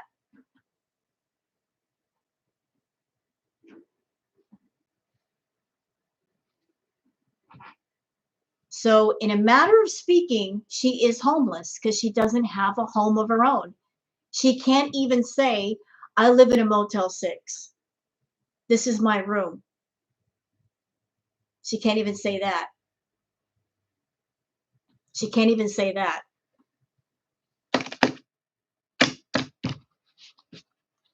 Yeah, the irony. The irony of that.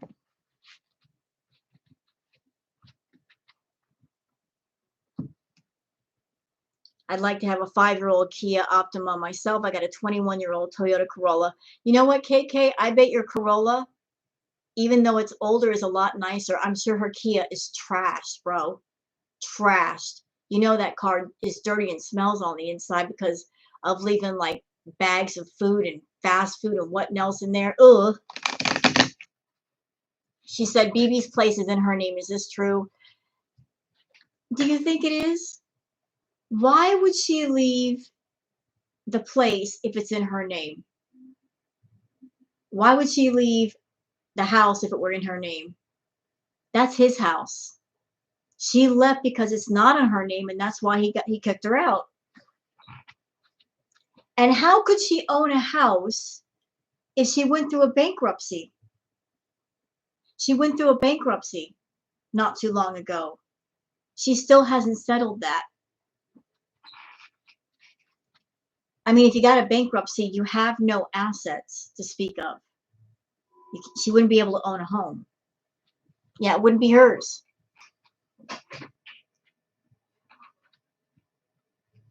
Hi, Kenya. How are you?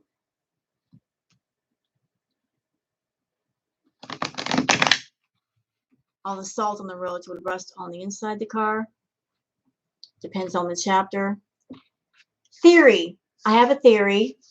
Y'all want to hear my theory as far as what's going on with Chantal? Theory. Just a theory now. I got no receipts. I think Chantal, our lovely Chantal, she is deliberately not paying off her back taxes because she's planning on filing bankruptcy yet again. I don't know if she settled round 1 yet, but you cannot file again until you settle the first time. Once that's settled, you can file again. Maybe that's the reason why she doesn't have her own home. Maybe that's the reason why she doesn't own her car, because those would be assets. If she files for bankruptcy, she can say, I have no assets. So she owes between $40,000 to $60,000 in back taxes. Maybe she's looking at bankruptcy as a way to clean the slate again. You can't get out of taxes that way. That may be true, ma'am, but that she might be thinking that's a way to get out of it.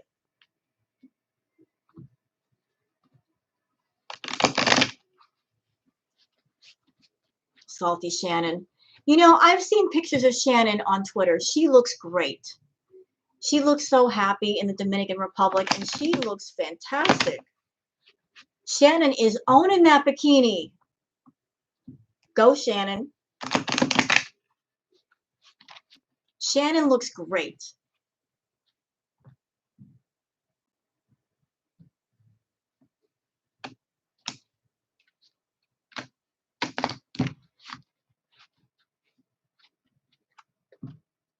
Shannon's out there living her best life, vacationing.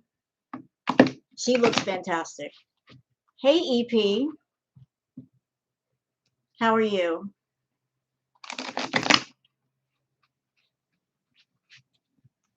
She couldn't get on a plane. Yeah, Chantal's all kinds of salty about Shannon right now. Because all this talk that she's had about Euro beezing, Jamaica beezing, and she ain't going nowhere. Shannon is traveling. She's going places. She's doing things. She's enjoying herself, looking very tan, very fit.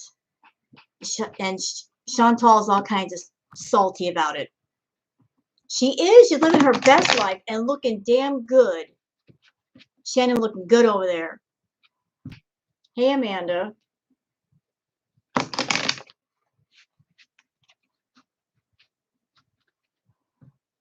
How you doing, EP?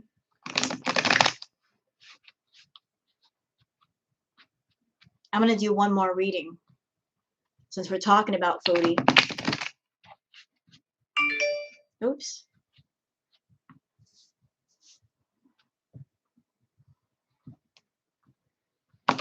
How about one on Chantal and her money?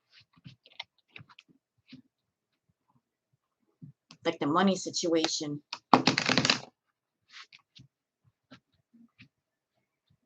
That's something not so scary.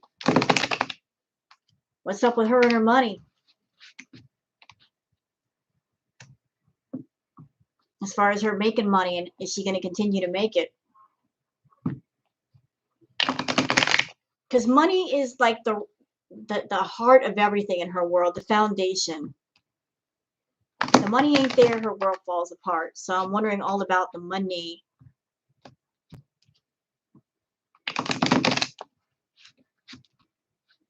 Jealous much? Who are you talking to? Me? Hold on a second. Don't block that person. Miss Kathy Ann, who are you talking to, sweetie? Are you talking to me?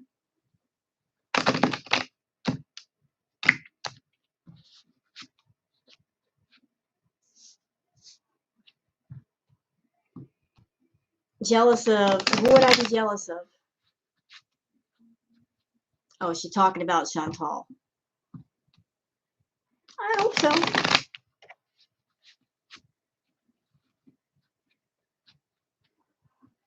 I'm confused, Kathy Ann. Are you talking about Chantal being jealous of Shannon?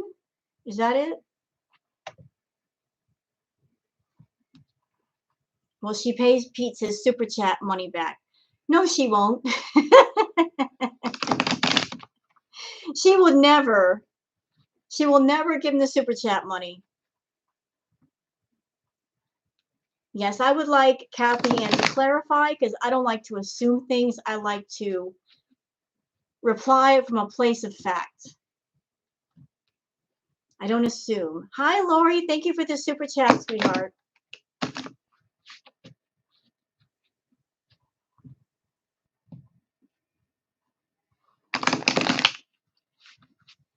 Kathy, can you...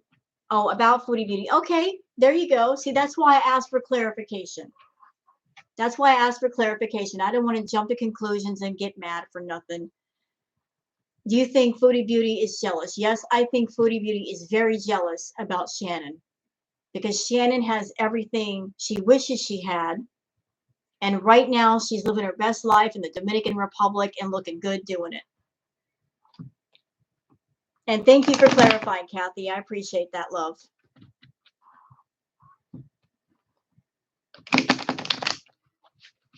All right. And that celebrity juicer. Look at my body. I'm a real man. Look at my body. I'm sorry. That's playing in my head. Look at my body.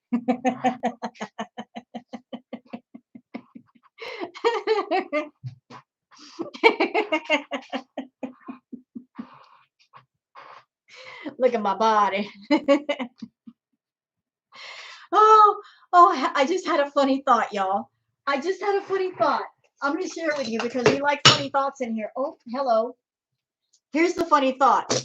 For Chantal, instead of look at my body, for Chantal, it's look at my baldy.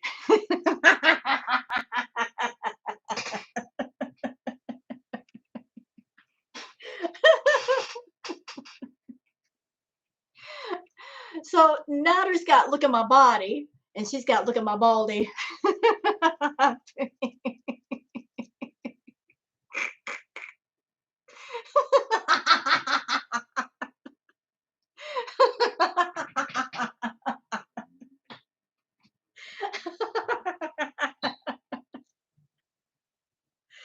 Oh, sometimes I'm really funny. I crack myself up. Oh, that's a knee slapper right there. So you gotta look at my body and look at my baldy. Hello.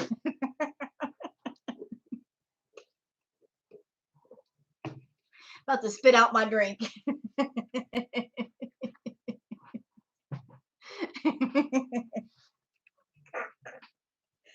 Oh no, I'm getting visuals in my head.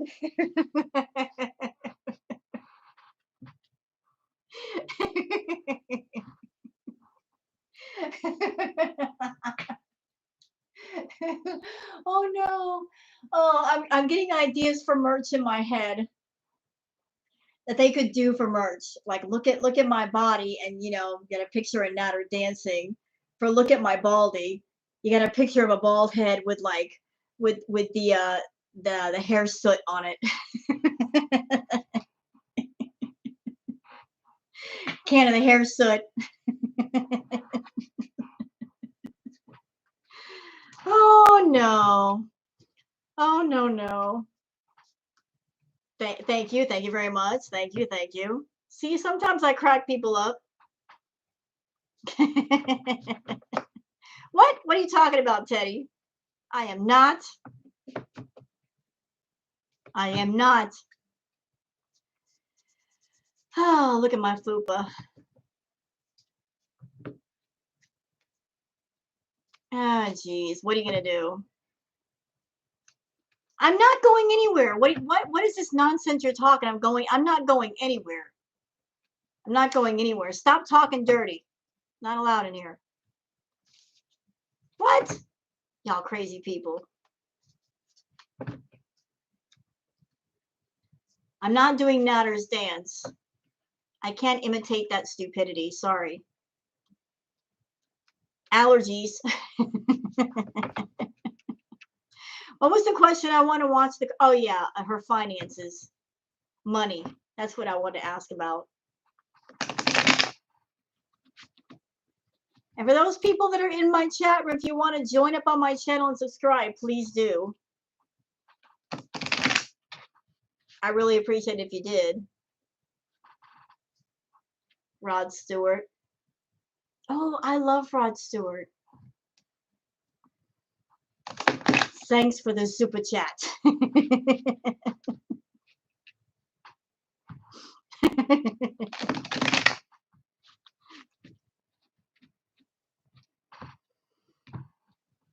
All right. Well, thank you.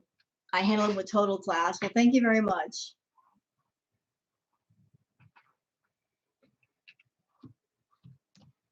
I like sleep channels. Those are nice. Those are nice.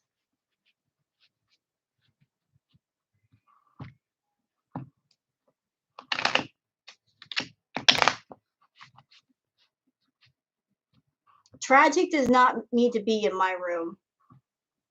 He's not someone that is interested in React videos.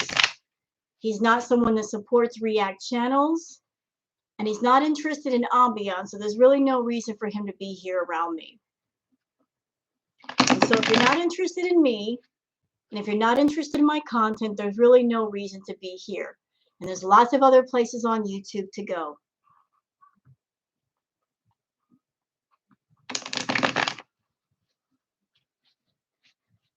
Have I been doing the ASMR? You know, I did a lot of the ambiance videos for like a month and a half, and then I went back to doing foodie.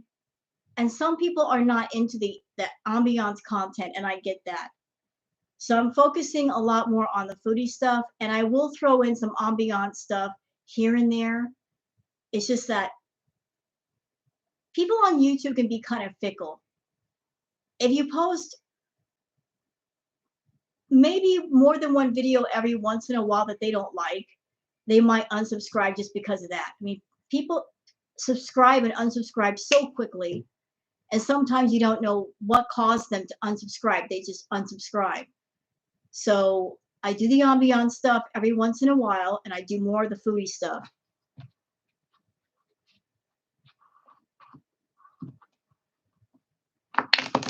I like doing the ambiance stuff, and I'm of the mind that if you're someone you don't dig it, that's cool. Not everybody likes it, but I like doing it. I like doing the ambiance stuff.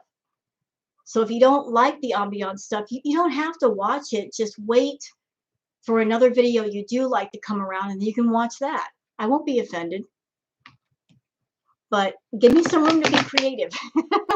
Don't punish me if I want to be creative and do something different. I just like doing different things. You know, don't get mad if I post something out of the norm. Just breeze past it if you don't like it and wait for something else.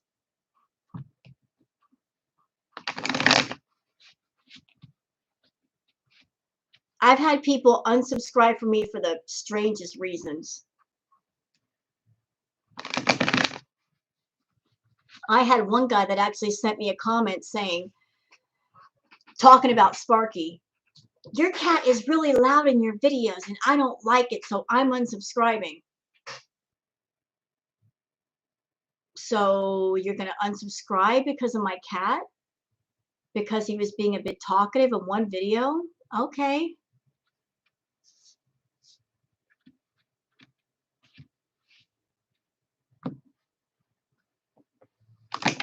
You're going to use that as punishment? I like my cat being talkative. I'm sorry if it annoys you. My apologies, but he is a talkative boy. Well, thank you, Valerie. I like the fact that Sparky comes up with so many great arguments about Chantal. He makes a lot of valid points. He does. He comes up with some fantastic arguments for Chantal. I'm telling you, I feel sorry for anybody that tries to debate with him. You would lose. He'll rowel you to death. He will rowel you to death.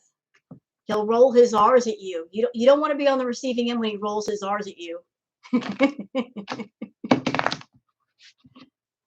He doesn't meow. I call it rolling his R's because that's what it sounds like. He was born in California, so he's bilingual. So I think he's Spanish because he rolls his R's.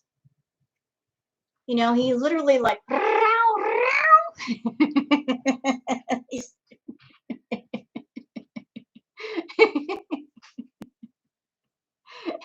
he rolls. I'm like, don't you roll your R's at me, boy. It's rude. Long, drawn out, rolling his R's at me. Don't roll your R's at me.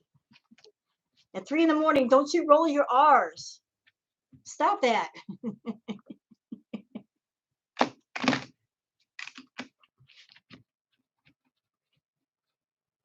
You don't mess with Sparky.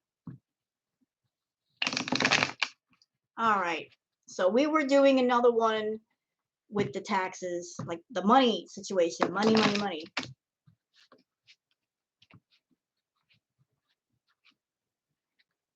Maybe Sparky had something to say about Chantal. He always does.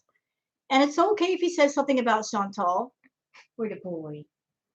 Hold on a second. Okay. I just wanted to. Where is he at? There he is. Hi, Bobby. There's the Bobby. Hi. Look where he's sleeping, right next to Mama's pillow. That's his favorite place. And Booger likes to sleep between my legs on top of the blankets. So I can't move. I get that cat paralysis going on. They pin me down and I can't move.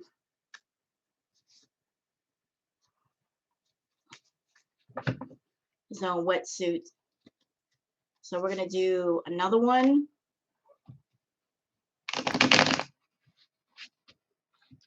Don't forget to hit the like button. I promise it won't hurt. Aw, Tammy. That's so sweet.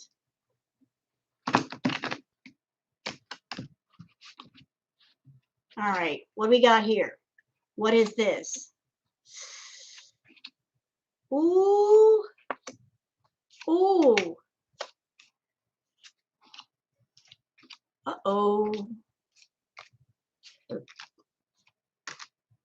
Mm-mm-mm.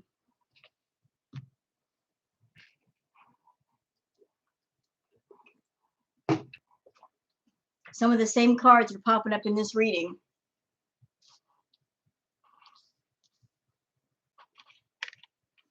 All right, put this here, put that there. Wish I had a bigger table. The card that came up for Chantal was the High Priestess. Strangely enough, the Hierophant came up on top of that, and the one crossing is the Hermit.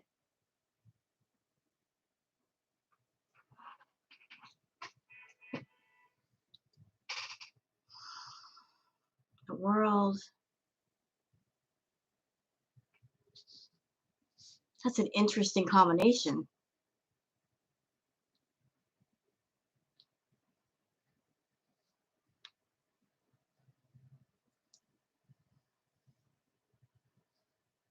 Let's see.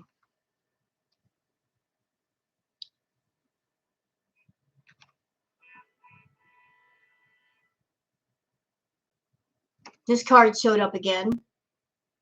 This is the end card. This is like the end result card.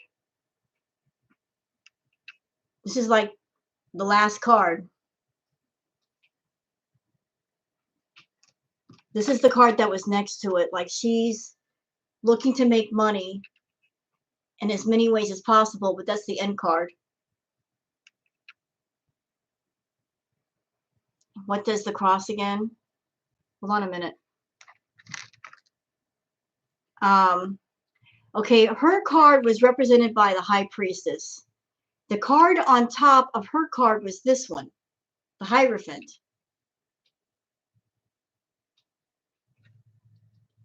The card crossing was the Hermit.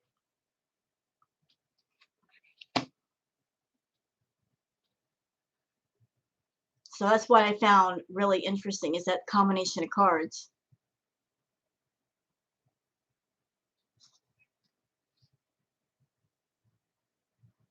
But it looks like somebody coming to her aid as far as money.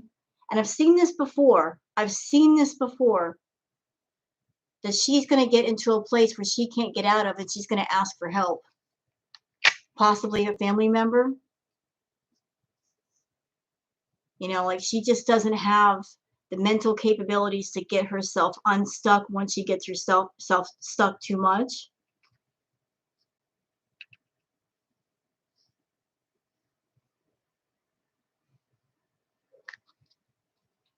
So it's not going to look good.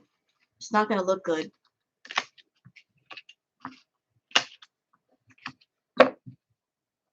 It's not going to look good at all.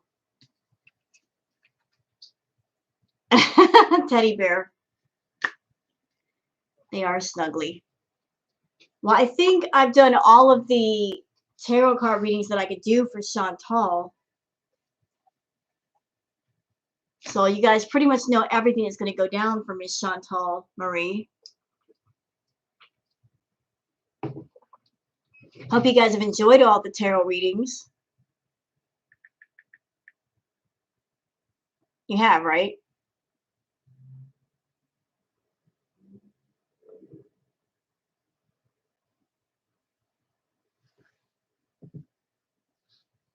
Hello? What's the top card mean though? The Hierophant? Are you asking about the Hierophant? Let me just clarify the reading on the Hierophant.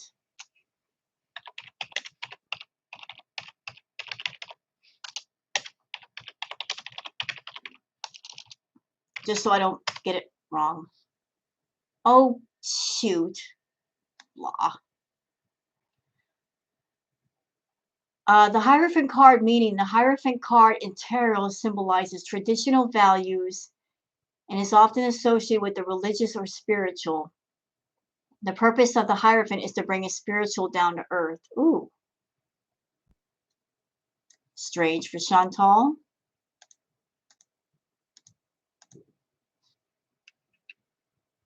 Okay, Matthew, I'm not far behind you.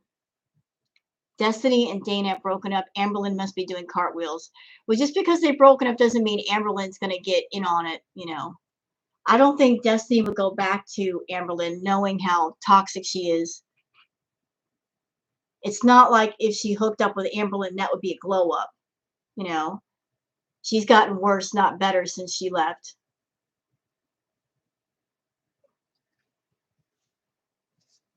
Okay. Well, you know what, guys? I'm going to go. I have to use the ladies' room. But it was been fun spending time with you guys. I've enjoyed spending my Saturday night with you all. Excuse me.